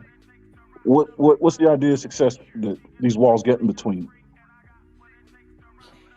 What do you mean? Like, what's the end game? What's the finish line so we can reverse engineer from there? I mean, is it strictly fiscal superiority because the man's finances mean things on the social marketplace value, or is it the overall success of his life? Like his impact on the world. In order for access and the to legacy he leaves. the women he wants. No, I'm saying, all right, so we're in the arena of the social marketplace value, but what is the definition of success? Sexual. We're looking, we got to meet criteria to be successful in the social marketplace value. So what is successful? Strictly sexual? Well, yeah, because we're doing a comparison when we say women hit the wall, right? Yeah. That means they don't have access to the men that they want, right? And so now when we're talking about, we're trying to now be comparative and saying when men hit the wall, when they try to get to the women they want, but they can't because of the X, Y, and Z factors. Okay. Now, are you asking, will a Nobel Peace Prize to get you some pussy? I don't know. No. Okay, I see what you're saying. I guess I was kind of thinking when a man checks up out of here, it's because, and was successful, it's because he raised a family that carried his legacy on. You know what I mean? He set a trajectory. But, and that's the whole goal of getting in the marketplace value, finding a woman that you want so you can start a family and then lead the family. I mean, is leadership one of the requirements to be successful in the social marketplace value? Social, I would say yes. Leadership, all right. I'm not sure. Oh, all right. I see the distinction. Okay. Yeah. That kind of. Unless somebody has a better answer than me, I'm just answering. Well, I'm kind of confused. I just want to, my answer is my opinion is yes, man do hit the wall. No, yes, I'm saying man. to what Aaron asked before you give your premise. Do you have an answer to what Aaron asked? No. Okay, you right after him, but I'm just trying to see because I don't know if my answer was great. I'll just answer. Yeah, I don't really understand the question. The question was answered. I mean, it shot a hole in what I was thinking, but that's great. Oh, yeah. No. Social, So social dynamic versus sexual. So I think that's what's making it kind of, you know what I'm saying? Because it's totally two different things. So if it's a sexual marketplace value, looks is very low on the list of requirements. Finances is certainly much higher. I mean, you can't be out here looking like the missing link. You don't be fighting motherfuckers. But for women, stop it. You know what I mean? Like if you're physically fit and in shape, that's an aesthetic, but it's an indicator of the potential ability to do things. It says you're disciplined. It says you're fit to do battle. You know what I mean? It speaks to your genetic makeup, which would also influence your mental capacity. But I mean, you don't have to be Shamar Moore out here, as long as you're not looking like you're not from this planet. That's not going to influence them. But to a lot of guys, money will make up. But only thing they set themselves up just to be a never-ending trick. And it's nothing like genuine love and genuine feelings. So, just because, man do hit the wall, but it's like this, you're gonna have to accept. Do you want genuine love, or do you want somebody to accept you for who you are? What sucks is that Pookies and Ray Rays don't hit no walls. That's the problem. That's it. Well, they also fucking the women. We want those women. They seeding up. No, but they do. They never get off the wall. Yeah, the motherfuckers is unsuccessful at getting women. I mean, if that's the goal of the sexual I'll just say this, right? You can use people say you hate when you use celebrity things, right? But sometimes you have to. So let's just Nicki Minaj, for instance, right? One of your New York family. Nicki Minaj had access to any man. You know what I'm saying? And what did she choose? A registered sex offender. Yeah, you know what I mean. And same thing goes for more. Hey, he's all New York L's, by the way. All New York L's. What's Reverend Run's daughter name? About Angela Simmons. Yeah, Angela Simmons. Same way. All those top elite men and all this. And who did she choose? So again, it's not just the women we don't want. I mean, they for whatever reason, black women have an affinity for ain't shit niggas. It happens in real life. You see teachers, nurses, lawyers, doctors marrying fellas and ex-cons, marrying dudes with two strikes. Hey, Ham. Why they ain't got no walls? Hey, Ham. So I'm a medical professional and I make really good money, So every morning when I'm getting off after my 12-hour shift, the nurses get off an hour before me. You should see the line of women, black women, who are lined up at the exit, waiting for their ride, cars from their ain't shit niggas. Their and these own women cars. making 130, 140K a year, and these dudes pulling up with half of dreadlocks, crust on their face, you know what I mean? 6 years worth of plaque on their fucking teeth, you know what I mean? Pulling up in their shit. Smelling like Reggie. Smelling like Reggie. They ain't even got the designer weed. And these be the same women that talk about the doctor that want to holler at them is a bum. He corny. I mean, I see this. I mean, this actually just happened a couple days ago. We got a black doctor in the emergency room who's feeling this one particular nurse, and the nurse talking about, oh, he corny, he a bum, he a dusty. But I saw her waiting in line for her damn Nissan. An hour after she's supposed to. Our women, I mean, of course, we're not going to say all of our women, but the vast majority of our women, they suck. They suck at picking men, and then when they get to be around our age, then they're looking for a fucking retirement plan for themselves and then a college fund for they bastard-ass demon kids if they make it to college. Goddamn, RBN. I like this RBN. I like this guy. The R stand for red pill? Well, let that. Don't hold back, bro. I'm talking about realities, and I'm not saying this to trash our women, but our women in general make trashy ass decisions and have trashy ass behaviors, but then they want high level outcomes. How in the fuck you can't have them both? You cannot have both. You got to pick. All right. Let's talk about. Let's give it a second. Let's talk about the hoes a little bit later. Did Dante get in? No, for real. Yeah, Dante talked about himself. Dante said he was. No, I wasn't talking about myself. Stop all this the cheap shots, my brother. Please, come on now. I didn't come up here to holler at nobody, man. Brother, that shave is looking kind of rough, brother. Just saying. I don't know, but that metallic aluminum foil you got around your neck looking kind of shiny today. Brother, we've been over this. Okay, been over this, brother. This from overseas, something you gonna never know nothing about. Okay, your passport is on back order, brother, infinitely. Overseas discount. You had to go thousands of miles just to get a discount. Nigga, stop that. Bro, boy, you can't stop. get it over here like that. What you talking about? Boy, stop. You can't get it over here like that at a discounted price, brother. That shit gonna turn your neck colors within a week, nigga. Stop. Brother, I had it for over a month. Yeah, nigga. I had it for over a month. Yo, let's see that ring around your neck, then, nigga. Like, brother, unlike you, brother, I clearly take showers. Hey, and my facial hair lined up. So you don't want to do this, brother. You don't want to do this. Oh, let's do this. Let's do this. Come on. Ham, he asked for Ham. Let's do this. Let's do this. Ham. Ham, I told you I didn't want it. Oh, let's do this. 3 minutes. 3 minutes? Okay, Teddy. Shoot your shot, Teddy. Shoot my shot, brother. I'm not Shoot shooting your no shot, at you, Teddy. brother. You talking about brother. No, you the nigga Brother, gotta you go got on a the Radio goddamn Shack. dating show. You got a Radio It's Shack because mic you in your gotta go hand. on the damn dating site. Don't put that on me, nigga. Teddy. What's nigga gonna cut it? What's nigga gonna go on a dating site, call himself Teddy, and then Nigga, go on the that's internet, that's my and then nickname go on for the life. internet and call himself a manosphere nigga? That's been my nickname for life. Boy, stop. That's Boy, been my stop. nickname for life. Teddy. All right, so And you ain't got your no turn? shame to even say some shit Let me know like when you're that. done. Boy, Let me know you're done. boy. I so really you don't just want to gonna hear repeat shit you yourself. got to say. Like I said, Okay, I cool. came So up my here to have a turn. conversation, something. Okay, I so it's came my up here turn. to have a convo. Okay, cool. I So came it's my up here to turn. have a convo. Yes. You gotta let him reply.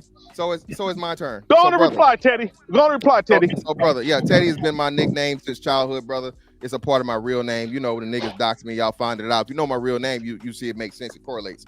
Now, secondly, brother, again, we tired of looking at them big ass nostrils you got. That you got the same motherfucking kind of hair that's all over your face and that lump in your neck. We talked about going to the doctor. When the last time you been to the doctor, brother? We need to check on your health. All right. Secondly, again, brother, looking like goddamn a great value Willie D in this motherfucker, bro. You don't want to do this with me, okay? Stop bringing up my chain. Y'all niggas like, bro, this is real. This is 22 karat gold. And again, bro, I got the receipt for it. Do you want to see it? I shout out to the passport bros, okay? All right, shout out to the passport bro. I was in Dubai when I got this. It's just something I picked up along the way. I've been had this one, brother, since 2015. Okay, 22 karat gold too, brother. All right. So again, dog, when you, brother, this right here is more than worth than everything you got on your body, including that motherfucking Radio Shack mic you got hanging out your dirty ass ear, brother. You look dirty. Okay, need to get your life together, brother. You see how I line this up on the daily, brother. You gonna never see me out here looking like a motherfucking caveman, my nigga. And your teeth is way too motherfucking fucked up. The brother mentioned that plaque. You was definitely one of them brothers that got that extra plaque on your teeth right now. Okay, my nigga. Since we want to boast and brag about buying the motherfucking chain. Ain't you the same nigga talking about you was scared? Up. Why do you niggas do this? Ain't you brought the my same nigga chain talking up. about you scared? You scared to get your goddamn what's that? A pension goddamn taken? Cause you was getting a divorce, you scared to get your pension taken. So now you gonna hate on the pension that I'm getting. But you can brag about money, but you scared to get your little pension taken. Okay, No, nigga, I'm make not. that make sense. Not at all, because I get You's it now. a fraud ass nigga. Because You's a fraud ass nigga. Because you talking about nigga, you talking about money, but you scared to get your how much money you make off you scared YouTube. to get your retirement check taken. Okay, nigga. Okay. Any nigga that got money ain't scared to get a little 50,000 taken from him. Shut the fuck up. So Dante, brother, you getting your retirement check yet? Nigga, I don't get a retirement check. Do you? Well, shut the fuck up talking to me then, broke ass nigga. Broke ass nigga that ain't gonna ever get no motherfucking retirement check. I sit home and get mailbox money, nigga. Go get you some stainless steel for that metallic you wearing around your neck, nigga. Saying this, bro. You keep breaking my chain up, dog. I gotta prove to you, dog. All right, man. Let's get back to talking, everybody. I'm tired of this nigga. Let's get back to talking. Yeah, get your Willie D wannabe ass out of here, nigga. You came up here to talk to me, bro. Get the fuck out of here. Y'all like them Japanese. Oh, what's up? What's up, Ham? Rock, what's poppin'? 15. I want to hear your question that you have for everybody too. I just want to get Drog in real quick. Yeah. Yo, I've been gone for like a week and a half. I went to Turks and Caicos. Just got back. Yeah, man, it's a lot. Like, cause I've been trying to catch up with what you guys been saying, and then with like TJ and stuff like that, talking about like the last show he was pretty much shitting on passport bros and stuff like that, and now all of a sudden he's saying like these women that are choosing bum ass niggas, and then he was the one that said that we should black men should just randomly choose those fatherless bastard baby mothers and stuff like that. Now all of a sudden he's switching tunes, so it's a lot that I'm trying to catch up with, but I gotta go get my headphone fixed and stuff like that, and then I'll be back. All right, well, you definitely need to come back because you see TJ looking at you, so. Right, he just lied about what I said. Hold on, TJ, save it. Wait for him to come back. Don't use the bullets. Go ahead, Drog. Go fix the headphones. TJ gonna be waiting for you. Yeah, motherfucker. Shit like that. Shit like that. Shit like that. He sounds like he's eating or something. Drop that food down, man. Lose some weight, crazy, man. Fat bastard. Damn.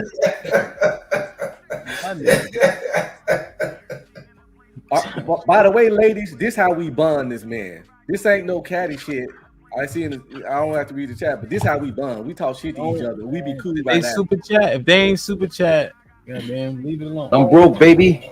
I ain't got no money. Oh Locker shit. room talk. I see you shining, nigga. I can People smell like, a motherfucker why you with always money. talk when I got Even this Ray thing Charles going about see the you $50 got money. super chat? All right, let me teach some of my old brothers something. When these super chats are up, everybody just hush.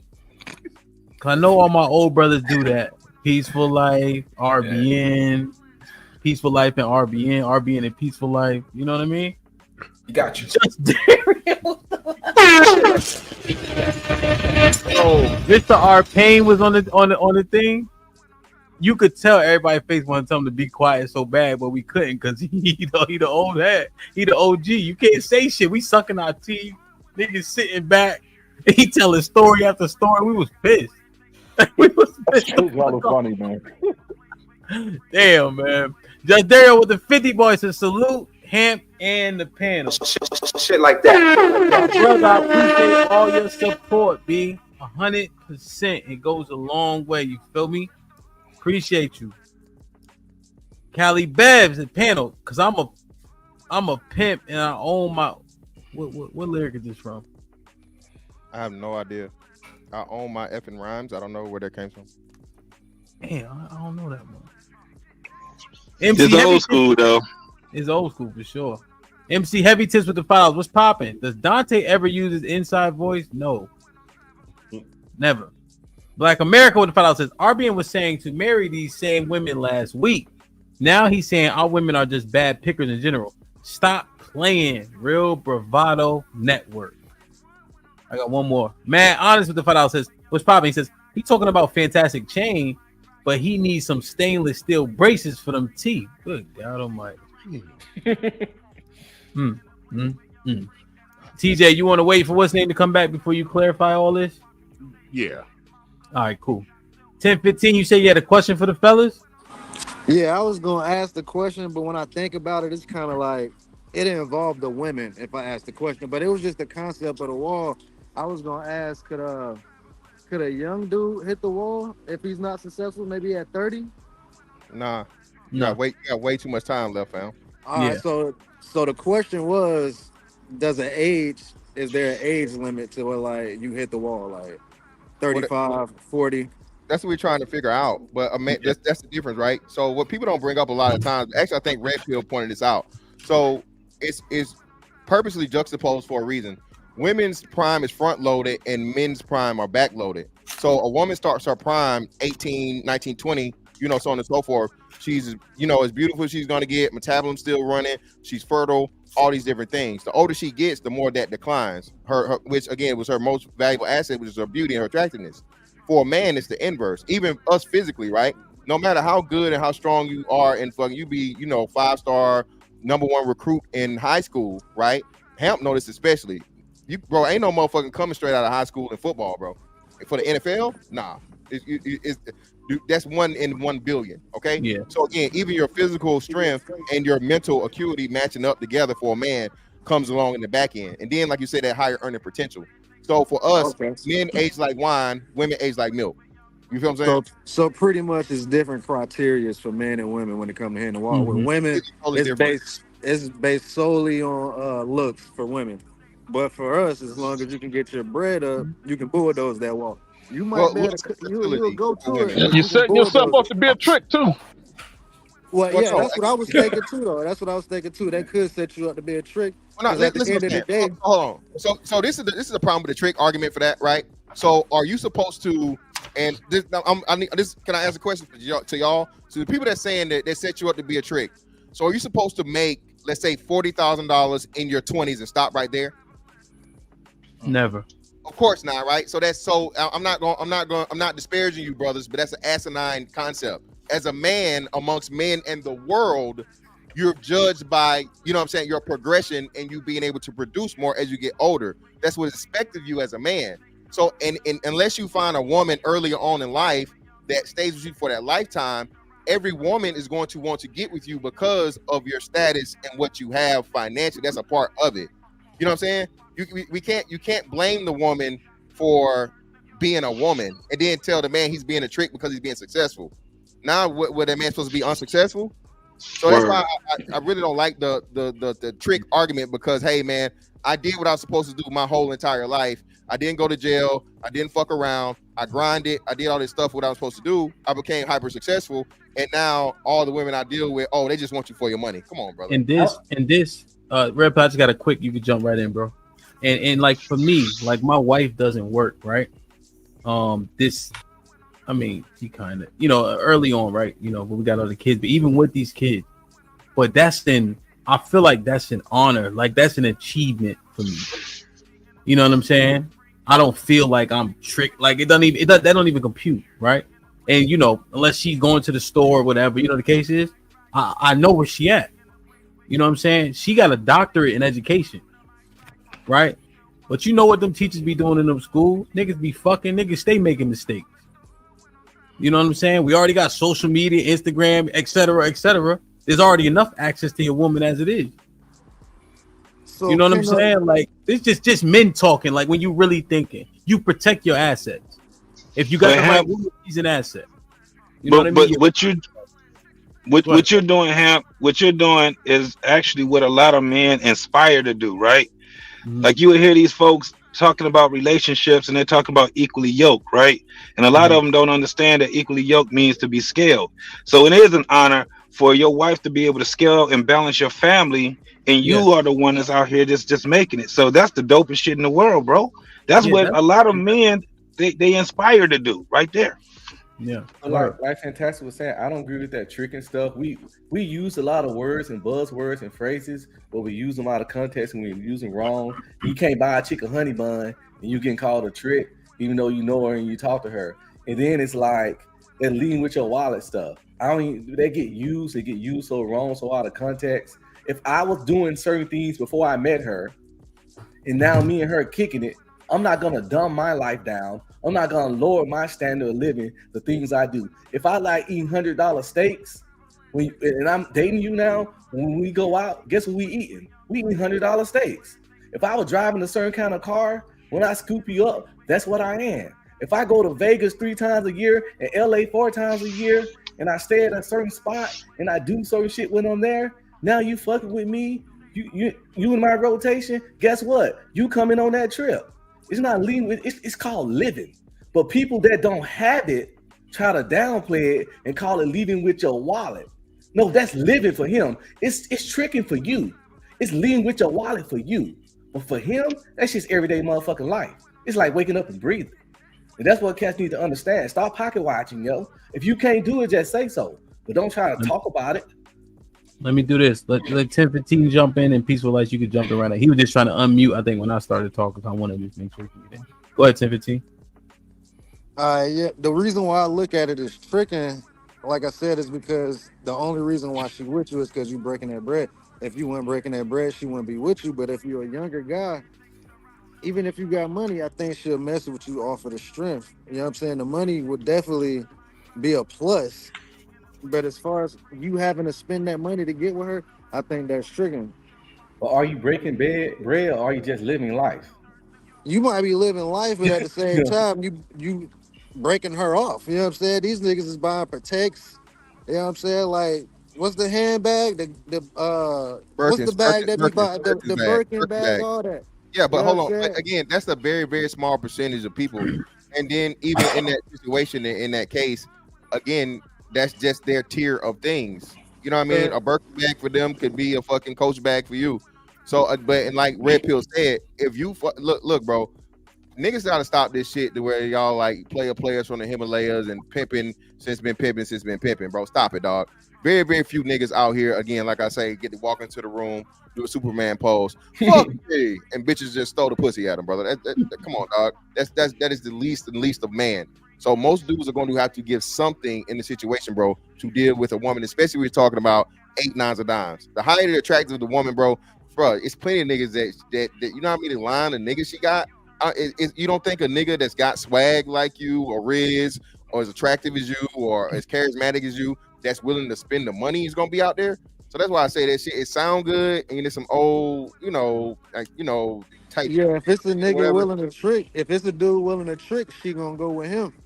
All right, so No that's matter, what no it's matter not what tricking, you look but again, like. it's not tricking. It's still not tricking, bro. If he tricking is this, and I thought you did this here. Tricking is like, hey, you got pussy, I got money. Here you go. That's from my understanding. That's what tricking is. That's pretty much straightforward transaction. Yeah, a straightforward transaction. Yeah, Like anything you you said, do for a if woman we is walk tricking, in bro. a room, You can't do that. You can't do that because then everything is tricking. if we walk in a Right. room, like you said, we walk in a room, identical twins. You got bread, I don't have bread. She gonna pick you because she know you going to trick. Well, I'm not She tricking. gon- No, I'm not tricking. Hold on, brother. Again, That's called no. hypergamy. All right, so you ain't gonna trick at that young age, but as an older guy, you gonna trick because you think that's what you got to do to keep her. Well, first off, no. Lil Baby is one of the biggest tricks. That nigga say he gonna buy it on every fucking song he on. He talking about he'll pay for it. Secondly, again, nah, dog. Just because I have it, don't mean I'm willing to give it to you, bro. It's women it's niggas that got money get pussy off the strength too, dog. You think And Drake you think Drake or NBA players playing every chick they sleep with? No. They might not be paying. They getting that off the, like you said, off the star So that's status. what I'm That's off the saying. star status. So check this out. This does happen too. A lot of niggas like to oh, this nigga got money, so he's corny, he's this, he's that, he's so on and so forth. And then the bitch gets talking to you, and then she find like, oh, this is a motherfucking, this is an incredible nigga. He ain't just some lame, corny nigga or whatever the fuck or whatever. And he's just off his success. He's actually has a personality. He's actually a man. She's attracted to him and all these other different things. If a nigga come out like, hey, look, baby, here you go. I got some money on some sugar daddy shit. That's one thing. But y'all vilifying the man because he's successful, bro. That's just ain't nobody doing that. What I'm saying is you got the young nigga mindset. You like, yeah, I got money, but I ain't giving shit to you because you have other options. Yeah, that's what I'm saying. An older guy, he know he gonna have to break that bread. Because if he don't, he really ain't gonna have no options. But I think that's an undesirable guy though. For a very, very undesirable guy. And then you go to what Hamp was saying. Well, I'm this talking nigga about like a 50 plus. Well, no, I mean, well, look, bro, so let's go back to your thing, right? So let's say Snoop Dogg was Snoop Dogg, but he wasn't a millionaire. He let's say he made 100,000. You think Snoop Dogg would really have a big issue and problem? Now he still got his all personality and shit, charismatic dude, funny dude, all these different things. Snoop's what, 6'3", 6'4"? I think Snoop like 6'4", 6'4". So tall dude, in shape. He's not fat. You think Snoop Dogg will have an issue getting like women at 50, bro? No, because they know who he is. No, I'm saying even if he wasn't who he is, take the fame away. Just giving you the lesser stats. With him matching up as he does from where he is, his stature, and just giving the charisma without the fame, and his personality without the fame, his talent without the fame necessarily, like the nigga that didn't make it, right? He just Calvin Brodus. Yeah, I don't think he had too many options, especially when it comes to like women that y'all share desirable. Because y'all say once the women hit like 35, that's the wall right there. Again, that's another thing. Man, it's not y'all, man. Like a dude Snoop Dogg age, if he didn't have money, if he didn't have star status, I don't think he'll have too many options when it comes to women that's like 30 and below.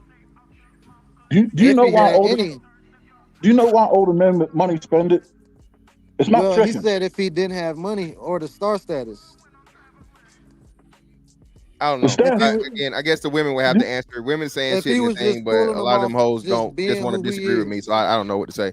I think we're mixing categories, man. I think we're mixing up tricks with simps, with masculine men who provide a lifestyle for the women that have earned the right to and deserve that. The word is earned. And I think we have, because a trick is just somebody who's just buying some box. A simp is somebody who rewards women for the unearned and pedestalizes women. That means that's that dude spending money on women to gain favor with them that didn't earn it. A masculine man, like we'll say Hampus provides for his family or his wife, she's earned the right to live this lifestyle with me or with you brothers, and she deserves to benefit from our success because she's put in the work. And that's the difference. And then there's the pussy broker. He's investing in pussy. He's not even buying it. These older men, you gotta realize something. These older men with a lot of money have a lot to do with their lives. So when they put a woman on a private jet, they're not buying the pussy. Look, I need you here today, right now, because I don't have much time.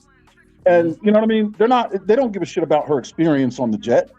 He's not buying the pussy. He's lubricating the operation. He's setting up the environment and eliminating all the obstacles that are going to get in the way of him achieving his goal.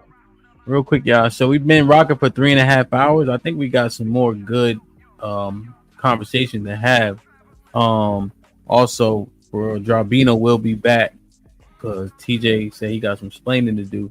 We at the 3.5 hour mark, so it's dope. Golianne, she just put $20 to the Cash App. We could do another hour for the $60. So we could crowdfund it. So we just need $40 more to keep the conversation going. You feel me? I think 3.5 is a pretty damn okay. You handling your business, brother. You be doing it, yes, sir. Putting it down, man. Shout out to my brother Marcus. He sent a dub, so we just need one more. We keep rocking this joint. You feel me? We got 400 people in here. We've been hovering around like 420 or so. We've been doing a good fucking job. And I will say that men today been majority keeping it on topic.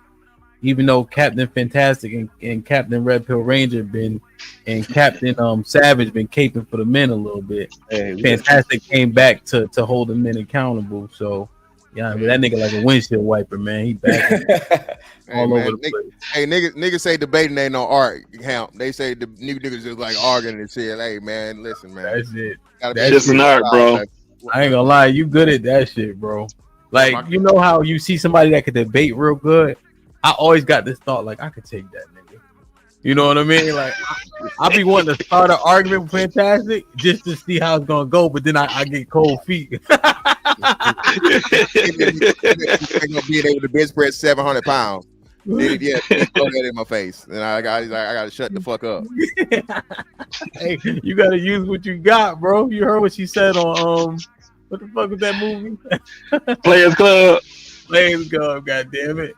See, Caesar's Palace never followed. All right, we in here. We got a lot of support. My brother J Hub, my brother Savage, Caesar's Palace. We did y'all? I don't know if y'all saw the Wednesday night show, but we was about to get off, right? So I threw out a number. I'm like, nobody gonna pay it. Caesar's Palace paid it and then laughed at me like, nigga, I could do this all night, right? and so then we start drinking. Oh, I saw that y'all took about 3-4 shots. Real fun. Yo, let me catch up on the super chat, then we'll keep this shit rolling, man. Next level was popping with Tim Boy. He says, salute to the panel. Shout out to JT and Fantastic. Shit like that. Brother. Hemp, keep pushing, putting together good show. Shit like that. Shit like that. Shit like that. You know, and I appreciate my brothers contributing. Proud Black Conservative with the fellow says, stumbled on your channel a few days ago. Praying you break 100,000. My brother, that's why I love you. You heard? Spread the word. We're gonna get there. Duke Whitfield with the $5. What up, Duke? Duke says, do right. They not worth 50K. God. I had a shorty with a 10-month and 6-year-old ask me, am I ready to step up and be a man? Put him in the fucking bedroom. Get him out of here. Come on. You can't make this shit up. He said she trying to rob me. You damn right, dude. London King was popping with us. Says men don't hit a wall. We have a midlife crisis. I don't know. Still be getting money and bitches have a midlife crisis. Yeah. Sean Gray with the $10 says, keep it real. I might not be a wall. Keep it real. It might not be a wall for men, but a ceiling, and 80% are smacking right into it. That might be better verbiage. Yeah. It's a point where they can no longer rise and are frozen in status, which degrades over time. Example, ceiling. I like that. That's dope. That's good.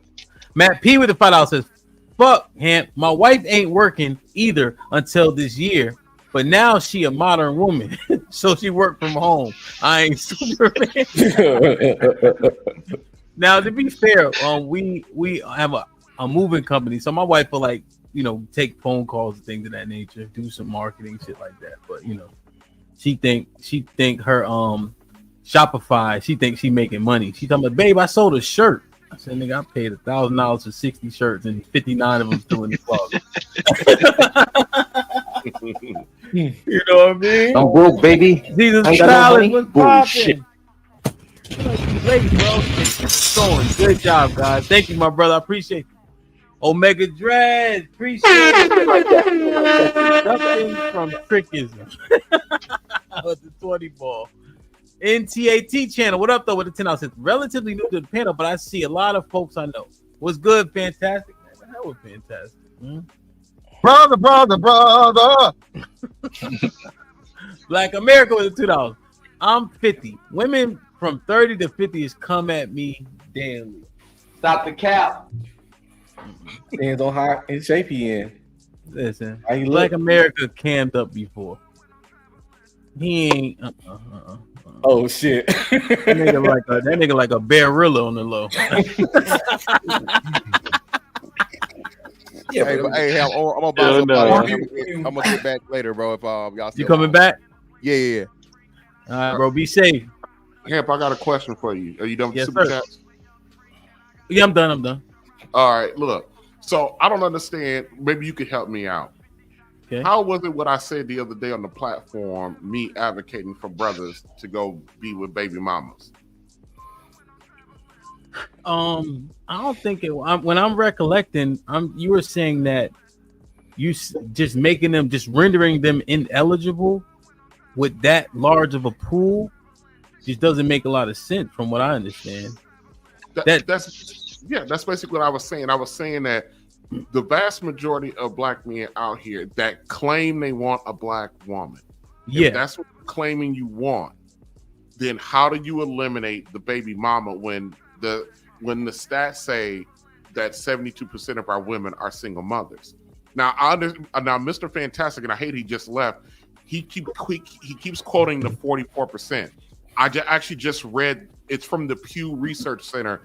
I just read that. What he's not including in that is they actually take out the amount of single women that are cohabitated. That's how he gets the 44% of black women. He's not including the women that are actually living with some dude. And it doesn't specify that dude's a kid's father or not. So 72% of our women are baby mamas. So all I'm saying to the guys are, how do you advocate if you want a black woman? How do you sit there and say you ain't gonna get no baby mama? You don't want a baby mama when all available women are basically baby mamas. It's black women all over the world. We're not talking about all over the world. We're talking about the vast majority of black men are going to be right here in the United States. They're not going all over the world. I'm answering your question though. No, Red Pill. He's saying black with a capital B, black. You got to give it an age range for the baby mamas. You got a whole continent called Africa. No, but since we don't, but if you go to Africa, you have Nigerians, and their nationality would be their country. So when we talk about black, you capitalize the B, so you know you're referencing the USA and Americans, the black Americans. I understand what y'all say. I was just trying to answer the solution. He said, "How can you do that? You outsource." That's what I'm saying.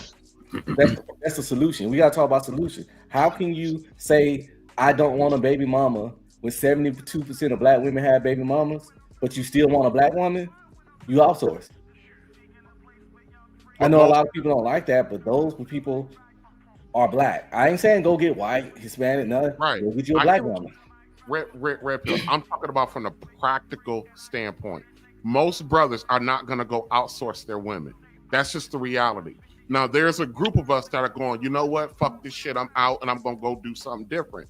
And I understand all of that. I'm not talking to those specific men. I'm talking to the average, everyday Joe Blow black brother in this country that's not for to go outsource. And I'm not advocating for our men to go get a baby. That is a fucking fuck shit job to go become a baby dad, a stepfather. I don't wish that on nobody. That is a thankless job. You know, and a lot of guys are not set up to take that on in the way that's beneficial from them, because a lot of our guys are afraid to tell our women where to fucking go jump off at because they're afraid not to get pussy. I think they're gonna do what they continue to do what they've been doing, just use them for recreation. Yeah. So for those who think that I'm advocating, So for those who think that I'm advocating for brothers to lower the standards to take a baby mama, I'm not. I'm just asking a practical question based on the numbers. Not an advocacy, just saying how does this apply? We're trying to apply the talking points to real life. Do with that what you may. Yeah. I'm not afraid to tell a woman if she got a kid that I'm fucking around with, I'll fuck your kid. He gets one daddy, and that's the motherfucker you chose. Wow. Your fucking kid can't come to my house. I'm not spending no bread on your fucking kid. Don't ask me to fucking babysit. Don't ask me to treat your kid like he's mine, because the little motherfucker not. God damn. But I really want to hear I want to hear the pushback on that, because it makes sense what he's saying. But to me, it makes a lot of sense. A lot of men are afraid to tell a woman. People think that the way I'm talking up here, that I don't talk like that in real life. I tell women that like if they want a relationship with me, I tell them all the time, you don't understand. It's a whole fucking problem being in a relationship with me, regardless if I'm a fat nigga or not. It's a whole goddamn problem. If I'm not taking care of your fucking kid, you're going to behave a certain goddamn way. You're going to treat me that way, or you're not. I give you the option. And I'm not afraid for you to go, no, I can't fuck with you. Okay, move on. That's why your fucking baby daddy's on the couch and you sitting there chasing him down for child support. My daughter's mama ain't got to chase me down for a goddamn thing. Yeah. That's some real bravado. Oh. Shit like that. I think he more red pill than me. Let me make sure I'm good. Okay, so he says Black America with $2 says I'm 50. Oh, okay, I read that one. Hank was popping $2. He said, Hamp, great show, my guy. Keep up the great work. You already know, bro. MC Heavy Tits with a $5 says 72% of black mothers are single women. 44% of black women are childless. There is a difference. That math ain't mathing. Well, it would say that married women can also be childless, so they're incorporated in the number of childless black women. Black America with a $2 says, that's my point. I'm average man truck driver. Now I got you. That don't negate the fact that you never mind. Nah, I'm pretty Black American support me. I gotta go do my chair exercises. I gotta get up out of here, bro. You brothers take care. Do you want me to? All right now, Arbian. Do you want me to hit you if Rabino come back, or you about to go work, or like actually leave out? I got like shit to do, but one of these days we're going to have to talk about that them exercise shit, because I'm actually a medical professional. I know what the fuck I'm talking about. And look, and I talked to Sis the other day. She said, stop capping about how much you can bench. She said it's only 115. Me?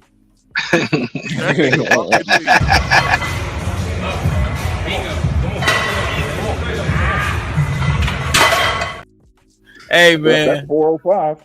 Man, I told nigga get mad at me. You better walk it off, goddamn it. Yeah, all right, y'all. Take care. Hey, be safe. I love you, bro. Damn, man. Who pushed that 405? That's you, him? Yeah. Damn. Yeah, man. What's your personal best? 450. Okay. Football? Yeah, I played football in college, but I'm old now. I graduated in 09. Damn, man. Shit, I'm class of 96. You a dinosaur. I said I'm old. You a dinosaur. That's it. What's up, 92? Yeah, 92. Class of 92. God bless. God bless. Savage, you pop back in. What the hell you want to argue with somebody about? I know you. Man, it's cold. Can you do me a favor and play the fantastic clip real quick? Brother. Listen, sir. I sent that Cash App through and heard you out here saying I was caping for the men.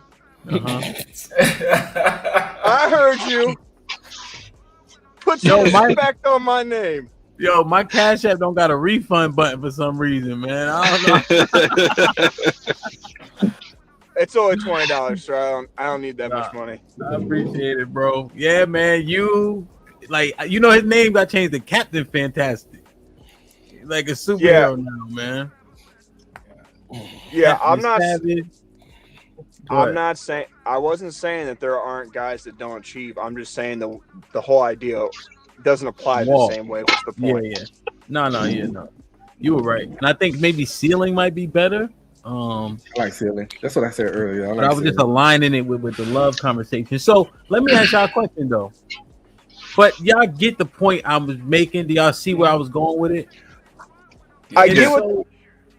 When we in these YouTube streets though, should we be talking to the women with a little bit more humility? No, only if you ain't got your shit got right. If you got your, like you said, You know, you only have everybody's one a struggle. superhero on YouTube though, bro. You know what I'm saying? Like everybody's an outlier on YouTube. It feels like. No. And if you looking at people's real lives, is the math mathing? That's all. Like, All right. I agree. I agree with what you're first, saying. and Red Pill can jump in, and y'all, everybody can jump in. I agree with what you're saying, but the issue with that is you got 40-some-year-old women telling you they want the best of men, and like you hear guys saying even if the dudes aren't top shelf, they say I don't want a bunch of baby moms. Like it's not even. Like that's not even like a fair comparison. Like you don't see a whole lot of dudes, no matter their status up here, talking about they're trying to marry Beyonce-looking women. Like you don't hear that, but you do hear women saying he's got to be this, that. It's like, dude, like none of the dudes even like most dudes don't meet this, and you're 44 with a kid, you've just wrecked your car, like it just doesn't add up. I see what you're saying. The amount of like, it's all like the delusion doesn't. It's delusion of grandeur. That's why you got to be like, listen, bro, that ain't you. Like, listen, girl, that ain't your life. Like, you know. Well, also when it comes to the wall, the reason I don't think the wall really applies is because most of these average dudes want an average woman. They just don't want a headache. That like they want literally a simple thing.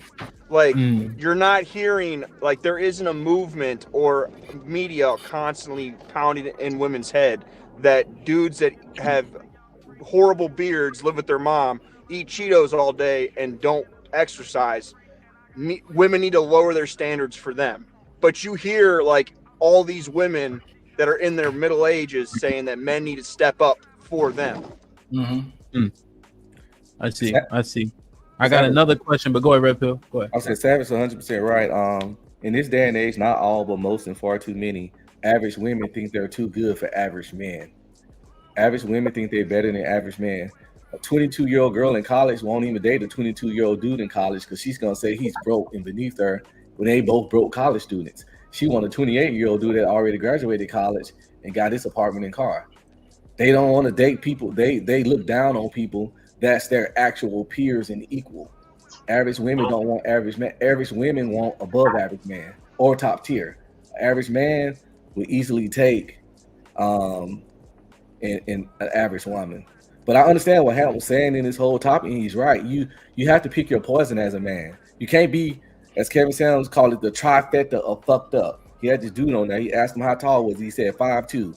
He asked him how much he weighed. He said 220. He asked him what he made a year. He said 40K. He's like, come on, bro. You got to pick your fucking poison. You can't be the trifecta of fucked up. You got to have one struggle. If you're short, you can't do nothing about that. That's genetic. But you're gonna have to work out and get your money up, bro. You gotta eliminate two of those fucking things. You just have to. So pick your one. If you tall and got money, and you got the other things not good, then you might be good. If you short or in shape, but you know, if you're short but you're in shape and you got money, you might be good. But you can't be two of any. You can't be. Listen, he said it himself. He said you got to pick one struggle. One struggle. Fucked up. Short, fat, broke. Some got to get eliminated. And if you're short, you already down. You got echo. Y'all hear that? Yeah. Anybody got anything on? Check. Hey, mute. Everybody mute real quick. Rez. Check. Aaron, unmute. Check. We still good. Rez, unmute. Yeah, I'm on. Check. I don't know who it was. Yeah. Okay. I hear something though. It's music. Yeah. Yeah, that's on. That's on. Yeah. Yeah. I miss the hood when I'm traveling. That's on purpose. That shit is ingrained in people's head. I know people be singing that shit all day. Man, that shit was in my damn head all morning. I had to go play the original song. You have to, bro. You have to. So this song, me and the kids, when we getting dressed, like when I get them up in the morning, you know, we listen to this song on repeat. They love this shit. They, you know, they little. I try to play the edited version, but I don't like it as much, so I end up going to the explicit one. Right. They be cursing and I'm like, just don't say it. Don't hit the same. They don't hit the same. But damn, Aaron, you about to jump in? Yeah, you asked, you know, should we kind of have a little restraint when we warn women of this wall? And I don't know. I think we have a little bit of latitude. When we warn them of the wall, we got to explain to them your shit is more urgent because you're about to hit a floor. You start at your peak and then descend to a place that you can't recover from. Even if I don't qualify for you right now, it's because I've hit a barrier, which means there's a potential for me to clear this thing. And if I defeat this barrier, I can soon qualify you. There's a point, a critical limit where you can't recover from. So your sense of urgency should be greater than mine. And men, as they ascend to their peak, there's certain milestones along the way that if you don't maintain enough momentum to meet the requirements of that milestone, it will turn into a barrier because you got to play catch up. But you can still recover. Women, they hit that ground, it's right.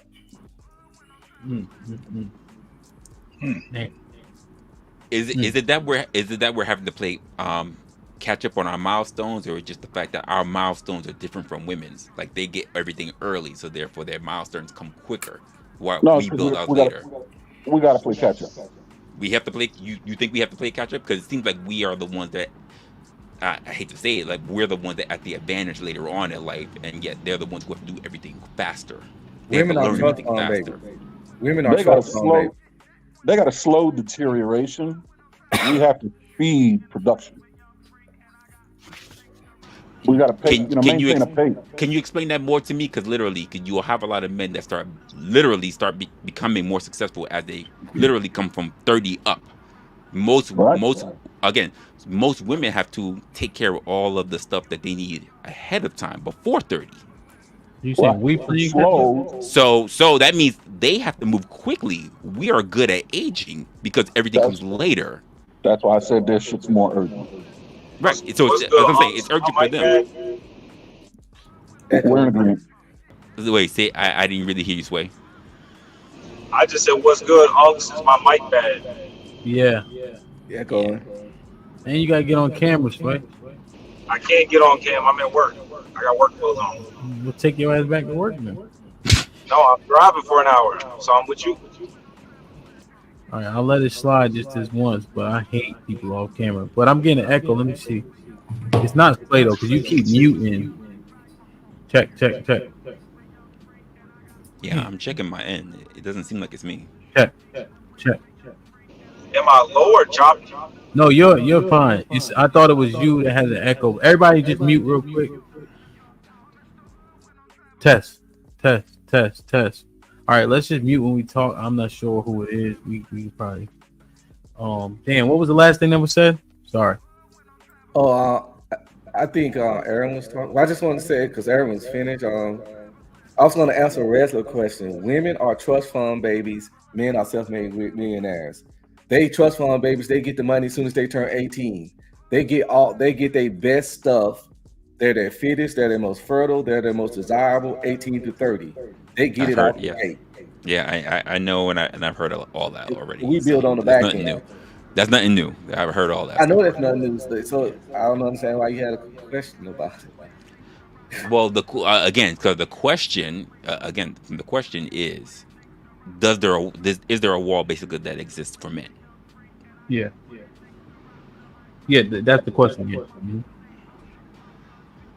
So when I'm asking about all that, and not that I really say that these are the things that actually do happen, but when I'm trying to think about what are things that we consider walls for men, the only thing I could think of is like if we haven't really got our finances or we haven't figured out what exactly we want to do in our later years, or I mean, not for nothing, a lot of men consider the midlife crisis as a part of being the wall. Every man is subjective of it because, quite frankly, we all judge each other in different ways. Whatsoever. Hold on, Savage. I know you want to rock. Hold on. So there's a lot of different people that take those in a lot of different strides because, quite frankly, when it comes to men, we all figure our shit out at different time frames. And one part of the thing that I do in my particular spaces when I speak to people is that I'm always challenging people as to when exactly they're going to figure things out. And I noticed that it doesn't matter if a man in the younger 20s or a man that's damn near going on, being senior citizen, a lot of people are still trying to figure themselves out. So that's the question I'm trying to figure out. Where exactly do we fall on the spectrum? Are we equating the wall as to how we value the wall for women? Well, no. I'm just trying to define what the wall is. Period. Especially with a panel of men. I'm not even considering what women think right now. I'm wanting to what we think about it. What we think about what the wall is according to men. Yeah. So did you hear my initial monologue? I missed it. I was trying to catch it when I was coming in here. No, it's all good. So I'll restate real quick. Let Savage get in and let Sway get in. All right. So, gotcha. Man, it seems like everybody mute. I gotta figure out where that echo coming from. See, I don't hear it now. So essentially, I was saying, yeah, when we're looking at the wall, right? Because we're talking about access to the things we want, the women we actually want, not the women we just can get, right? Because like they were saying, you can get prostitutes, crackheads, whatever, right? So if you are overweight, 70% of men are considered overweight, 40% are actually obese, right? In that age range when we also supposed to hit our financial stride, which is about 40 through 60. And also in that age range, the median income was 53,000, which isn't shut up money, right? That ain't that type of money. So when we're saying all these talking points about how men hit their stride and they got more options, I'm saying, well, 53,000 don't say more options. 70% being overweight doesn't say more options. And then our health, just overall, men, we pass away earlier for multiple reasons, right? Just going through that, men commit suicide at higher rates because our mental health, stress, whatever you want to. So I put all those together. Like, hold on now, when we're supposed to be hitting this option area, we actually doing mediocre at best, on average. And so that's why I'm like, there's a wall there for us too at that range, that age range that we always tout in these talking points. Just laying it out for everybody. Yeah, there's a bunch.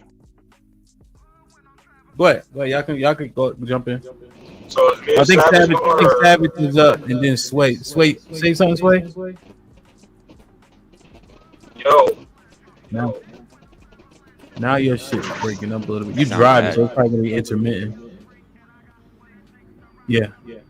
Go ahead, Savage. And I think the echo like over it's reverbing after Sway mute. So I think it might be his shit. Like it's taking on sometimes. Savage, are you good? Okay, so the reason that I keep trying to stress the point about this wall thing, 40% of men have reproduced in history. So at no point in time did a majority of men reproduce. All right. Just like men are dispendable. We die the most at work. We die at war. Like, we all don't make it. Our entire existence is walls. So we can't really use this standard of hitting the wall because that's not how life works for us. It just doesn't. Yeah, but Savage, you're right, but we don't want to defeat the conversation. You are right in the definition, but then there's nothing to talk about. Right. I mean, yes and no, because like you also have to ask the question: how many of us are dying in wars currently? Like you'll have to actually add up those statistics those statistics of how many people on average are losing their lives compared to what the war was like past then versus what the current warfare that we have now. So there's a lot of things that you have to take into place when you say those things. When it was an example, sir. No, I understand the example, but it's still a theory. It's not concrete. It's not concrete that men die at war. Sure, but men die at war at different percentages at different point of history. Are you going to refute that? No. So we're still on the topic. Are you going to refute that men die at war? No, I'm not refuting that men die at war, but there are definitely times where men do not die at war because we're not always at wartime. We literally were at war for 20 years, like almost my entire lifetime, sir. Like the point was that men die at war, so that was an example. It wasn't. So men on the panel. Men on the panel. Right. Have we been at war for 20 years? Yes.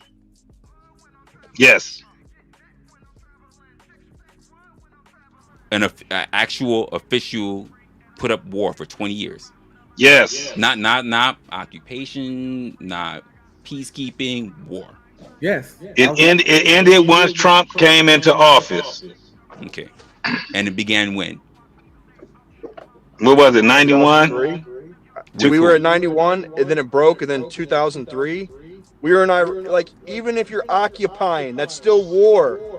That means there's hostility if you're occupying. I first started in the 70s, Cold War. I'm a 2-time war vet myself, bro. Yeah, my first deployment was 2002 after 9/11. So 9/11, yeah. But you're getting into the minutia. The point that I'm saying. Hold on, y'all. Hold on. The sound is terrible. JT, let me see something. I'm dropping a link right now, JT. But it's still, even though you're on mute. I'm putting it in the chat. Just drop off. Come back. I just dropped it. Yeah. Check. Okay. Yeah, no, I understand that, but it just, let's have a conversation based on, what we painted. Even if the definition is off, if you want to convert it to the word ceiling, if that's more palatable, that's fine. Go ahead, Aaron. No, I was gonna say, I think every checkpoint or milestone. Go ahead. I think since men are in the pursuit of a goal, of their peak, there has to be checkpoints and milestones along the way. Mm-hmm. The failure to reach that goal at that checkpoint is a wall. There's a wall at every checkpoint. The question is, when you get there, are you clearing it? Which is why it's a barrier. Okay. And you stay on the wall until you are done playing catch up and are back on course to meet the goals of the next checkpoint. So if you're making 53,000 as an 18-year-old, you're fine. If you're making 53,000 at 50, you probably hit a wall, 10 years ago, 15 years ago, 20 years ago. Okay. Yeah. Go ahead, Peace. Well, I think he's correct. The problem what happens is when you throw women into the equation and sexual market value plays, because we're dealing with a dysfunctional culture. That's what throws the equation off. Women can't be the prize at the end of the rainbow because of how he's damaged our culture and how our culture is polluted. Because if you go back to like even the early 90s, there's a separation between good quality, respectable women and chicken heads. And what I even see now, even on these, not on your panel, but in general, is women that would be quiet 20, 30 years ago would not even have a conversation with grown men. And we allow women to tell us what the value is, as opposed to us holding each other accountable as men and setting a standard for ourselves as men. When you throw women into the equation, considering how many of them have mismanaged their bodies in their youth, then I can't hold men to a standard. So when I tell dudes to level up, I say level up for, now I can't even use women no more. I got to use level up for financial freedom, level up for early retirement, level up to have control and become a CEO of your life. I can't even use women because my ass would get roasted because I can't use that barometer, because what they have done is really lowered the value that men have to achieve to have access to women's body. So the whole equation itself is messed up. Now, if you go to an Asian culture like a Japanese culture, now your barometer makes sense, because now if you don't have certain things in that culture, there's a standard set by culture. Mediocrity don't get to mate. So what happens in our culture, because mediocrity gets to mate, the equation is thrown off balance. And you can't really hold a man's feet to that fire, because we're dealing with a culture of mediocrity. Who would even tolerate Sexy Red back in 1988? Or Suki Hana? Madness. Those people would be chased out of town. And in some cultures around you, you mate with some man's daughter and you're a dusty, you might get your ass stoned. So that's what really the problem is. It's just how the culture is. Our culture imposes a symmetry to the criteria. Like So- tries to hold it. Okay, so let's talk about it, right? Who's responsible for the state of the culture? Responsible? The leader, man. Who's responsible for the state of the culture? Yeah. What's responsible for the state of the culture is one, we destabilized our home.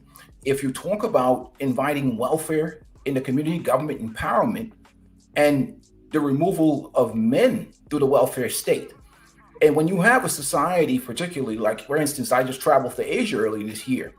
Who's responsible for the state of the culture? What's that? The welfare state and government empowerment, and selling your souls for cheese, crumbs. So the It's not even system, so the system is responsible for the state of the culture. not the system. I don't even want to get into that conversation, because I don't want to take any accountability from men and their men's actions. I would say that the men and women are, but I think mostly for many Black women, they sold their soul for government cheese. And in the long term, they have taken L's in terms of the family structure, the family dynamics. Because remember, it's corporate sponsored feminism, it's corporate sponsored stuff, and it's a welfare state system that is designed to destabilize the family and the community. And there's so many different things that are going on. And you can make an argument with white liberals, with their feminism, white liberals and their experiments on the Black community, their gender experiments, and us voting for policies that are anti-family, anti-masculinity, and really read the state. I really can't get, I don't want to think about it. I don't want to give Black men any excuses, because I hold fires to the foot of Black men. Yeah, that's what I'm asking. Because I will let you paint the context of your question, but you didn't answer the question. The truth of the matter is, Black women sold us out for government. So who's responsible for the state of the culture? Men are responsible. Hold on. All right, who's responsible for the state of the culture, P? Everybody, every adult, everybody walk around. Peace got an answer. Peace got an answer. Peaceful life. Who's responsible for the state of the culture? Can you hear me? You guys hear me? Yeah. A peaceful life. Can you hear me? Yeah. Who's responsible for the state of the culture? I would say, to be honest with you, the state of the Black culture right now, the Black women are, because they sold the Black men out for government cheese, corporate sponsorship with feminism, and these cubicle jobs that are going to make them having to work till they're 70 years old with no retirement. They sold us out in the short term and partnered with white liberal feminists and the alphabet community, the Black women. And we need to stop with this leadership shit and saying Red like, Pill, man, who's responsible for the state of the culture? Women. Okay. You want to quickly state the premise about leadership? I want to ask the other three gentlemen also. Aaron, I know you wanted to expound. We need to stop this leadership shit in the way that, in the context that we use it. Yes, men are the leaders, but a lot of people don't understand how leadership works. You can't lead the unleadable. You could be the best. I was in the military 15 years. You could be the best leader in the world. A person got to be able to follow. You can't lead the unleadable. If these women are not able to follow, don't want to follow, you can't make them follow without physical force. Some of them would rather die before they follow. So sometimes when stuff not going right, it don't have anything to do with the inability of the leader. It's the person not an effective follower. We try to put it all on the leader because I've had bad troops. I had terrible troops, terrible soldiers that just could not comply. It had nothing to do with my leadership ability. They was fucked up. So when we said is men are leaders and men supposed to lead, women lean into that shit. Every time a man say that, women lean into it because that gives them an out. When we say men are the leaders, that puts everything on us and gives them an out. But in reality, I only can lead those willing to follow. If I say go left and you go right, but left was the right direction, I gave you the proper direction. You didn't fucking listen. But now something bad happened. You only can lead who follows. And we need to stop giving them that alibi, that alley hoop of men supposed to be the leaders. You said it. Yeah, you said it. All right, let me ask. I want to actually got a question off of that too. JT, whose fault is it? Who's responsible for the So the baby boomer men.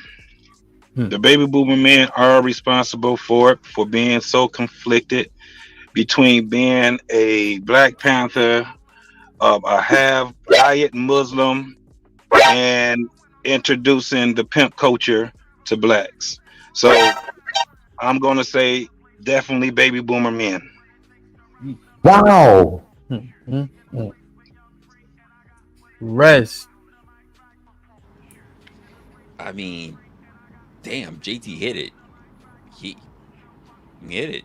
He pretty much has the same idea that I was having. It's definitely the men of that time that were responsible for it. Okay. Yeah. What? And then what do you say about Gen X? Are they just casualties? Well, the thing about that is that every generation said that the previous generation was casualties, but they were the ones I saw that really didn't do a good job of staying in the household. They didn't. I think my generation was perpetuators. Like So we have to own that. We have to hold that L also. Yeah.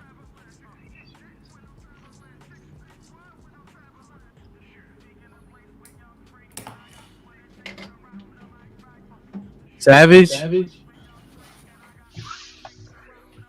I would definitely say the like the silent generation and the baby boomers hold the responsibility.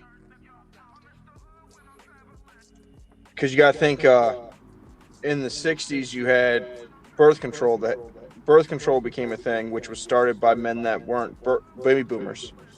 So those men messed it up and let it slide away. And in 2023, I would say it's women. Okay, but let's say that those 60s and those 70s where we had Gen Xers, you don't think they hold any sort of responsibility for that? I'm just asking. Well, they were at the right age for control.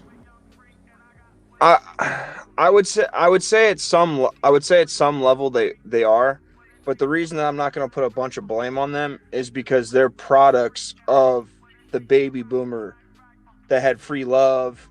So you had the silent generation that instituted birth control that came out in the 60s, and then you had the baby boomers that had the free love, and then their children kind of just did what they were being taught. So had the baby boomers and the silent generation not done that, it probably wouldn't be where it's at today. Because if you look at the birth control pill and divorce rates, they literally run at the same pace. The more available the birth control was, the same rate divorce rates went. So I think that was a big catalyst to make it where we are today, because the silent generation, when they were getting married, they respected the idea of marriage. Baby boomers respected it, but not as much. Gen X's definitely didn't respect it the same. Okay. So men, is it? Well, you wanted to rebut that, or who, me? Yeah. Well, I mean, it's different cultural thing, because it's different. I mean, I don't know if Savage is a white guy, or black guy, what light skinned black guy, whatever, white guy. You see, with the black community, this was systematically done to really destroy black male because they saw black men as a threat. So you're talking about something that was done with the government, with feminism, and so on and so forth. So the boomers do have a problem. I agree with the two brothers below. The boomers, I call them the boomer simps, were some of the greatest dysfunctional men out here. And they created a generation that we came from, where we kind of overcompensated for the most part with our kids and trying to do everything best, even with myself, pushing hard to make sure that my kid have the best opportunities. But you got to understand, there's corporate sponsorship, like we see that sponsors all the dysfunctional stuff in the black community, and this anti-male, anti-masculine, anti-patriarchal feminism that was pushed, that our women happily took on, even though black men never oppressed any black women. They took it. They became the leaders of the feminist movement, and one of them is anti-male control, anti-feminist. You add corporate sponsorship, you add government empowerment, and like you say, I've worked in police work for 22 years. I don't care how masculine you are. We'll drag your ass off that front lawn, and we will arrest you. That's really what happened. Is that they replace men with the government, and once you have government empowerment, you're done. Damn. So, okay, I understand. So, it's like, go ahead, Aaron. Men always are responsible for the health of the culture. The system is what poisoned the culture. The women are to be held accountable for inoculating the culture with that poison. Okay. And then to using leadership as a scapegoat, I was in the military as well. The solution to leading the unleadable is to let them time out, don't let them submit a package, or court-martial their asses out the door, or let them make a right turn into that machine gun nest and die. Yeah, so don't let, Yeah, you pretty much gotta say fuck them. Yeah, I understand. You have to. You can't let the minority of unleadable personnel jeopardize your troop welfare. Okay. Let me ask this question: are men natural leaders? Yes. Yes, I think men that were raised to be leaders are leaders. Now, I don't know about the natural leader thing, because that's kind of a difficult. I'd have to say no. I changed my mind on that. But what people don't understand is just not just a relationship between men and women. It's men, women, and her bully the government. So you're not one-on-one with a woman. She has a team, government and corporate sponsorship. So in that scenario, the black man is doomed in terms of trying to overpower those three. Okay, understood that. But we're still saying men are not. I'm still getting an echo. Everybody just mute. I'll answer it. Men are not natural leaders the same way how no one's absolutely everything. Some people are natural leaders. Some people have to learn leadership as a skill. So leadership can be taught. The one thing I don't use is some. So when we're talking about men, are men natural leaders? Absolutes? Yeah, this majority, minority. So if it's the majority, then I would say no. Savage, what say you?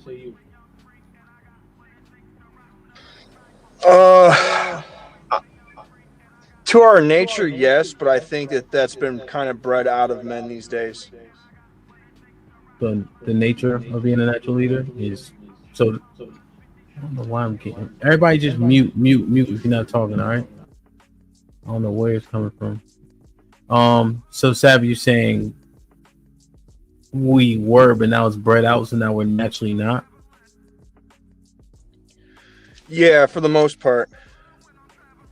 Damn. Okay. JT, did you hear my question? You guys. Yes. Go ahead, Savage. Go ahead. Because you gotta think, you had a lot of the women that heard horror stories from their grandma or thought their grandma's relationship was messed up because of feminism, so they raised their sons not to act like that. Then you had society telling men that they need to be more like girls, and then you have schools that get boys in trouble for being rambunctious, So like over time, there was a campaign that's saying that boys being boys is not okay. So everything about the men has been criticized for decades now. So where the average man isn't going to be anywhere or think any way a man 60 years ago thought. Like our grandparents used to throw yard darts and like big pieces of metal in the yard to play with. Now kids have tablets. Like the dangers that you had as a man growing up, we've taken that out of culture now. We don't do really dodgeball. They're doing flag football. They're doing all these things to soften society when it comes to the things men do. Okay. JT? Natural leaders, yes. Men are still natural leaders. They may not be great leaders, but even if they lead you to hell, they're still natural leaders. Men are still natural leaders. Now, the difference is that are they conditioned to just, go along to get along? Yes, that is true. But natural leaders, you leave those men alone, and you let those men be around other men, they're going to naturally take on to that. They're going to naturally be that type of person. So I still believe that men are natural leaders, yes. Okay. Sway, can we hear you? Yeah, but I don't like how you didn't introduce me, bro. What you mean? You didn't say no what up, no sound effects, no none. Oh, I got you. Put him in the fucking bedroom. Get him out of here. Come on.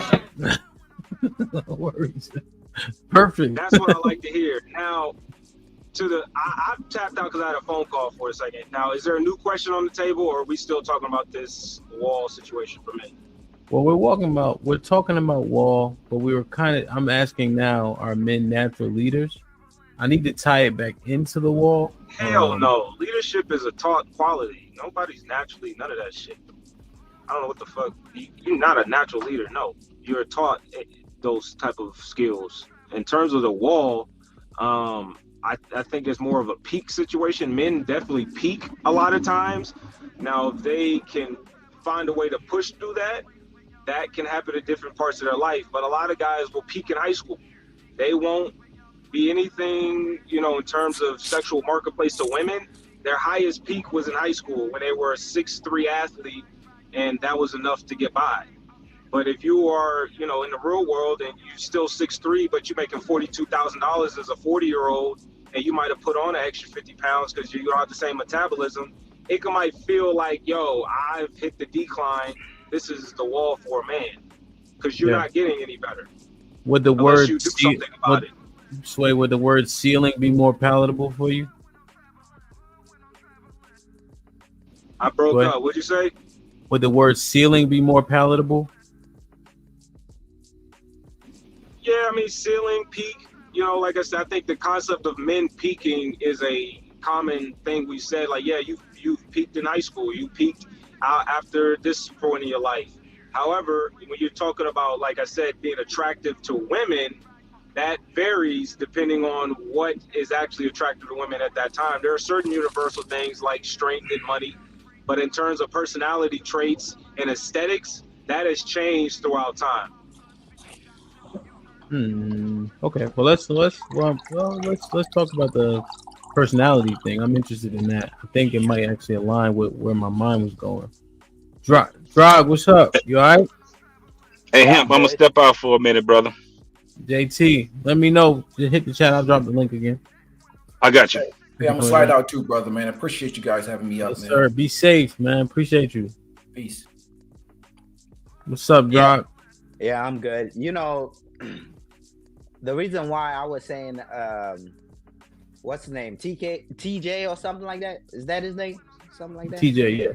Yeah. The reason why I said that he was talking two sides out of his mouth was because of, like, to me, it was very clear what the guy was trying to explain.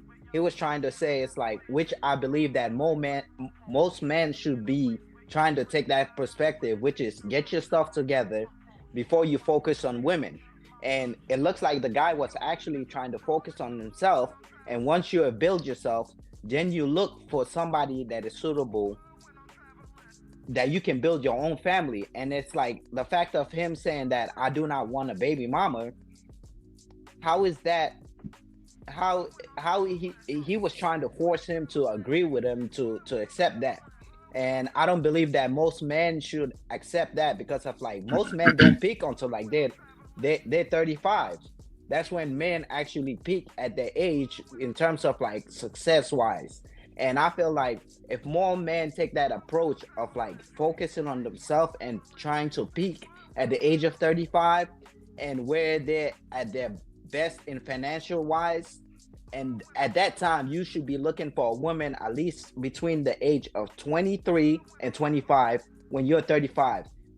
The reason why I said that, because of, first of all, that woman is going to give you respect, and at that point that woman is coming to you because of you have all the financial need to protect that woman and take care of that woman. So that's why I was kind of not agreeing with what he was saying. Yeah. Okay. Well, okay, that's fair. Hopefully, I think he had to go to work or something. He might come back so y'all can have a conversation. Because I don't want to speak for him necessarily, you know. Yeah, you know, us like Africans, that's literally what they used to do back then, when they, like, I would say like my grandpa, when he came to the family of my grandma, he said that I want to marry this woman. And then pretty much it's an engagement. At the age, he was either, like, I can't really explain the age because some people gone all. Hello? Yep. Can you hear me? Can't hear you. Just drop out, come back in.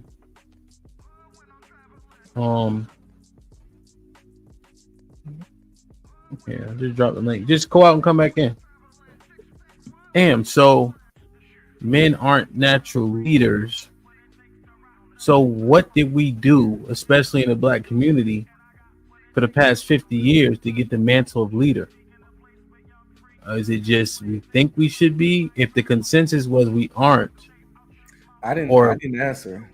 Oh, so let's say hold on. Let me get Red Pill to answer. And the answer is that men are natural leaders, but we are natural problem solvers. Therefore, it transferred to us usually taking lead when shit get real. Because you're not natural anything, because you're born, you're a blank slate. Ain't nothing up there. You might want to, you're born, you're a blank slate. Your personality and the things you learn and do have to grow and develop as you go through life. But we are natural, we problem solvers. And when you solve problems, you end up usually taking charge. And some are better than others.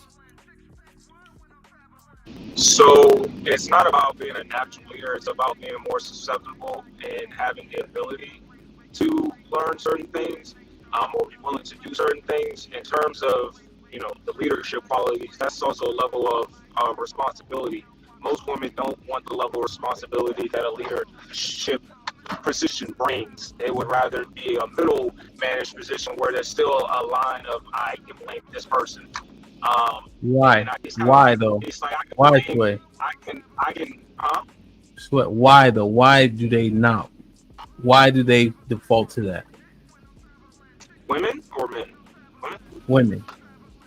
Well, I mean, I think it's natural in that sense. I mean, you look at the household, they'll default that it's the man's responsibility, but they want to boss the kids around. Well, if they default to what's it called? A subordinate role, naturally, then wouldn't the opposite be that men would be naturally leaders if women naturally default to being subordinate? Nope. Well, no, you would kind of have to say yes, right? Because we do the opposite of what they do in those times. Nope, because like Savage says, only 40% of men have actually procreated. So a lot of men opt out of taking on those leadership roles. It's only the men who choose to do those roles that you can say are leaders. But to call it natural, it's not a natural thing. It's a choice that men have decided that they want to do. And it's a choice that women have decided they don't want to do. more often than not, you'll find men willing to take that level of saying two responsibility. things though, but you got a terrible mic. But you're saying two things now, right? Yeah, two things can be right at once. Not in this case, because you're saying natural, and then you're saying quick. The thing that I'm saying is not contradictory. Connection is trash. Because what I'm saying is not contradictory because you're talking about two opposite roles when you're talking about men and women, right? And so when there's what their incentive to do. So in the time frame, Wait, your mic. now men are not incentivized to be. Wait, your mic. Your mic.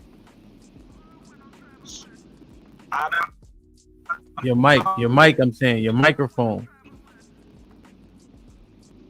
Your microphone is bad. It's not my mic, it's my connection. I mean, connection, yeah. I told you, Sway know everything, boy. At 22 years old. That nigga ball still in his stomach.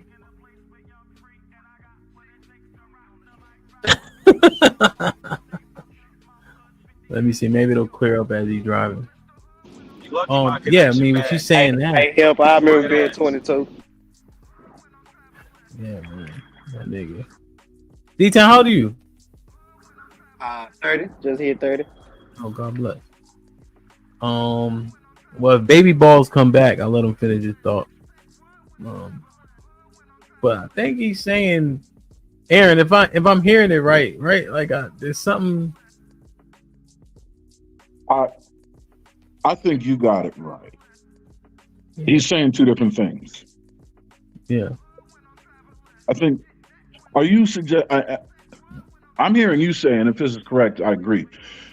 The majority of men are born with the basic tools needed to be leaders, but the minority may actually successfully end up using them.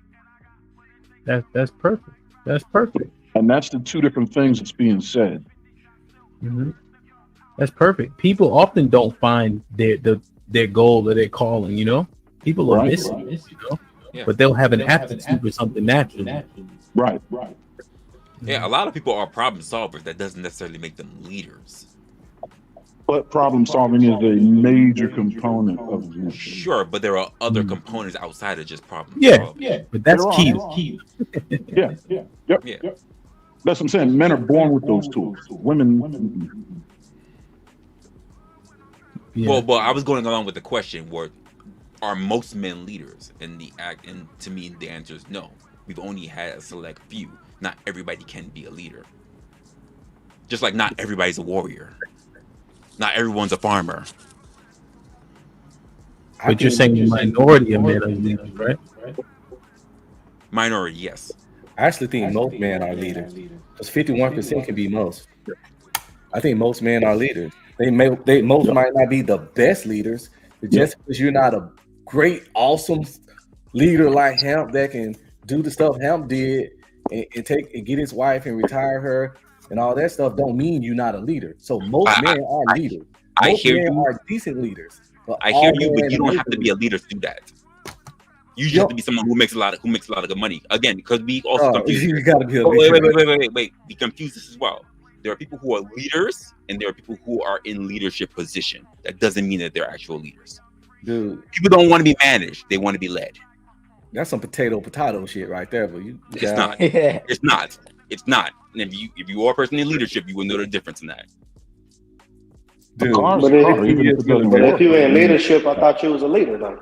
Right? I know. If you in leadership, I thought you was a leader. I'm just asking. So hold on. If you manage to fall into a leadership position due to seniority, but you're not really capable of doing the job, you're just there for seniority. Are you a leader?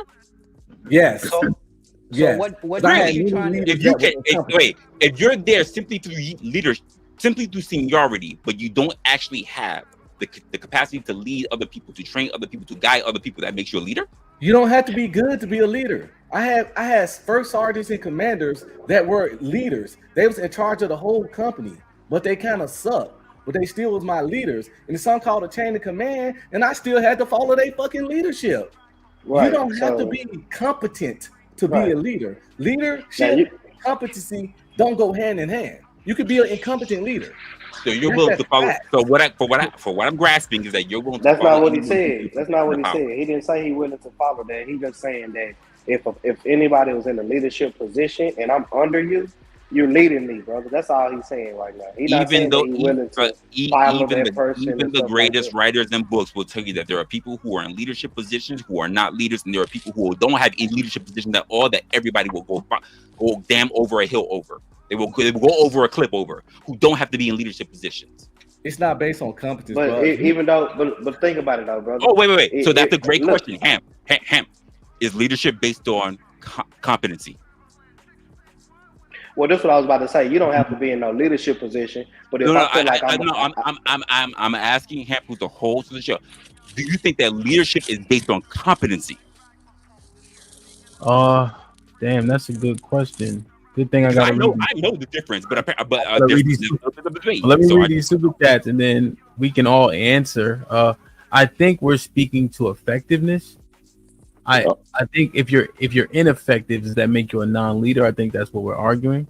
I don't want to get too stuck on that per se, but we can try to answer. Let me just read these super chats. Blacks, what's popping? Will with the 10 out says the show started off good. Thought we were on the precipice of accountability. However, it has evolved into bullshit. Can men ever have a conversation without shifting the blame to women? God damn. Will tired of y'all shit, man. Stepping Wolf with the 2 out says, what up, though, Hamp? Salute to the panel. What's popping? What's popping? Kelly Better says, food and shelter. TBMO. What does that mean? Callie, we don't know that new millennial stuff. We gotta text it out for us. No, that's definitely a Gen X. What the fuck? She probably mean jive turkey or something. Love is risky with the $5 says, shout out to the solution-based men that don't blindly blame black women for the world's demise. Caesar's Palace with the $2 says, even young kids will form hierarchy in groups. That's true. And that's what I'm thinking why it's natural. But go ahead, my fault. I just had to get those in. I don't know if I have can I answer that? That super chat with the kids. How's your answer? So to make that more simple, would you rather the person who was leader with someone who was competent or someone who just survived long enough to fall into the position?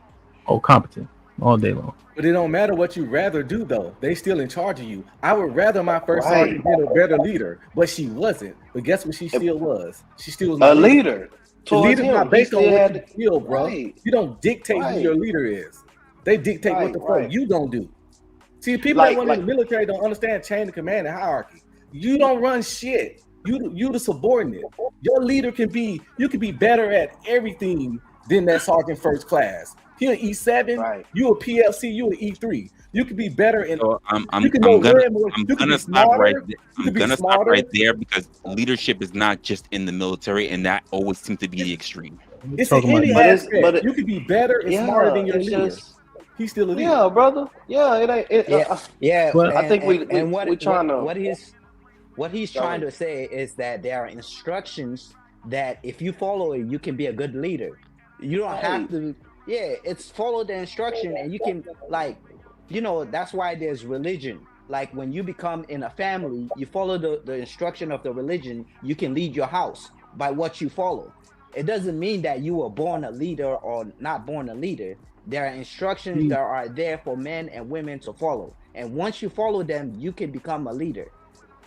How you feeling, Ham? What's up? I see the face. What's up? What's going on? Yeah, I want to get blacks in, but because of the child thing, I think it is a natural thing for people to want to follow the person they deem the leader.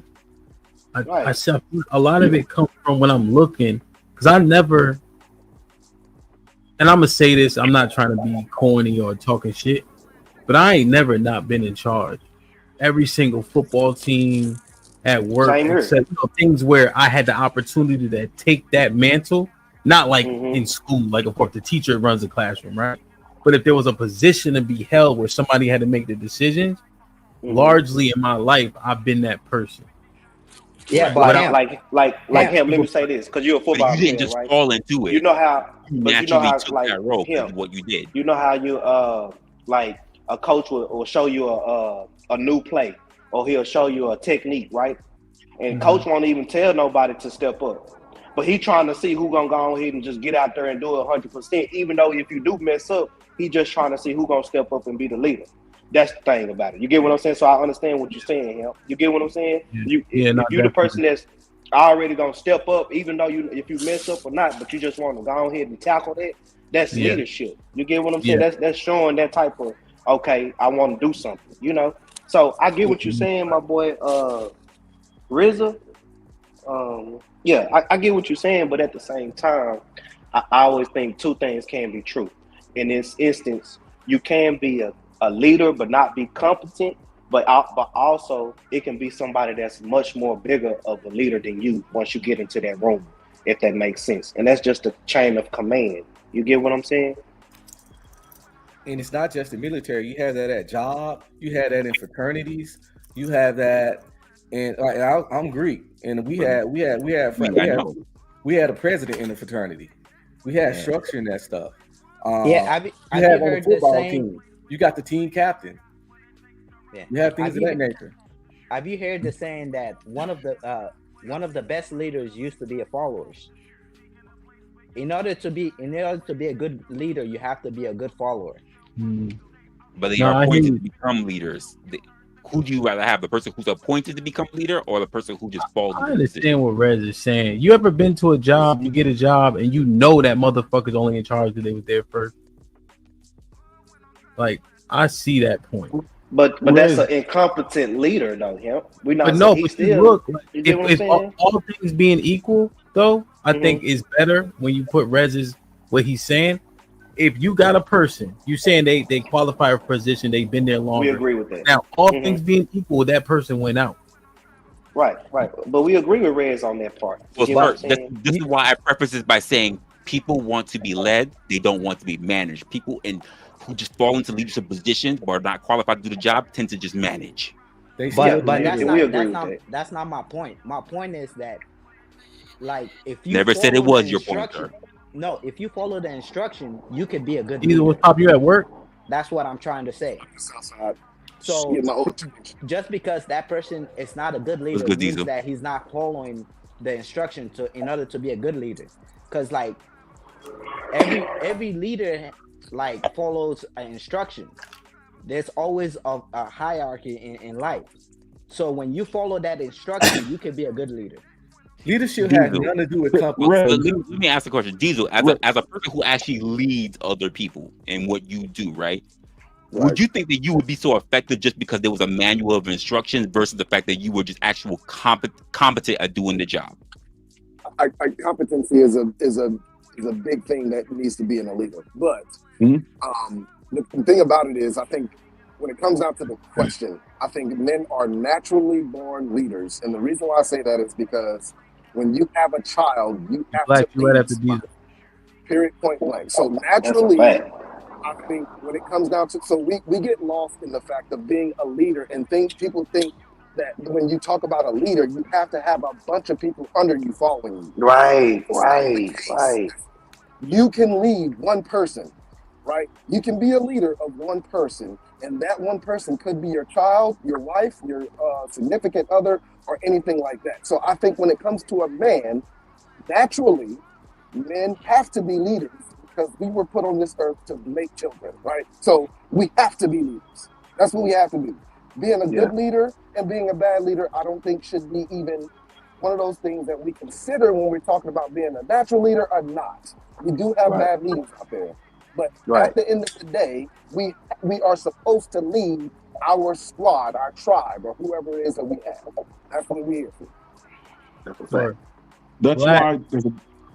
I gotta get Black in. Yes, being a leader for a man is natural born, especially according to 1 Timothy 2:12. A man is not to be. A man isn't given. I'm sorry. There's the authority of a man can't be given to a woman. Essentially, that's what you are. That's your mantle. You're born to be a leader. That's number one. Number two, I was in the military as well. I've had terrible leaders, but they were leaders just the same. Period. Whether they were appointed General Washington, who was our first president, he was appointed. He lost almost every battle. Was a terrible leader, but is still glorified as one of the best presidents that we've ever had. I mean, barring that he was the first. Or how about General S. Patton? Patton was a terrible leader on paper because he didn't follow any rules. Right. But his subordinates loved him, even though he excoriated people. He excoriated people who had at the time shell shock. Okay, my point is, whether appointed or you take up the mantle willingly, leadership is more than you having the competency. And yes, manuals help. Yeah. Okay. Yeah. So it seems like it's up, right? We trying to say men are, men aren't, right?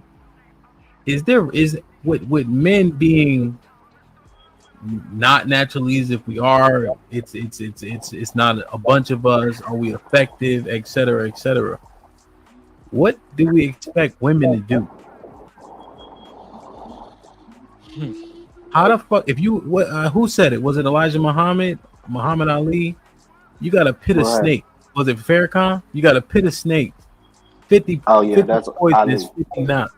You gonna stick your hand in it to see what's what? Yeah. If this is shit that we got going on, motherfuckers. I mean, and then you apply it back to the wall, all the stuff that I named. Like I'm confused. Like what are these women supposed? What are they supposed to lean on? What are they supposed to trust? What are they supposed to obey? How do they figure out which one of us is which? Well, there's no. What's your question? What's your question? I'm kind of break it down to me. Yeah, no, I'm just trying to figure out, like, because even blacks, when I don't know how long you've been on, right? Yeah, Rez, I've been here. Yeah, okay. And so when I was talking about it, right, initially in the chat, the objectivity wasn't there, right?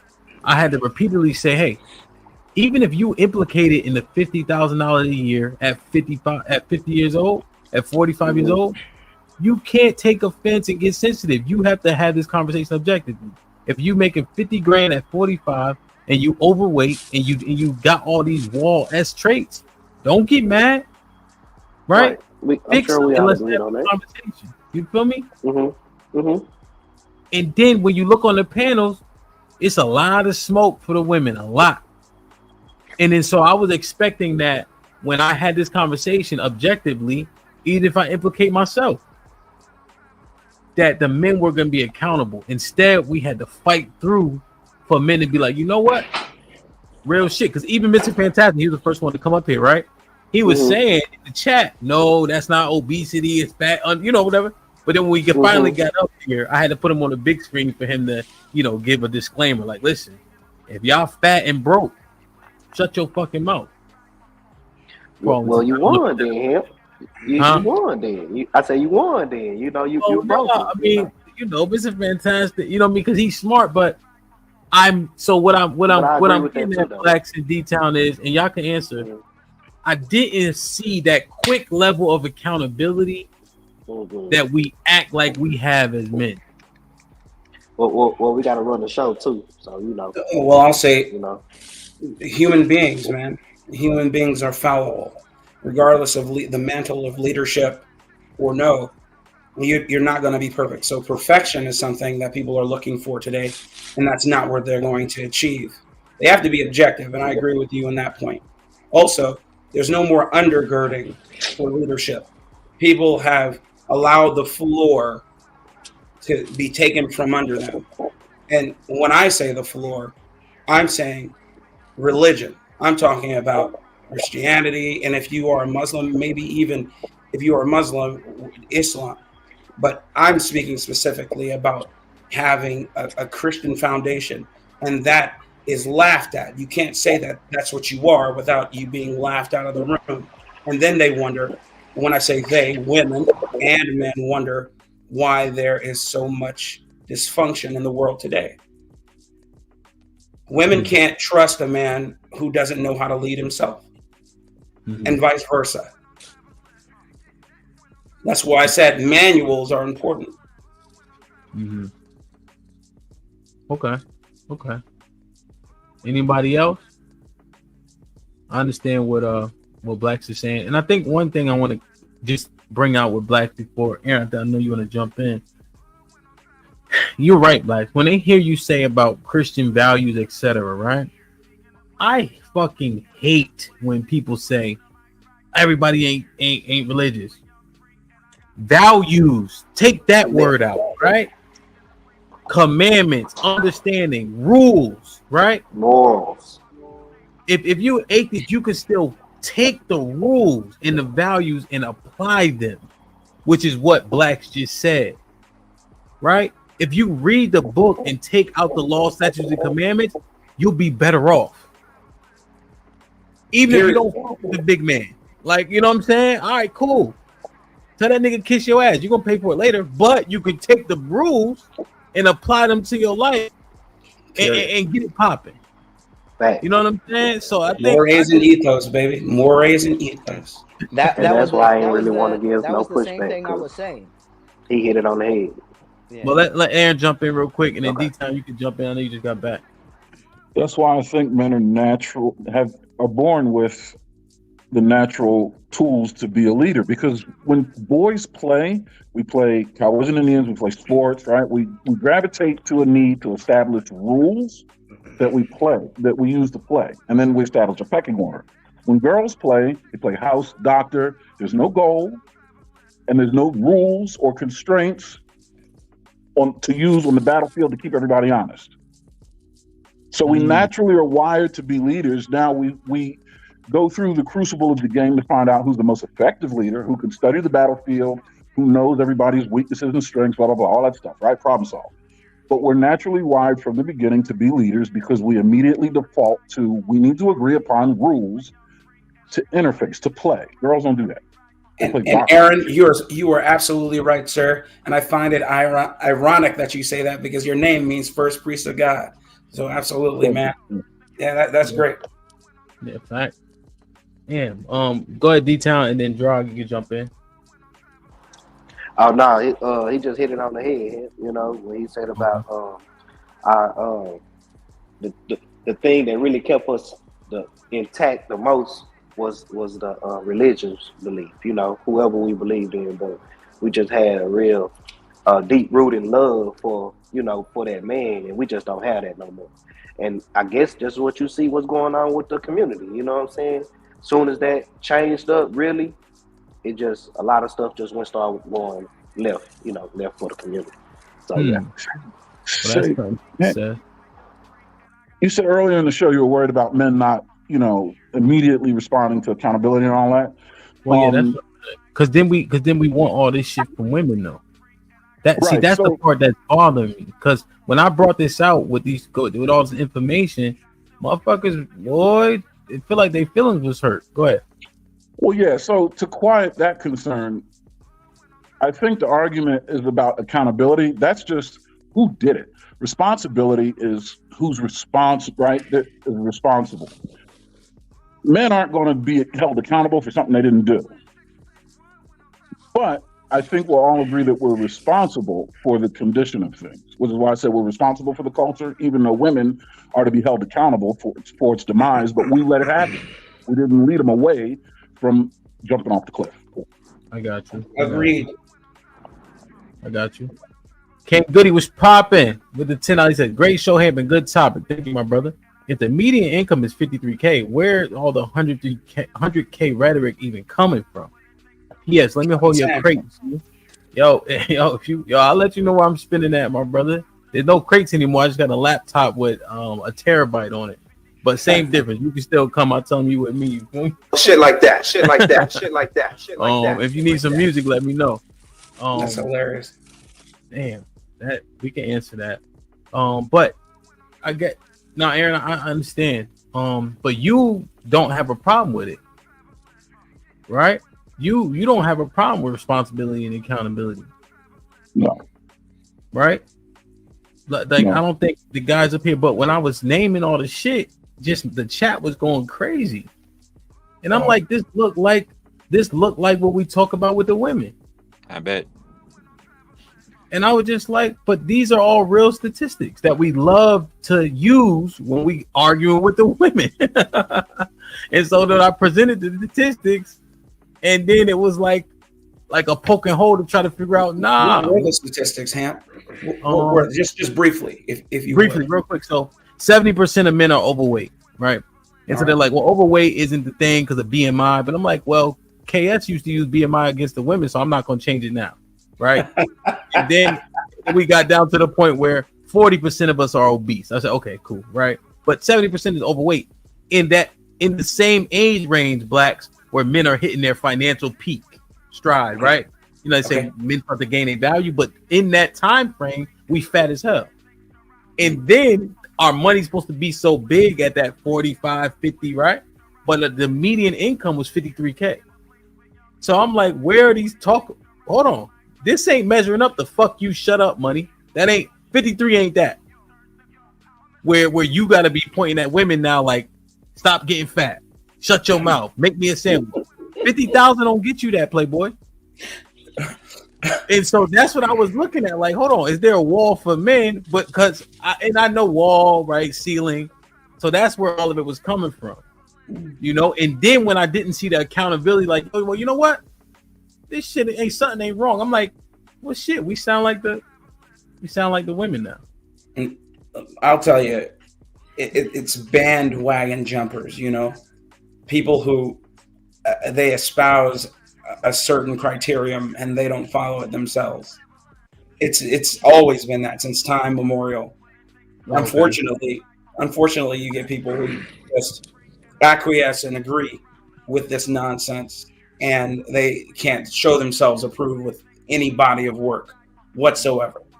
I said it myself, 130 grand a year is pretty much the poorhouse, doggone it. If you got children, and you know how many children I got. You know what I mean? I'm saying there is a different criterion when you are a married man with children versus a single man who is still on his grind, I suppose. But $53,000 a year at 35 years old is that's not something to write home to mother. Put him in the fucking bedroom. Get him out of here. Come on. You know what I'm saying? And that's what I was like, yo, we gotta be, and I'm saying we because it's us, right? Period. That's the median, that's the average. I can't be like y'all niggas. No, B. I'm losing weight now, you know. But fortunately, I got structure, I got shoulders, you know what I mean? Like some of these motherfuckers look like, you know what I mean? Snoop Dogg shit. Like, you know freaking what I mean? Grimace. And then one of the arguments was, well, you know, the BMI, because you got football players who, nigga, you ain't that fat nigga. You ain't no football body looking motherfucker. You know what I'm saying? Those, I can understand why they say Tyron Smith is obese. He also 6'7", 350 pounds, can move like, you know what I mean? Like that's an NFL. You don't. That ain't nuts. You know. But as soon as he stops, what's gonna happen to him? Oh, you like mush. But, see, the thousand with the 2000 says, hey, most women are not complaining about overweight. I know, Negro. We are. Yeah. So you a fat motherfucker. What's up, man? Fat. Think about it. You know what I mean? I'm a fat ass nigga talking about y'all too fat. That shit don't make a lot of sense to me. And we get it, maybe where he's saying that don't add to our value. But women love aesthetics, bro. They don't keep talking about Idris Elba and them niggas for nothing. Yeah. Yeah, I can give you a secret. Like, just cut all sugar and just drink water. You're gonna lose a lot of weight. It was dry. Leave me alone, please. Leave me alone. No. I'm gonna explain to you. Somebody, it was on this podcast. It was on TT podcast. The guy from Canada told me about it, and I tried it. I was at 190. Right now, I'm at 160, 165. Don't lose no more weight. You're gonna disappear. Nah, I'm not. The thing is, I'm still eating the same, but I'm at 165. But the only thing at 165, you noogieable. You know what a noogie is? Nah, but I still go to the gym. I can still bench and stuff like that. So I'm just saying, you noogieable at 165. I mean, the point is, 11 is What you trying to say here? Is nutrition. Yeah, you wedgieable at 165 for sure. Drink water. Yeah, Definitely yeah. drink water. 5'9", 165. That's a perfect weight. No, that's actually the way you got to be at that height in the army. Absolutely. Yeah, That's a fact. I'm 5'9", 165. Bro, I said that like skinny. Omega's stupid. But so so my argument, I'm like, damn, when I didn't see the accountability, I'm feeling a level of hypocrisy. You see what I'm saying? There will always be hypocrisy, especially in this stratosphere. They're never gonna hold. No one really ever holds themselves accountable. Mm-hmm. It's the truth. Anybody else? Am I off? Everybody. I want everybody. Let's start. Rock King. Look at Rock King. I hate all rock technology, bro. Aaron, what you think? Am I bugging with the hypocrisy, or No, I think you pinned down kind of how we dropped the ball in our responsibility maintaining cultural health. There it is, right there. Yeah. Shit like that. Shit like that. Shit like that. Shit like that. Shit like that. I think it's all part of the, pretty much, I would say, the culture of what we see in these spaces. It's become more preferable to blame women for things because we haven't had an opportunity to hold them accountable for so long. But instead of just saying all the shit that we should be doing for ourselves, it's easy to still just hold the blame for them. In the same way, the same men that we have that immediately jump to them have been indoctrinated by hearing all those years about them complaining about us. And they should have been doing better. Again, it's more promising to be effective than to be right, and more men want to be right than be effective. I agree with that. Damn, Rob, what you think, bro? As men, you have to set the example. That's pretty much it. You set the example, and one thing about it is, like, when you first meet your whatever, and then you become so comfortable, then she become comfortable. So it's just that things you have to set the example and always push yourself, because like when you push yourself and try to get yourself in a better shape, you're gonna see that woman is gonna try to get in that better shape because they're gonna get jealous. They wanna make sure they keep up with you. So you always gotta set yourself an example. Be the example in your household, and that could go down all the way down to your kids. It's always you're the example. That's why you're the leader of the house. Yeah, that's good. I like that. Black, you answered already, right? You go first. I did. Yeah, you went first. Okay. Rock, are you there?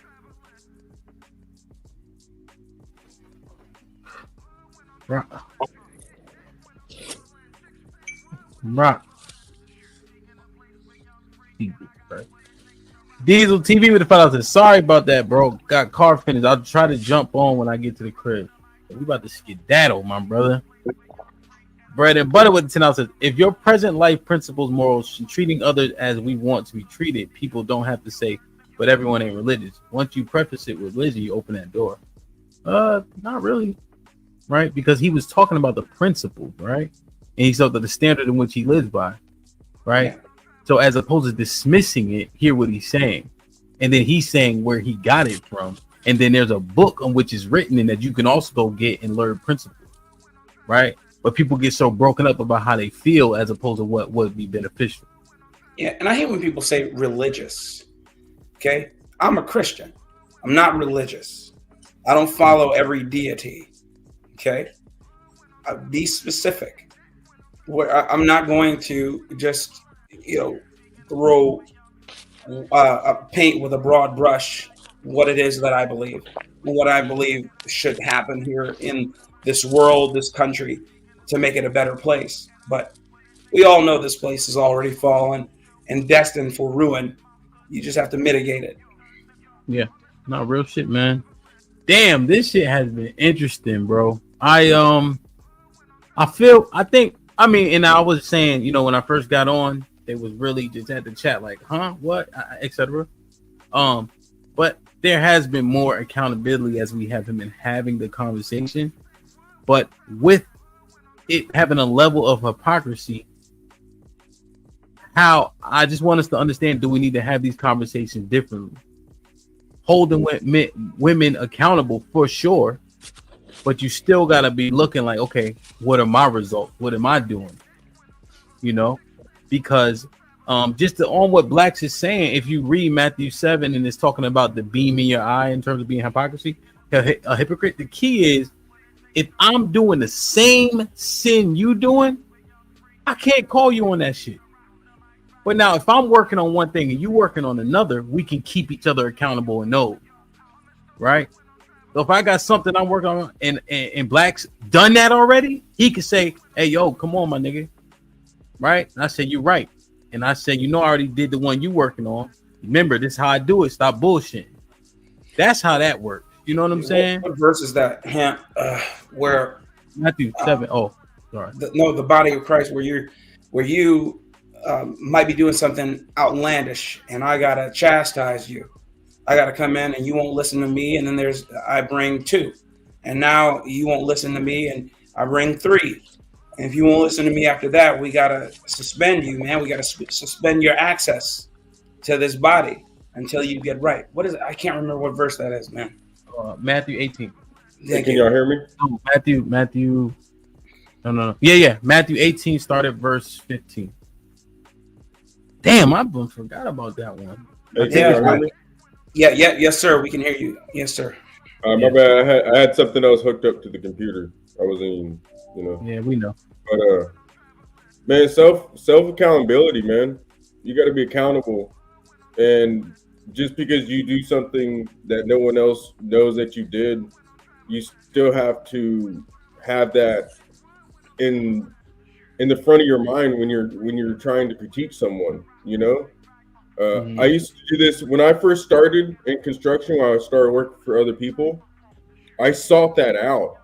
I took accountability for everything, even stuff I didn't do. Most of the time it wasn't me, but I wanted to take the accountability for it so I could gain more responsibility. But what I see now with men, there's a lot of men that do not want responsibility. They don't, man. And it's really sad. Hundreds of people I've hired, and every single one of them I could have made a boss, but they didn't want to put in the work. They didn't want to take the time to go through the roadblocks, and learn from them.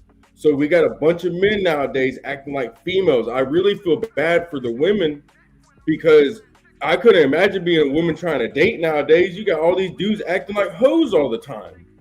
And then they come up here crying and whining why they can't get a girl. It's hypocrisy. They bitch about the same shit about women that they're doing, just like you said, Hamp.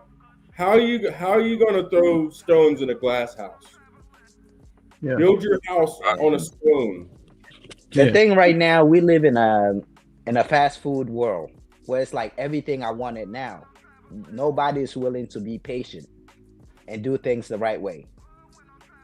Hemp, what Blackish said is absolutely correct.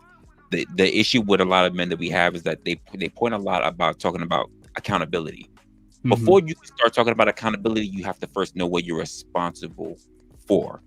And that's the most important part. And even when even Blackish says that basically he takes responsibility for things that he necessarily doesn't even have anything to do with, just because someone else did it under his watch, we call that a great point. We call that extreme leadership. Because the fact that you ran astray was my fault for not seeing that you would do that in the first place. And to the earlier point, Wrestler, that's what leaders in the military have to do on a daily freaking basis. Your soldier, your troop was out past curfew under a general order, which carries a field grade Article 15 penalty. And then they're bringing you on the red carpet and asking, how come he was out past that time and drinking, no less? And you're like, man, you know what? I guess I wasn't a very communicative leader. I didn't communicate effectively. It's my fault. So now, what does that require? Remedial training. And now it's on you to 4856, the soldier, which is a counseling statement. Correct. And then from there, you retrain and take whatever punishment comes down the pipeline. It is that. And then people keep asking, why do I have to take responsibility for things that I had nothing to do with? Because that is the plight of a leader. You ought to take responsibilities for things you've never done. Period. And the last point is, leaders serve. That is the main point. The best leaders serve. A servant. The best leadership is servant leadership. That's it. And it doesn't mean you are a slave, but it also doesn't mean that you are the king and you should be waited on hand and foot. Okay. Absolutely. 100%, B. Striking it rich. What's popping with the 5 euros, right? Or is that pound? Pound. British pound. Resla's correct. Being in a leadership position does not mean you're a leader. There are nepotism babies, seniority, or diversity hires in leadership positions. Proud Black Conservative says accountability for men is not a choice. If he doesn't put in the work, life holds him accountable by his results, no matter what he says online. Now that's a fact. And now make no mistake, when we have a conversation, I appreciate the brothers for the majority staying on topic. We are by no way, shape, or form exonerating these heifers. Now I ain't saying that. All right, you hoes got to get in line. but today we were talking about some of the hypocrisy that we show, right, based on our results in our life, and we come with a level of vitriol sometimes that I don't quite understand. And then I'm wondering, if you know she already ain't under your covering and they don't leave, how you gonna get anywhere with just talking shit? You know what I'm saying? So I just wanted to assess it. So I appreciate everybody being objective, right? Because we know. Shout out to all the sisters in the chat. I love them. But Sassy get on my nerves all the time in the chat. He talking shit to me.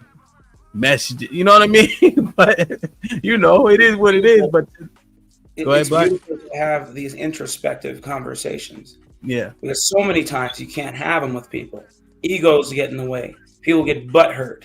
Feelings come in. That's why I don't like feelings talk. I hate it. Feelings have nothing to do with leadership, man.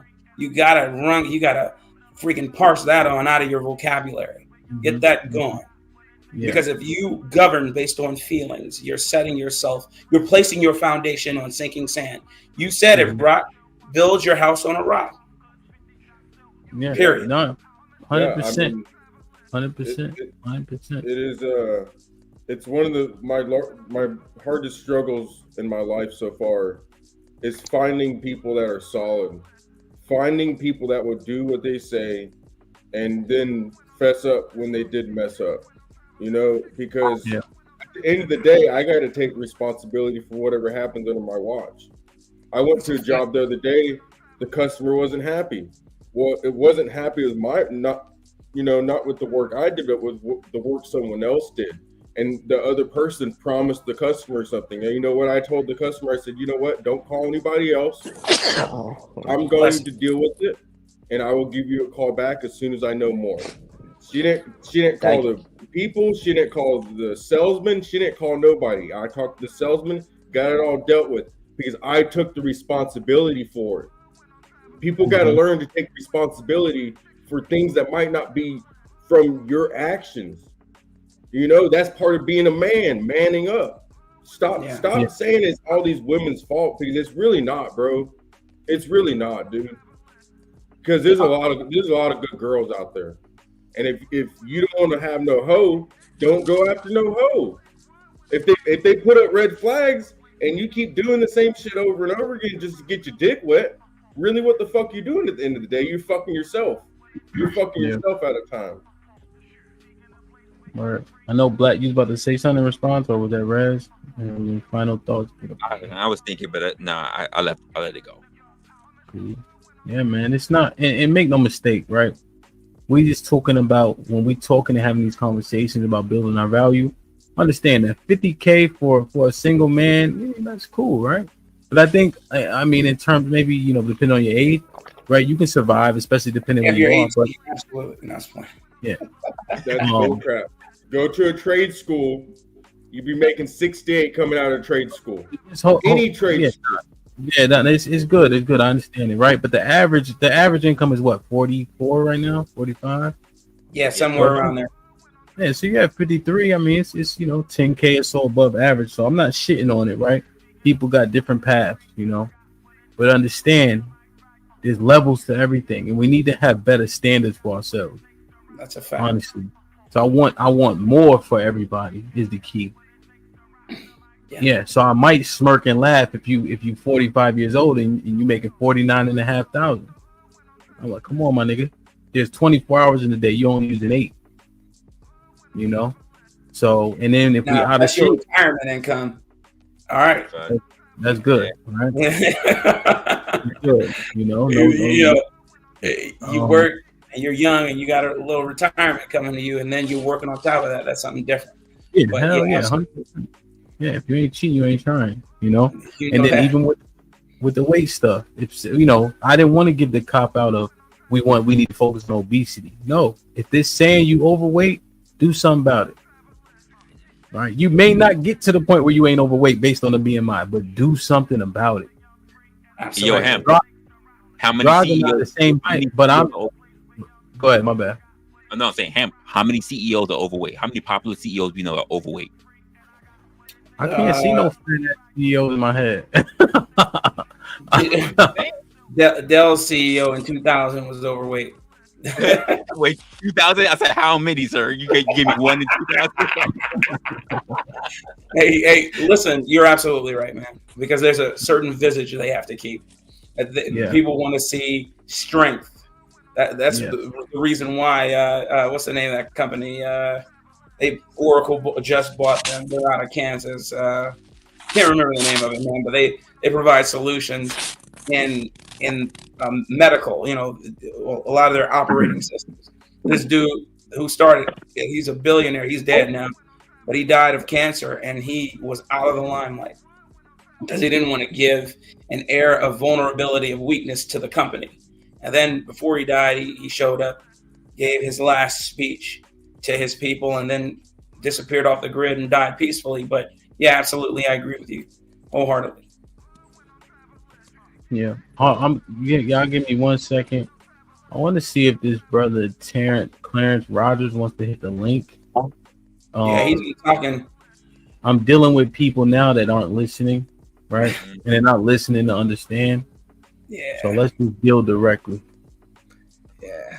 Real quick, because if people can't understand that we having a conversation about a particular topic, that the gentlemen were gentlemanly enough to stay on topic, then they'll never understand. Because you know what? If I start talking about them hoes, y'all will go off too.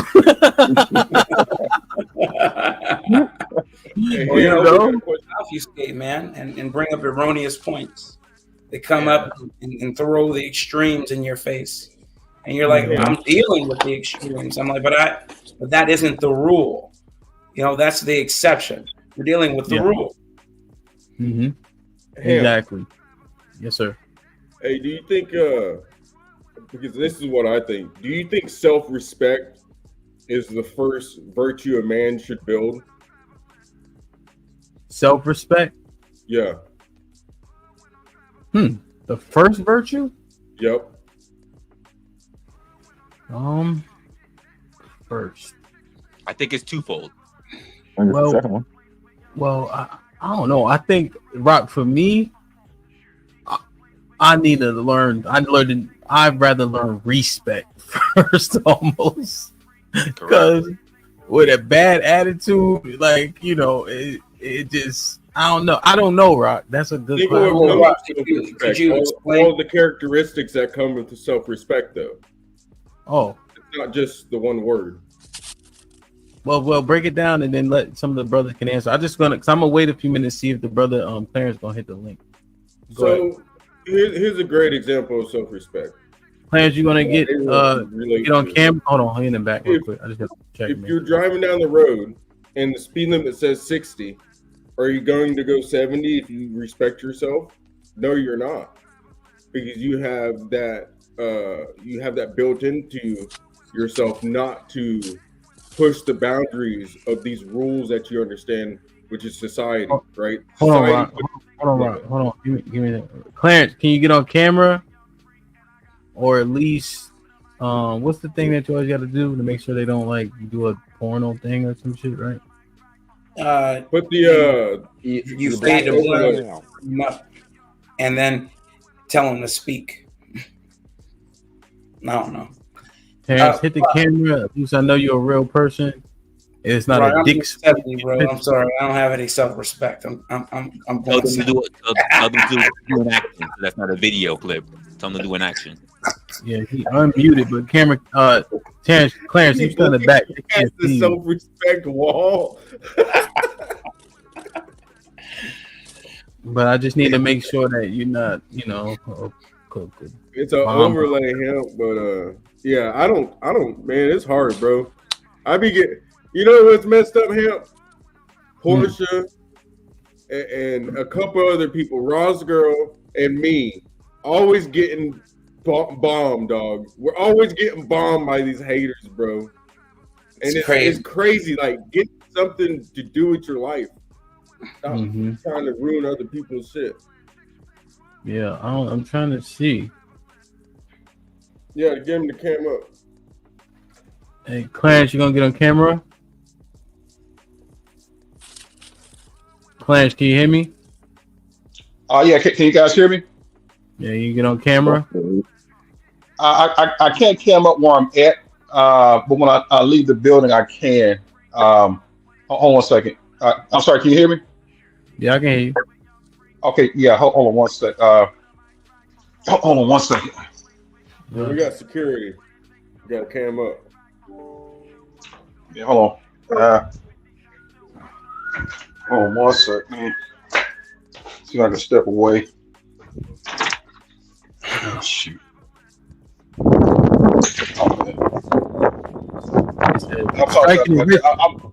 Go ahead. No, I'm in a government building by my computer. I can't cam up. I apologize about that. It's all right.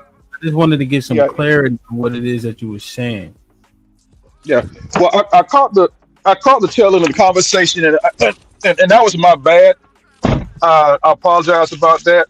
I just heard the tail end of it. I had to rewind the conversation.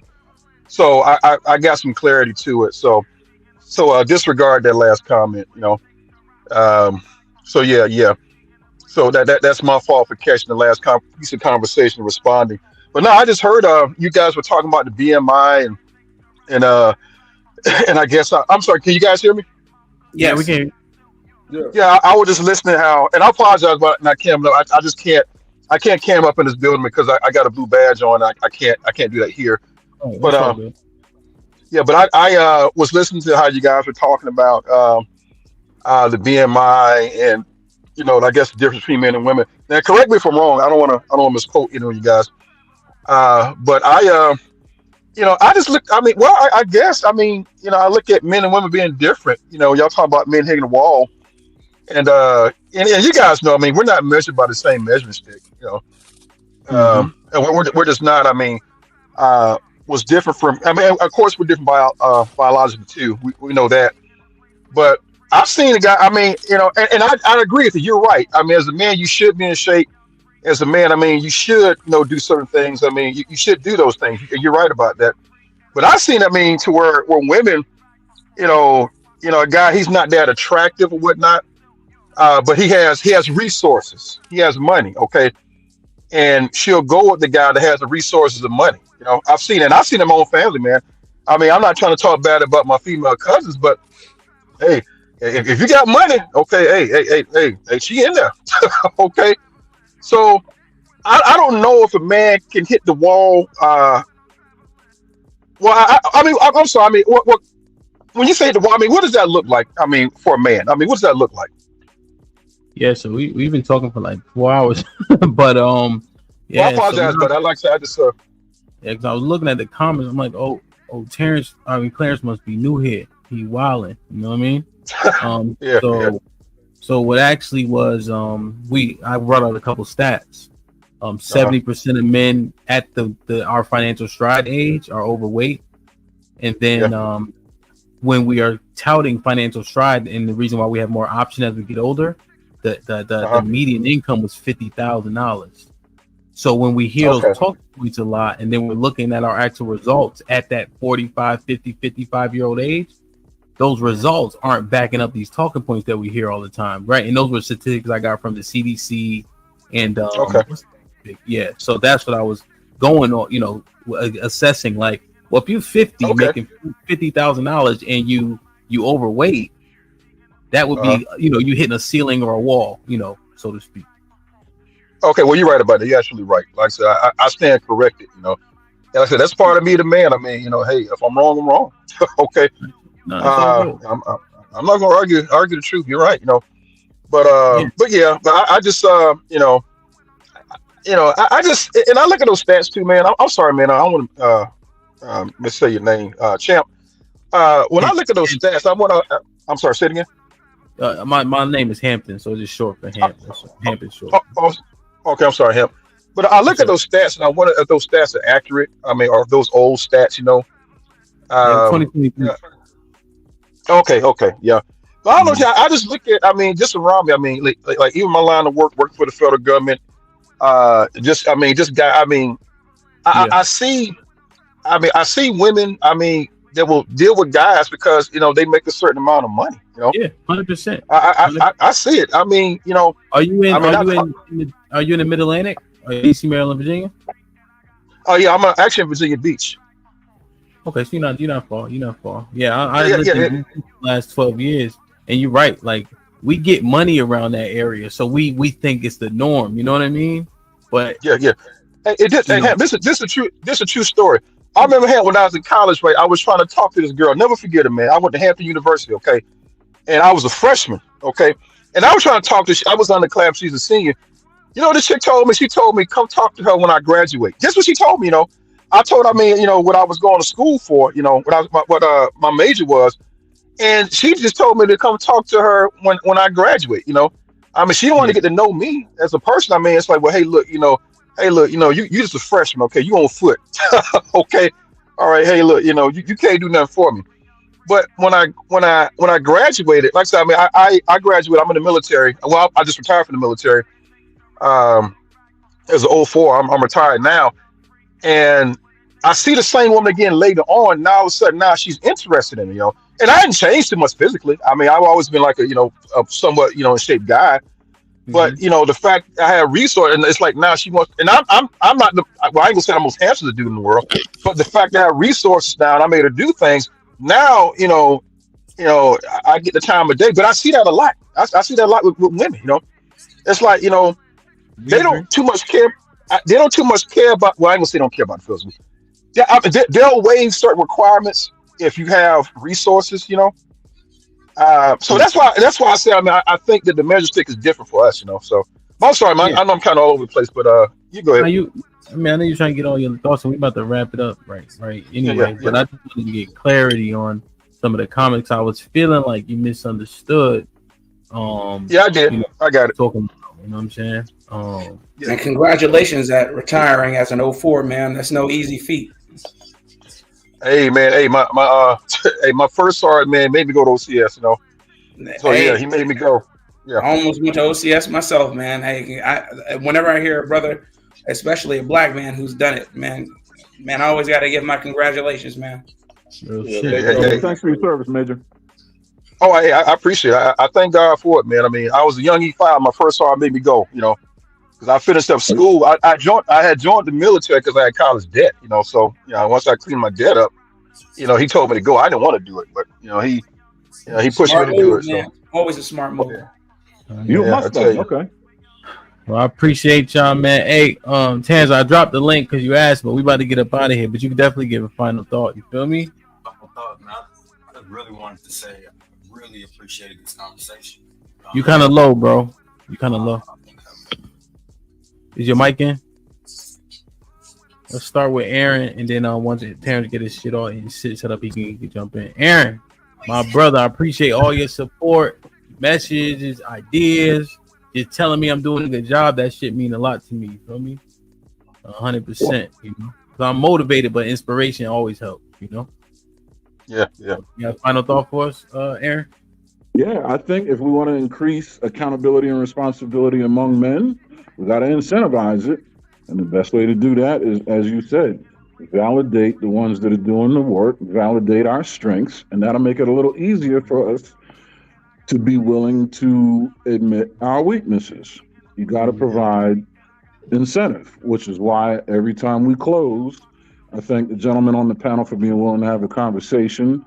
And I give big kudos to DJ Hant for providing the space, curating the panel, and objectively refereeing the conversation that really needs to be had. Yeah. Can I speak that real quick? I don't want to, I don't want to hijack nothing. Yeah. I'm sorry. Go ahead. I'm sorry. Yeah, go ahead. Red's gonna go, then Blacks. It'll come to you, then Rock, then T. Right. Okay. I'm sorry. Yeah. Red's final thought, my brother. Once again, I think you did a good panel. You're very good at moderating this. I know it can get a lot hectic in the space, so definitely shout out to you. I know there are definitely a lot of people, whether either here on the panel or on the chat, that really felt there was a difference of what I was saying about leadership. But again, a lot of people do get caught up in the whole military aspect. We forget that there's a whole other world outside of that. When it comes to leadership, I get the men's point, so I'm not disagreeing with it. But again, that's what we're all up here to also have a conversation about, so that we can have these differences of perspectives, and so that we're not quote unquote being a monolith, because that's something else that we hear a lot in these channels, right? So we want to make sure that we all have a varying amount of perspective, and we can all hear that kind of stuff. But until then, I mean, shout out to you, shout out to chat, and of course, stay opinionated. Thanks, my brother. Appreciate you. Blacks, I appreciate you finally hitting the link, asshole. Any final? Hey, you got those spices, man. How did you like them?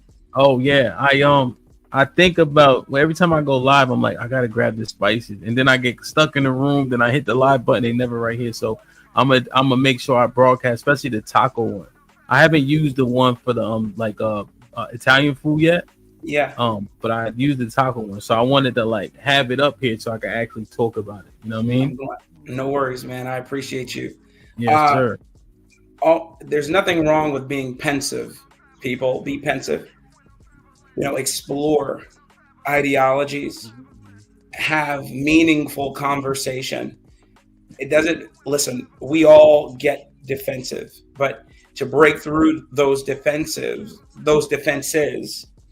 you have to be willing to acquiesce just a little, give some room so that people will come off of their defenses and be willing to listen. So with that being said, Hant, man, you are very good at moderating all of these. Everyone I've ever seen, man, you keep your composure. So thank you for giving us this opportunity, this chance to do this. And these topics, especially this one, are always informative and thought-provoking. So those are my last. I appreciate it. I'm humbled by all the love y'all show me. You know what I mean? Yeah, absolutely. What's the brother name? I can't see. Chris, not Chris. Oh, you just call me Rob. Yeah. You call me Rob, man. Rob. Great show, man. And like I said, my apologies, man, for catching the tail end and responding. I usually don't do that, But I wanted to speak to what the gentleman said about men stepping up. A lot of, and I'm not trying to cast blame or nothing, anything like that. But a lot of these men that we speak of were raised by our mothers, And I say that because I was that guy. I was that guy, I was that guy, man, who was raised by a single mother. I thought like my mother. I mean, I didn't have. It wasn't until I got to the military, until I got around, real men, like male leadership. I mean, in high school, I was kicked out of 2 schools. I mean, because I was quick to fight like her. Okay, I was quick to argue like her. Okay, I was quick to problem solve like her. And I was quick to catch an attitude like my mother. Okay. And I had been socialized around her, and I was using myself as an example. I mean, that was me. And I didn't change until I got around real men that held me accountable at 18 years old, man. I never forget that, I never forget I had a first sergeant get up in my face. Okay. I had a platoon sergeant get up in my face. I mean, hey, look, you will do this, okay, or else, And I had never had that happen to me. I never really had real men, hold me accountable and say, hey, you're going to do this, all right? I mean, I done been on 45 days extra duty. I done got Article 15, all that stuff, And it took for that, I mean, to help me. Say what now? I said, you preach it to the choir, boy. I know all about it. All right, go ahead. Yeah, all that stuff, man. So it finally dawned on me, and I never forget, man. I just want to share this with you, man. I mean, I'm 45 years old now, but I just, I mean, I was an older man. I never forget, I was an extra duty, man, cutting grass, and my first sergeant, he saw me. He said, come here, He pulled me in the office, man. He told me about myself, He said, look, I got it where you come from. I got it. You came from this type of environment. Okay, but hey, look, I'm going to teach you how to man up. I'm going to teach you how to be a man, okay? I'm going to teach you how to do certain things. I'm going to teach you how to, be accountable, be responsible, okay? That joke even taught me how to shave, man. He taught me how to shave, okay, as a young man, okay? I didn't have that. But I said to say this, I was that guy, man, who was raised by a single mother that would not, accept responsibility because she wouldn't do it. I mean, she was my template. I mean, not to say she was a bad person, but that was all I had, That was all I had, man, But until I got around real men, that's when I changed. But my mic is muted, man. I'm gonna drop down. Doubt, good brother, no doubt. Appreciate you. Rock, final thought, bro. Yeah, I understand that you shouldn't be trying to find strength in other people. Look for strength within. It starts with yourself. If you're trying to build anything, it starts with yourself. So before you start trying to critique everybody else and always trying to throw smoke, look within and make sure you're doing what you're supposed to be doing. Yeah. Word. Karen. My God. Yeah, man, I just bought a camera. I'm tight. I'm like, I'm prettier than this nigga, but this camera look amazing. Good afternoon. Hey, DJ Ham. Yes, sir. Beautiful conversation. Gents on the panel, phenomenal. This is actually I just now got into YouTube, going to the different channels. This is the first one on leadership that I've seen. And it's a real beautiful thing. You know what I'm saying? Mm-hmm. And I do believe that from a child, right? At least in a perfect world, or when we can start normalizing greatness rather than normalizing what's average right now. Teaching our young men, right, all of these different qualities and traits that we were discussing, that y'all was discussing tonight. And then our daughters and women will see that, and no longer, right, will the days come where we blame our women for the transgressions that's occurred over the course of 100 years or whatever it's been. All right, and we step into the light and really start leading from the front. It's a beautiful conversation, and much love to y'all. Lead from the front. Salute. Yeah, man. No, 100%, man. And today, everybody did an awesome job, just to reiterate, of staying on topic. No matter how much we could have implicated women in some of the conversation, we didn't, right? And so when you stay true to that, you get much more out of it. Needless to say, we might have to fire their ass up come next week. But today it was about us. I'm proud of my brothers. I think we're doing better than a lot of people give us credit for overall. A lot of the world gives us credit for. I think there's a whole lot more like the men on these panels than the men out here shooting and killing each other. But unfortunately, men on this panel don't sell the same amount of tickets. But we know. And so I just want to tout it more, have a conversation, see us be accountable and responsible for what's happening, and continue to change our communities by perpetuating all the good things, right? I just use blacks as an example because it's in my head right now. We got the same amount of kids, right? You got 6, right, blacks? Yeah, you got the same amount of kids. We married. Blacks took it one step further. His kids is homeschooled. You know what I'm saying? Making sure you instill in the right values. And then those 6 people come up and make the world a better place. Right? So I got admiration for him as an example to make sure I at least get to that standard that he set. Right? Because it ain't subjective. Right? There are rules to this shit. When you say you're doing good, show me and prove it. Right? If I become a plumber, I'm gonna find the best plumber and try to be better than him. You know? Now that's black thoughts. Damn, man. I love y'all. Appreciate y'all, man. I think we got one more super chat. Oh no, we got a few. I'm gonna get the hell out of here. I read this one. Yeah. Sonia was popping with the $10. Logical men studying for final exam speaking truth. Thanks. You're welcome. We tried our best. Terrence became a oh shit. This one. Sport, man. Memberships are awesome and residual. Bread and Butter with the $5 says, it seems both men and women often are so convinced they're victims that anytime discussion for looking at oneself presents, we get defensive. Yeah. And I'm not saying that's not a natural thing to do, but then once you get over being defensive, let's have the conversation. You know?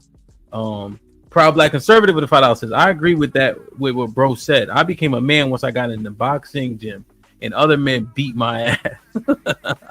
My coach humbled me very quickly. I agree. The martial arts are, some form of combat help you figure out who the fuck you are. That's why I'm such a proponent of football. Football made more basketball players than basketball. I promise you that. Yo, that's a fact.